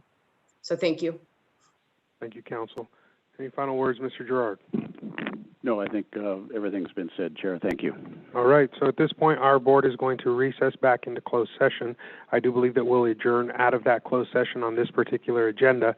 I remind the public that we do have a special meeting this evening as part of the Truth Act that will also contain one other item, but we are nearly there, and so just want to remind folks, again, we're going to closed session. We'll adjourn out of closed session without reportable action and come back after that for a special starting at 5 o'clock this evening with a presentation from our sheriff on the Truth Act. Thank you, Chair. Just to confirm, we do not anticipate any reportable action out of closed session. Appreciate the confirmation. With that, we are recessed. Thank you.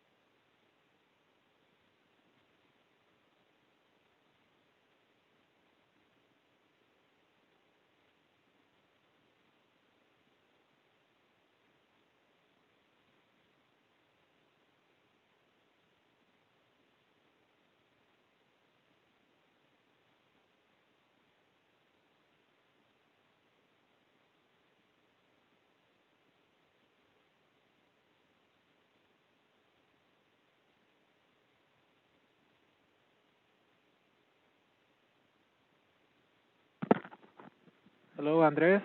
This is Julian from the clerk of the board. Can you hear me?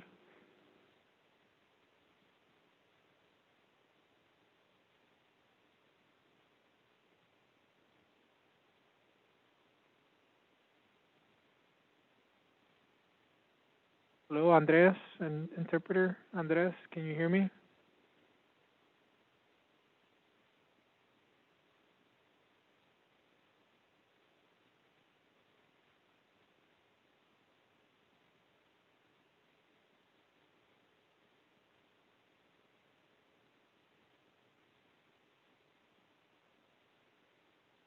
Well, I'm not sure if you'll be able to speak through here, but just wanted to make sure that you are able to stay till 6. If you can, turn on your camera. See if you could confirm.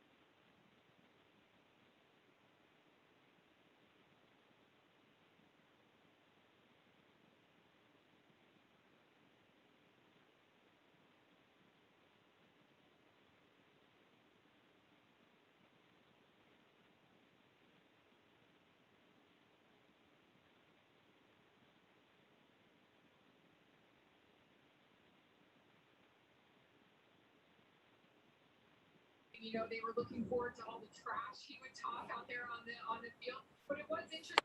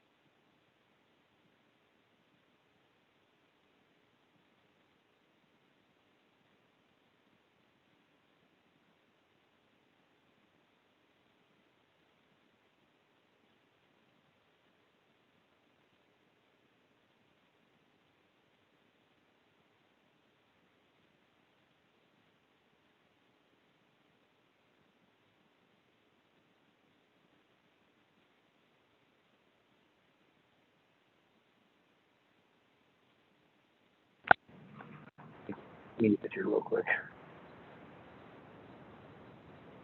Before I say anything else.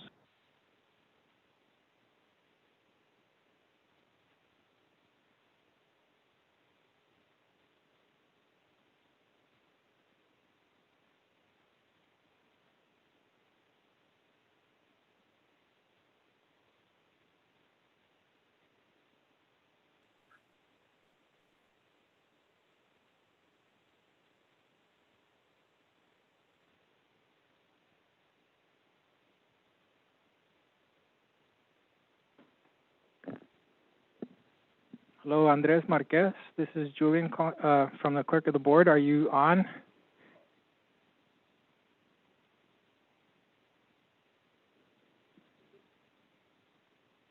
If you are on, can you turn on your mic so you can confirm? I know that we're having some technical issues between having to communicate between each other.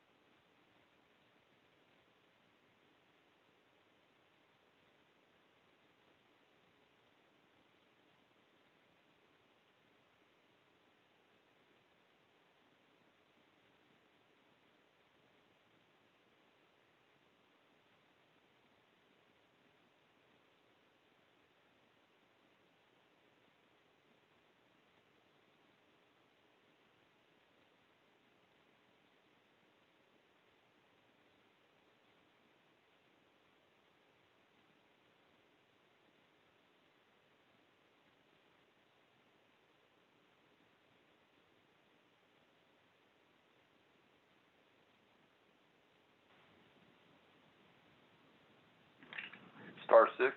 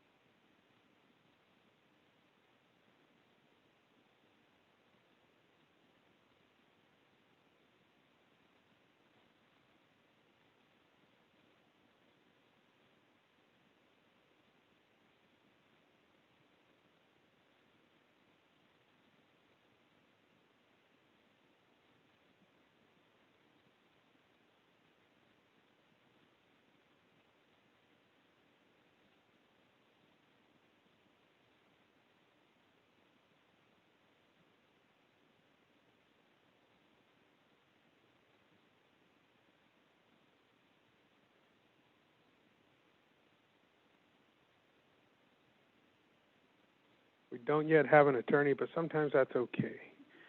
So at this point, I'm going to call to order the Monterey County Board of Supervisors for this special meeting agenda. Let the record reflect that all members of the board are present.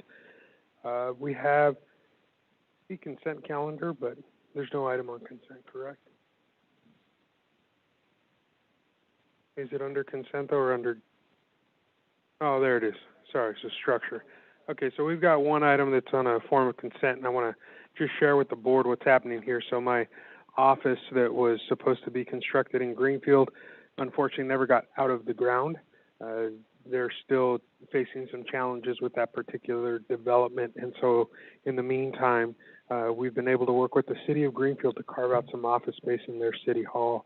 So this is an agreement to essentially shift what we had agreed to do before over to city hall so that I can get into the district and better represent my constituents.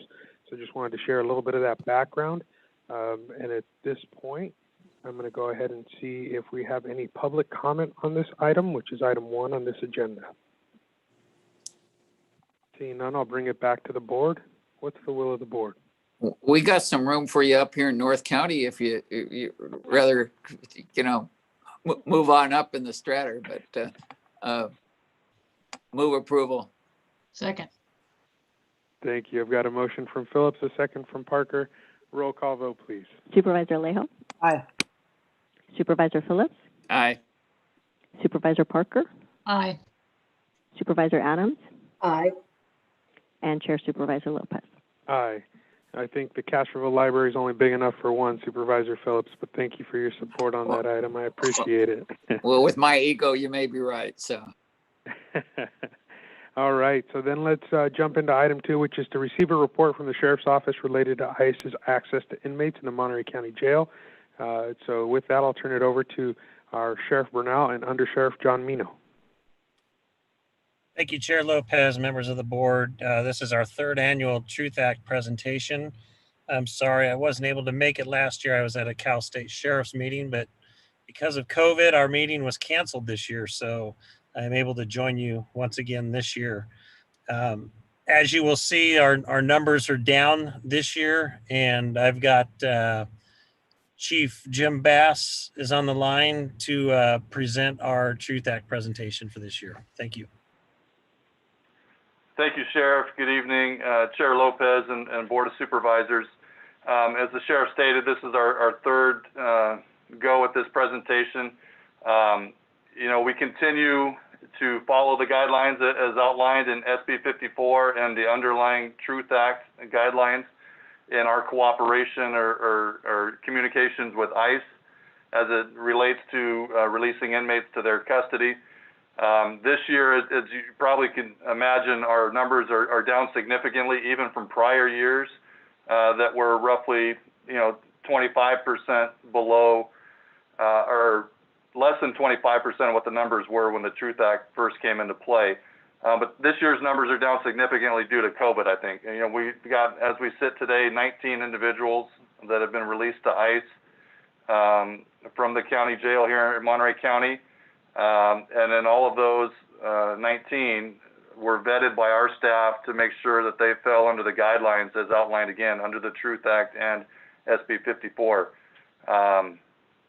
So there's really not a lot to add. There's nothing new from last year other than the numbers. Again, our participation in this has been pretty staunch in that whenever ICE reaches out to want to talk to an inmate, we talk to the inmate. We also make sure that they're eligible for ICE to pick up. So we continue to work under those guidelines. So with that, I certainly would open this up to any questions that anyone may have. Thank you. Thank you. So at this point, I want to open it up to board members. Seeing none, we'll... Supervisor Alejo, saw you on mute. Go ahead. I'll wait till after public comments. Okay, at this point, I want to go ahead and give the public an opportunity to share public comment with us. We ask that you use the raise hand function. That's either at the bottom of your screen or at the bottom of your participants tab. If you're participating via landline and wish to comment, we ask that you *9 in order to raise your hand. Again, *9 will raise your hand and let us know you wish to be recognized. Seeing no hands going up, I'm going to go ahead and close just got one. Alex Mares. Alex, we're going to go ahead and give you 2 minutes to share your public comment with this board.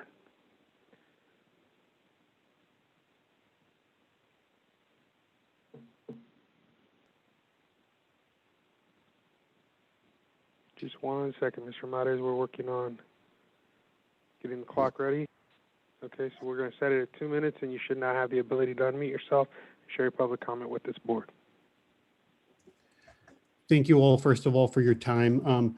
My name is Alex Mattis. I'm the immigration specialist with the Monterey County Public Defender's Office. I did have 2 brief questions regarding the 19 individuals released to ICE. As indicated by Officer Bass, you mentioned vetted by staff and making sure that they're eligible. I just wanted to understand the process by which that was done, and if there was any protocols or any publicly available information as to how Monterey County Sheriff is complying with SB 54. Thank you. Thank you, Mr. Mares. Seeing no other hands up, I'm going to close public comment and bring it back and see if someone from the Sheriff's Department would like to answer the question from the public. Thank you, Chair Lopez. John Mino, Undersheriff. Yes, when we originally developed the policies after SB 54 was going to become operative, we actually worked closely with both Mickey Welsh with the ACLU and Blanca Zarzua and as an immigration specialist, and we vetted out how we were going to put this together, what the protocols were. And it's probably good just to remind the board, if somebody comes into the jail and ICE would like to talk to them, we have to give the inmate a consent form, because the inmate actually has to give consent to where they'll even talk to ICE. That's in our policy. And then if ICE thinks that there's somebody that would be eligible for them to pick up, they've got to supply us with the information as to how they fit within the guidelines of the Values Act. And so just the short answer is that's got to be a violent felony, a serious felony, a sex offense. It's very specified offenses that would make somebody eligible to be for ICE to pick up. And so ICE has to give that information to us because we don't do their research for them. So they've got to show us a qualifying document like an excerpt from a criminal history page. And then once they point to, let's say, just as a for instance, somebody has a assault with a deadly weapon, a felony in their history, then we will verify that, just so we're not taking somebody else's word as to how they fit the criteria. We verify that it fits within the parameters as defined in the Values Act. And so once we do that, then again we have to communicate back with the inmate if we're going to share an outdate. So the inmate gets another notification that ICE has asked, and we're going to give your outdate or not. And then there's a final notification that can go out to one of the loved ones of the inmate, so they don't, if they actually do get picked up, the family's not left in the dark as to where did they go, how did they get out of jail, and why haven't I heard from them. And yes, to answer the question, that's all codified in the policy, and you're welcome to take a look at that anytime, and we're happy to ship that your direction. But we have each year, really in preparation for this, have worked with and shared that with the people that were on the sheriff put together a Values Act, kind of a task force back when the law was going operative, and so we shared that with the active players of our local immigration coalition and made sure that it wasn't just done in a vacuum. We wanted to get some community input before we put that in play. But it's all there, it's all available, and we're happy to share it. Thank you, Undersheriff. So at this point, I'll bring it back to the board. Supervisor Alejo, did you have comments you wanted to share? I want to thank the sheriff for their ongoing efforts to circle in with some of our immigration advocates in preparation each year for this report, and just to get the information about that, our department continues to give the required notice to immigrants who are being sought out by ICE for enforcement. But I think out of the 19, Undersheriff, how many out of those 19, how many fit in each of those categories, whether they're violent offenses, serious offenses, or sexual offenses? And the reason I bring that up is because even when this law was passed, it was authored by Senator Kevin De Leon. it was criticized by some, but the compromise language in the end is that it did allow for some continued cooperation for the most serious offenses. And I always made a point of hammering that in, because previously a lot of the people wrapped up in these efforts by ICE were people with minor offenses. So today it's only relegated to those more serious crimes. But out of the 19, how many would fit in each of those three categories? Do you have that information available? Yeah, Supervisor, let me kick it back over to Chief Bass here in the room with me. He's got some numbers in front of him. Supervisor, thank you for the question. So just roughly those 19, 2 of them were sexual battery or sex related. The other looks like 15, 16 are the serious would be serious or violent charges. Actually 17, I guess, out of that number. Got it. And previously, prior to this law, actually a few months before that, the sheriff made a decision to change the presence of ICE agents in the jail, where they used to be there Monday through Friday. Today, what does that presence look like? If they come to detain one of these sought-out persons and it meets the requirements of SB 54, how does that transfer happen within the jail? So, Supervisor, what you're speaking to as far as the previous, they actually used one of our desks. They had some of their personnel stationed here at the county jail. Now, I actually have not seen an ICE agent in there in quite some time. I couldn't even tell you when the last time was. So I believe how it's being handled is it's all being done via fax. Information, they check, they get information that someone's in custody, fax their request to us, and we follow the protocol as the undersheriff mentioned earlier.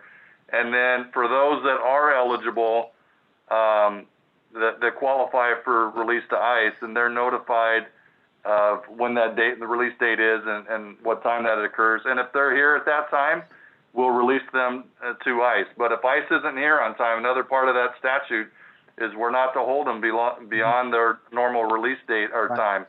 And so we will go ahead and release the inmate to the community if they're not here to pick up. So, okay. And if they are released, where does that happen in the jail? All of our releases take place down at our intake or receiving area. So that's where people come into custody. So an outside agency or our patrol deputies will bring an individual in. That's also where we process them out, the same place. That's right next to Natividad at that part of our facility. Appreciate the explanation, Chief Bass. Thank you. You're welcome. I'm going to go to Supervisor Parker next. Thank you, Mr. Chair, and thank you, Supervisor Alejo, for your questions.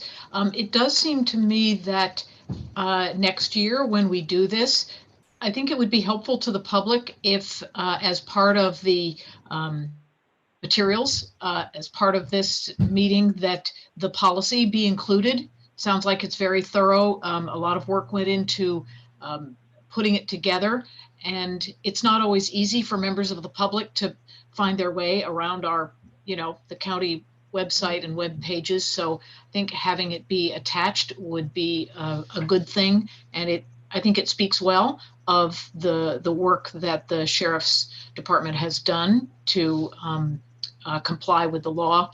And also Supervisor about the breakdown of which categories of offenses the people who did qualify to possibly be picked up by ICE fell into. That also is something that, if it could be part of the board report, again, it's good information for the public to have, and really appreciate the policy and then the processes that you put in place to comply with the law. Thank you.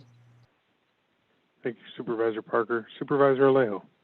Oh, I forgot to ask just one thing, because I think a month ago or so, when we were talking about the use of force, it had been mentioned that perhaps that would have been an issue that instead of doing multiple meetings, that we could bring back and do jointly during this meeting. Could you just give us an idea when we might get that follow-up conversation before the board on the use of force policies? Yeah, I'm not exactly sure what you want. If we can answer any questions tonight. We gave that update 2 months ago, I believe it was. But if there's anything specific that you'd like to hear, we can answer them tonight. I know I spoke with the late Mayor Joe Gunner early on, and he felt it was a bad idea to do a joint town hall meeting with Salinas Police.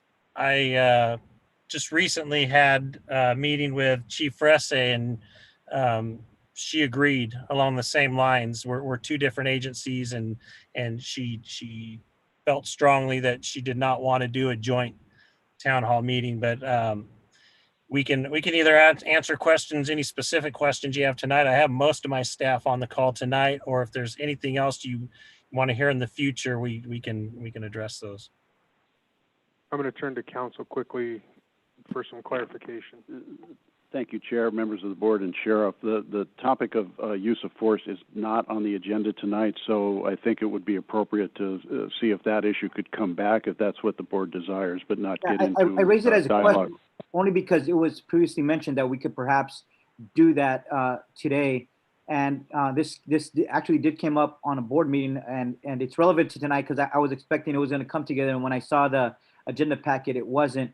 But it's because when it was last presented to us, we didn't get a copy of any of the policies. It wasn't part of the board packet, and so my colleagues didn't have a chance to review, and the referral actually referred to the recruitment policies, the training policies, the use of force policies, and most of that was not provided or further discussed in the last presentation. So, but we could just leave that in for another day. I just wanted to raise it, that it didn't come today as I had hoped to. Thanks. Thank you, Supervisor. I think the one other piece that we had asked for in that was just any laws that have changed or would be changing in the new year. So maybe we could take that up early next year. Yeah. Okay.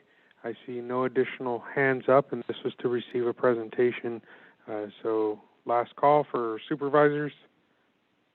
All right. And with that, we will consider the report received. I don't believe we need any formal action, and we are adjourned. Thank you all for a long day, but a productive day. We will see you tomorrow. Thank you.